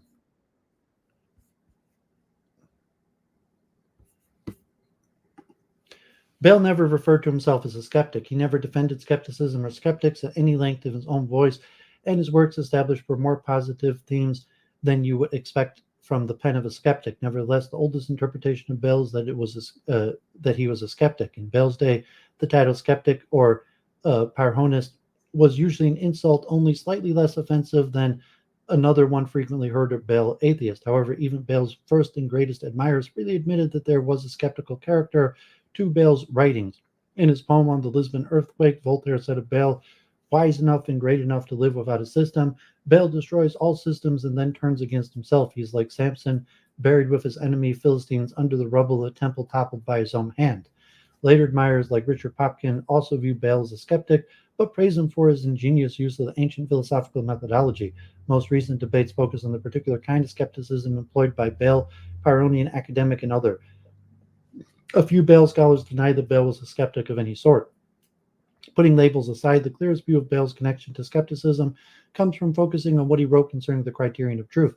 The skeptical interpretation of Bayle gets support from the article Pyrrho in the Historical and Critical Dictionary. A famous footnote to the article features a discussion between two Catholic abbots about the possibility of defeating skeptics in a debate.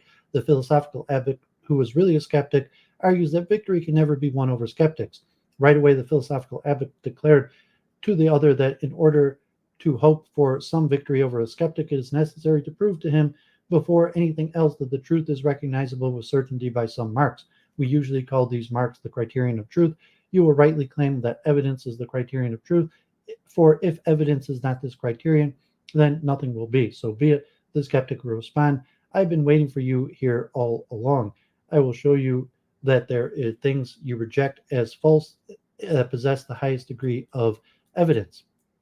The philosophical abbot proceeds to demonstrate that the clearest, most evident axioms of metaphysics are proven false by certain fundamental tenets of the Christian faith, which proves that evidence and truth do not always go hand in hand. For example, the Trinity forces us to reject the proposition that if two things are identical to a third, then they are identical to each other, because both God the Father and God the Son are identical to God, but the Father is not identical to the Son. Therefore, propositions can be both supremely evident and false, thereby undermining the claim that evidence is the criterion for truth.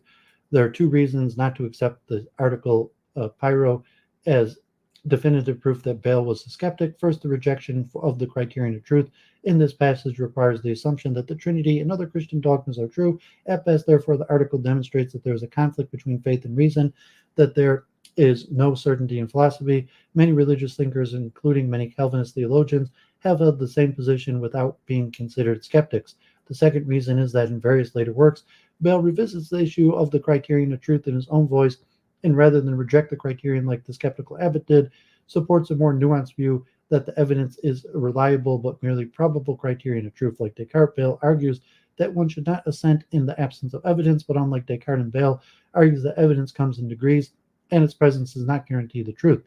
These issues were the main focus of the debate between Bayle and John Leclerc in Bayle's last years, and are dealt with at length in the first part of the dialogues of Maximus and Themistius.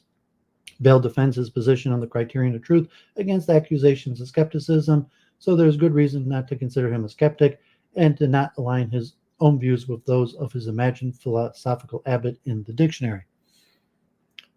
Problem of evil. Is perfectly good and all-powerful God alone created everything in the universe?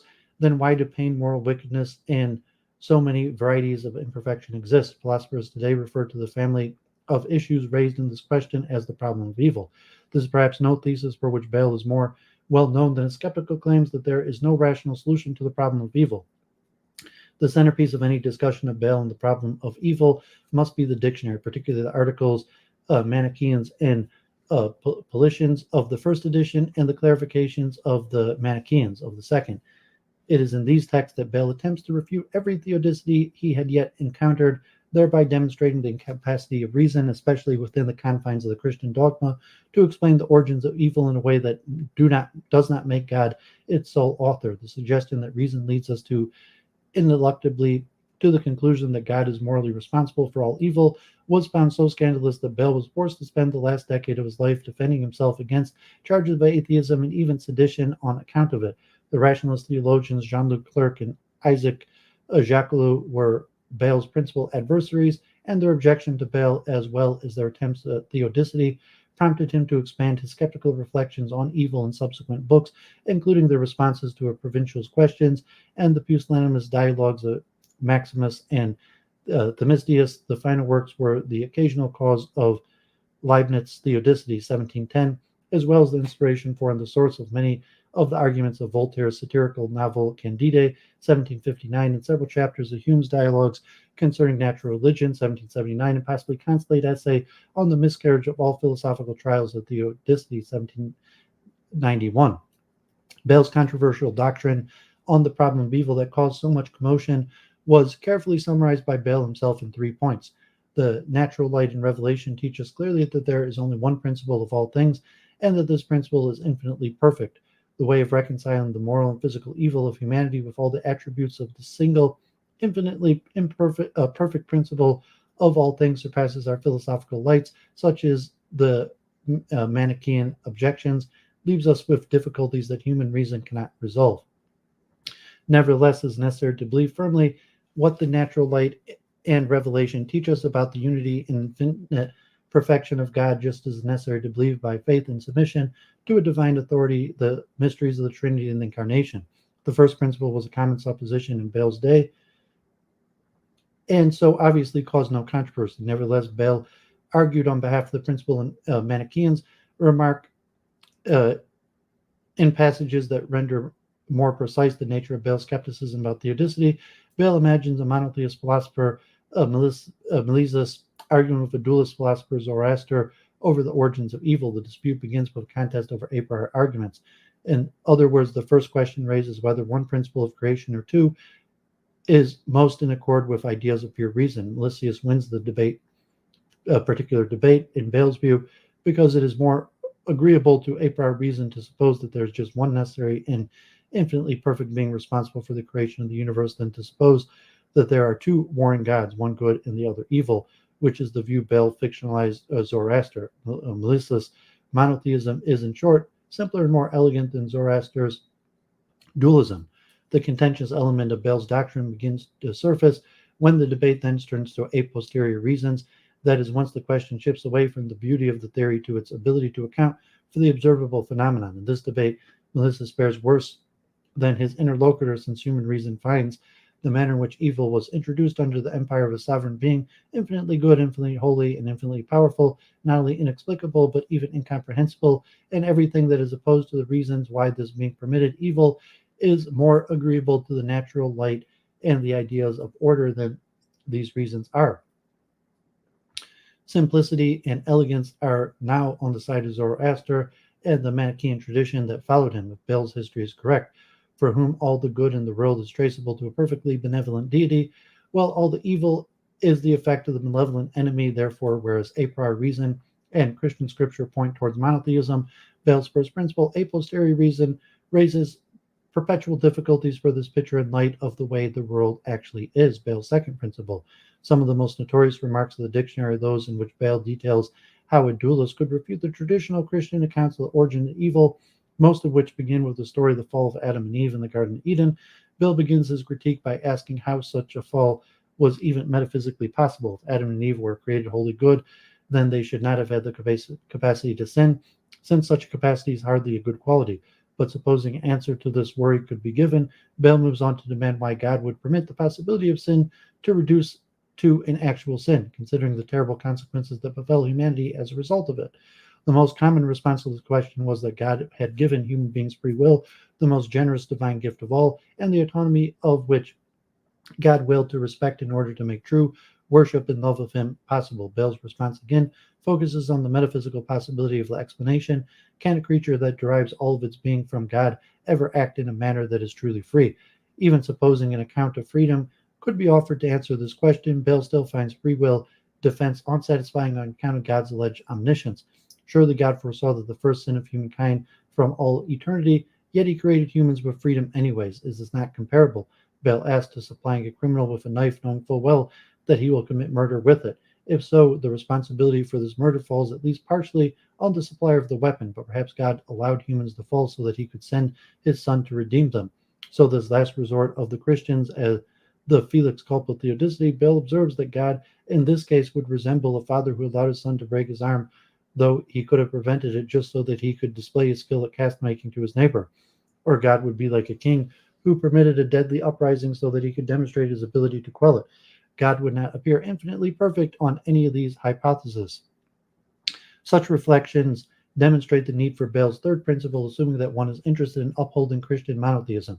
The origin of evil, like the Trinity, is a mystery fraught with endless difficulties. On Bayle's view of religious mysteries, which he lays out at the beginning of his clarifications of the Manichaeans, philosophical objections to mysteries are nothing troubling, but merely serve to confirm that God's mind infinitely surpasses human beings. If there was no insoluble philosophical objections to mysteries, then there would be nothing mysterious about the doctrines in question. Reason could answer every difficulty and could claim equally with God's own mind. For these reasons, Bayle's conflated the traditional categories of above reason and against reason, claiming that mysteries were necessarily both. Reason is consequently useless, even pernicious on the basis of belief in the mysteries, and so must be replaced by simple faith. Bayle's third principle. Bayle's most able philosophical critic on the issues during his lifetime was Leclerc, who argued that Bayle's doctrine of the problem of evil was intentionally subversive of religion. The basis of Leclerc's accusation of atheism against Bayle was his claim that it is not psychologically possible to continue to believe some doctrine after one has concluded that it is met with insoluble difficulties.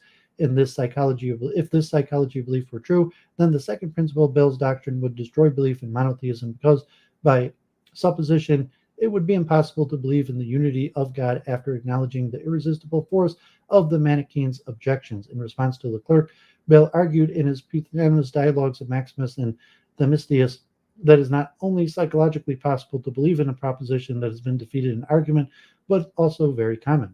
Bayle points out to the debate over the continuum to illustrate his thesis.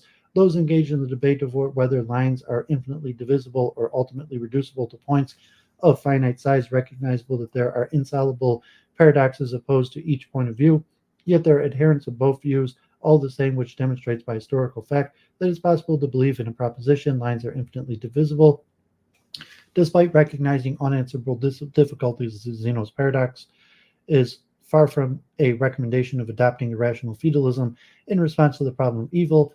Bayle therefore believed he was urging the same rational retreat from certain debates that philosophers are commonly forced into when they argue about the labyrinth of philosophical topics like the continuum. Bayle's enigma. There are few authors in the early modern period whose works are more difficult than those of Bayle to interpret on even the most basic level. What is the ultimate conclusion of any particular work by Bayle? What are the main arguments? When is Bayle writing his own voice, and when is he writing the voice of an imagined character? What are the appropriate contexts in which to read Bayle's work? Who are the intended audiences? These can be straightforward questions to answer when reading philosophical authors. Most authors answer the questions themselves in a preface. However, Bayle usually wrote books anonymously for fictional audience with explicit aims that were often mere pretenses for the real purpose behind his books. If there's any single overarching thesis of any of his works, it is buried very deeply. Taking Bayle's oeuvre as a whole, the interpretive difficulties are even more challenging. Thomas Lennon gave the most memorable statement of this problem that is known as the Bayle enigma.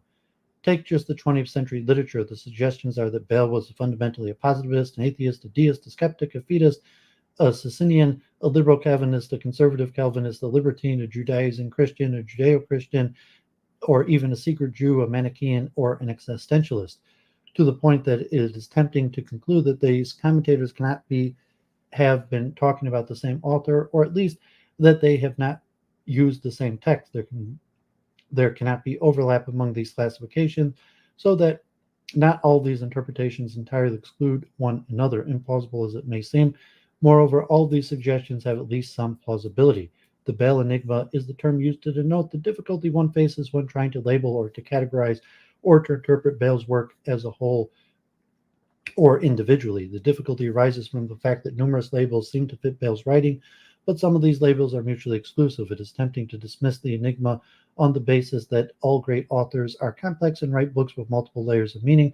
Why do we need to label authors anyway? But in the case of Bayle, the problem is that his works are not just complex, but seemingly self contradictory. In one of the same book, and even in one of the same argument, Bell might be advocating faith in God or he might be undermining belief in the existence of God. It depends on how you read him. Some engagement with the Bell enigma is therefore necessary just to enter into Bell's works on the most elementary level. Four global interpretation of Bell's works have reoccurred since his death over 3 centuries ago: the atheist reading, the skeptical reading, the Christian fidelist reading, and the rationalist reading. These are by no means the only possible interpretations of Bell's writing. They are just the most common readings because they are the most plausible. Bell's enemy, Giroux, was the first to launch accusations of atheism against Bell in his own lifetime, making his case largely on the basis of various thoughts of a comet, with its elaborate deference to the very virtuous atheist and the Society of Atheists. The most recent and influential interpreter to find a commitment to atheism in Bayle's work is Gianluca Mori, whose 1999 Bayle's philosophy argues that all the roads of the philosophical reflection of Bayle lead to atheism. The main evidence of Bayle's atheism, according to Mori, is his obsession with the problem of evil. Throughout his life, and in particular his contention that there is no system of Christian thought that can resolve this problem, the everyday experience of every human being, no matter how privileged they are, provides ample evidence that the universe is not the work of an infinitely good creator. Any theodicity that attempts to reconcile the experiences of pain and sin with the existence of an infinitely good creator will have to limit that creator in some way, either in its power, its knowledge, or its uniqueness, to the point that the creator will cease to resemble anything worthy of the name God. According to Mori, the simplest way to read Bayle's hundreds of thousands of published words devoted to the problem of evil is to read them as an argument that God does not exist. Mori's interpretation of Bayle is compelling, especially today when the problem of evil is routinely viewed not only as an argument, but as the most powerful argument against the existence of the Abrahamic God. However, there are at least two problems with Mori's interpretation taken broadly. The first is that Bayle was consistent and adamant throughout his career that the conclusion of his reflection on the problem of evil is not that God does not exist, but that reason is too weak to reconcile the existence of a perfect God with the human experience of evil. This conclusion is, on the surface at least, skeptical rather than atheistic. For Bayle, the problem of evil is just another example of human reason's capacity to resolve problems involving the concepts of infinity and unity. Intractable difficulties relating to infinite divisibility, like Zeno's paradox, are and persistent problems in explaining the union of mind and body in a single human person are not theological examples in Bayle's thought of the failed reasons in matters relating to infinity and unity. The problem of evil, on the skeptical reading of Bayle, suggests Bayle's favorite theological argument for the limits of reason. According to the Christian fidelist reading, the problem of evil is Bayle's main tool for displaying to the readers the need for faith in addition to reason. Calvin and Drew are two thinkers whose commitments to Christianity were never questioned, who, prior to Bayle, argued in print that human reason could not resolve all the difficulties relating to evil. Seen in this context, Bayle's writing on evil are not original attacks on theism, as Mori reads them, but rather traditional Calvinist attacks on reason with the aim of pointing the way to faith. Elizabeth Rose and Walter Rex demonstrate the ways in which all of Bayle's writing can be illuminated by reading them in the context of Christian polemics, mainly between Calvinists and Catholics. According to the Rose and Rex, Bayle was an opponent not of Christianity in general, but only of one branch of Christianity, Roman Catholicism. Another clarifying context for understanding much of Bayle's philosophical reflection is rationalism. Todd Ryan and Anthony McKenna have shown that Bayle was not skeptical of all philosophical dogmas. He remained committed, in Ryan's view, to a variety of specific Cartesian metaphysical doctrines like mind-body dualism, the ontology of substance, and matter's extension. Throughout his career, in McKenna's view, Bayle remained committed to the rational certainty of common notions of reason, especially in the domains of metaphysics and morality. These are first principles that form the basis of all other reasoning, including theological reasoning. Without these principles, human reason is not only weak but entirely silent. Bayle was therefore a rationalist on this reading. What do we make of an author who might have been an atheist or a Christian, depending on how you read him? or who might have been a skeptic or a rationalist, depending on your perspective. This is the main outstanding problem in the Bayle literature. One compelling solution is provided by Lenin's 1999 Reading Bayle. Lenin, following the pioneer work of Jose Maria Nieto, interprets Bayle's ovar in the light of a commitment to academic integrity as it was expressed by Cicero in his writings, The Academic Skeptics. The goal of integrity is to keep one's power of judgment untrammeled. It is to keep an open mind. The method of the academics used to achieve this kind of intellectual freedom was the rigorous presentation of both sides of the debate to express competing positions, not as a lawyer would do, with the goal of making one side look weak and the other side weaker than the other, but as a reporter would do, allowing each side to make its best case in their own words. Lenin finds a commitment to these goals and methods, especially in the dictionary, where Bayle quotes like a reporter far more than he argues like a lawyer. The power of this academic reading of Bayle is that it explains why Bayle appears to contradict himself.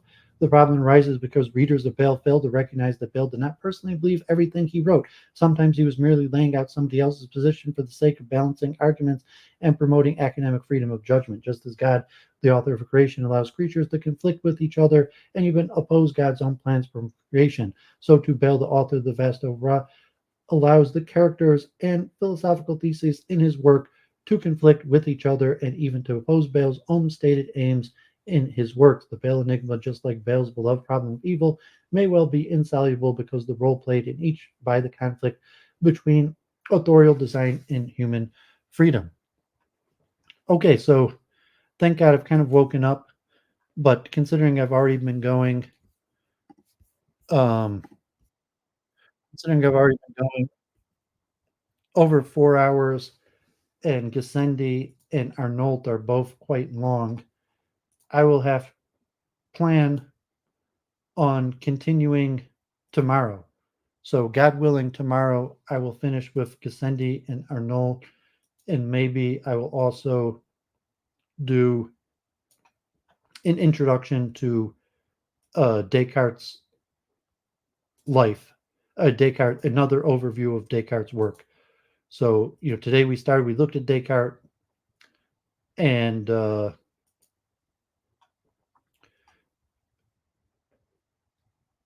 his most important, contemporary, his mentor, Marin Mersenne, creator of the Mersenne Circle, that is extremely important as the founder of the Mersenne Circle, which is similar to a competitor to the Royal Society of Science, and Bayle is very interesting. So even though he doesn't talk much about science, he's born about 1650, both when Mersenne and Descartes are passing away. Then Bayle is just being born. However, we're going to see a little theological turn. So, like, moving forward, we're going to look more, especially in this era, especially covering the French, we're definitely going to be looking at more theology. And so, this question of tolerance, Luke compelled them to enter. Can atheists be moral? A deep dive into the problem of evil, and even Pierre Bayle's academic method, and Duvid is talking about always accurately reporting and representing other people's ideas, so that if someone else heard me saying their ideas, even if it's someone I disagree and debate against, that they would be like, well, he accurately stated my view, my opinion. And like Claire calls something we've debated before in the past, this question of tolerance, and the question of the morality of atheists, the Talmud. So I found the Bayle extremely interesting. Descartes is going to be important. We're going to do a deep dive into almost all the important aspects of Descartes' philosophy, and we're going to look at Gassendi.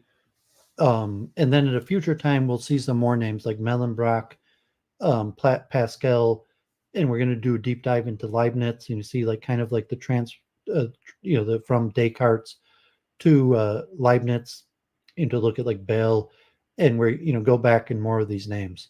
So there you have it. A lot of information today. A lot of interesting research, a lot of good things to know. So with that, God bless. Not many people tuned in today, but hopefully people find this useful. I'm going to add the whatchamacallit, I'm going to add the timestamps, and I'll change the title to show just what I covered.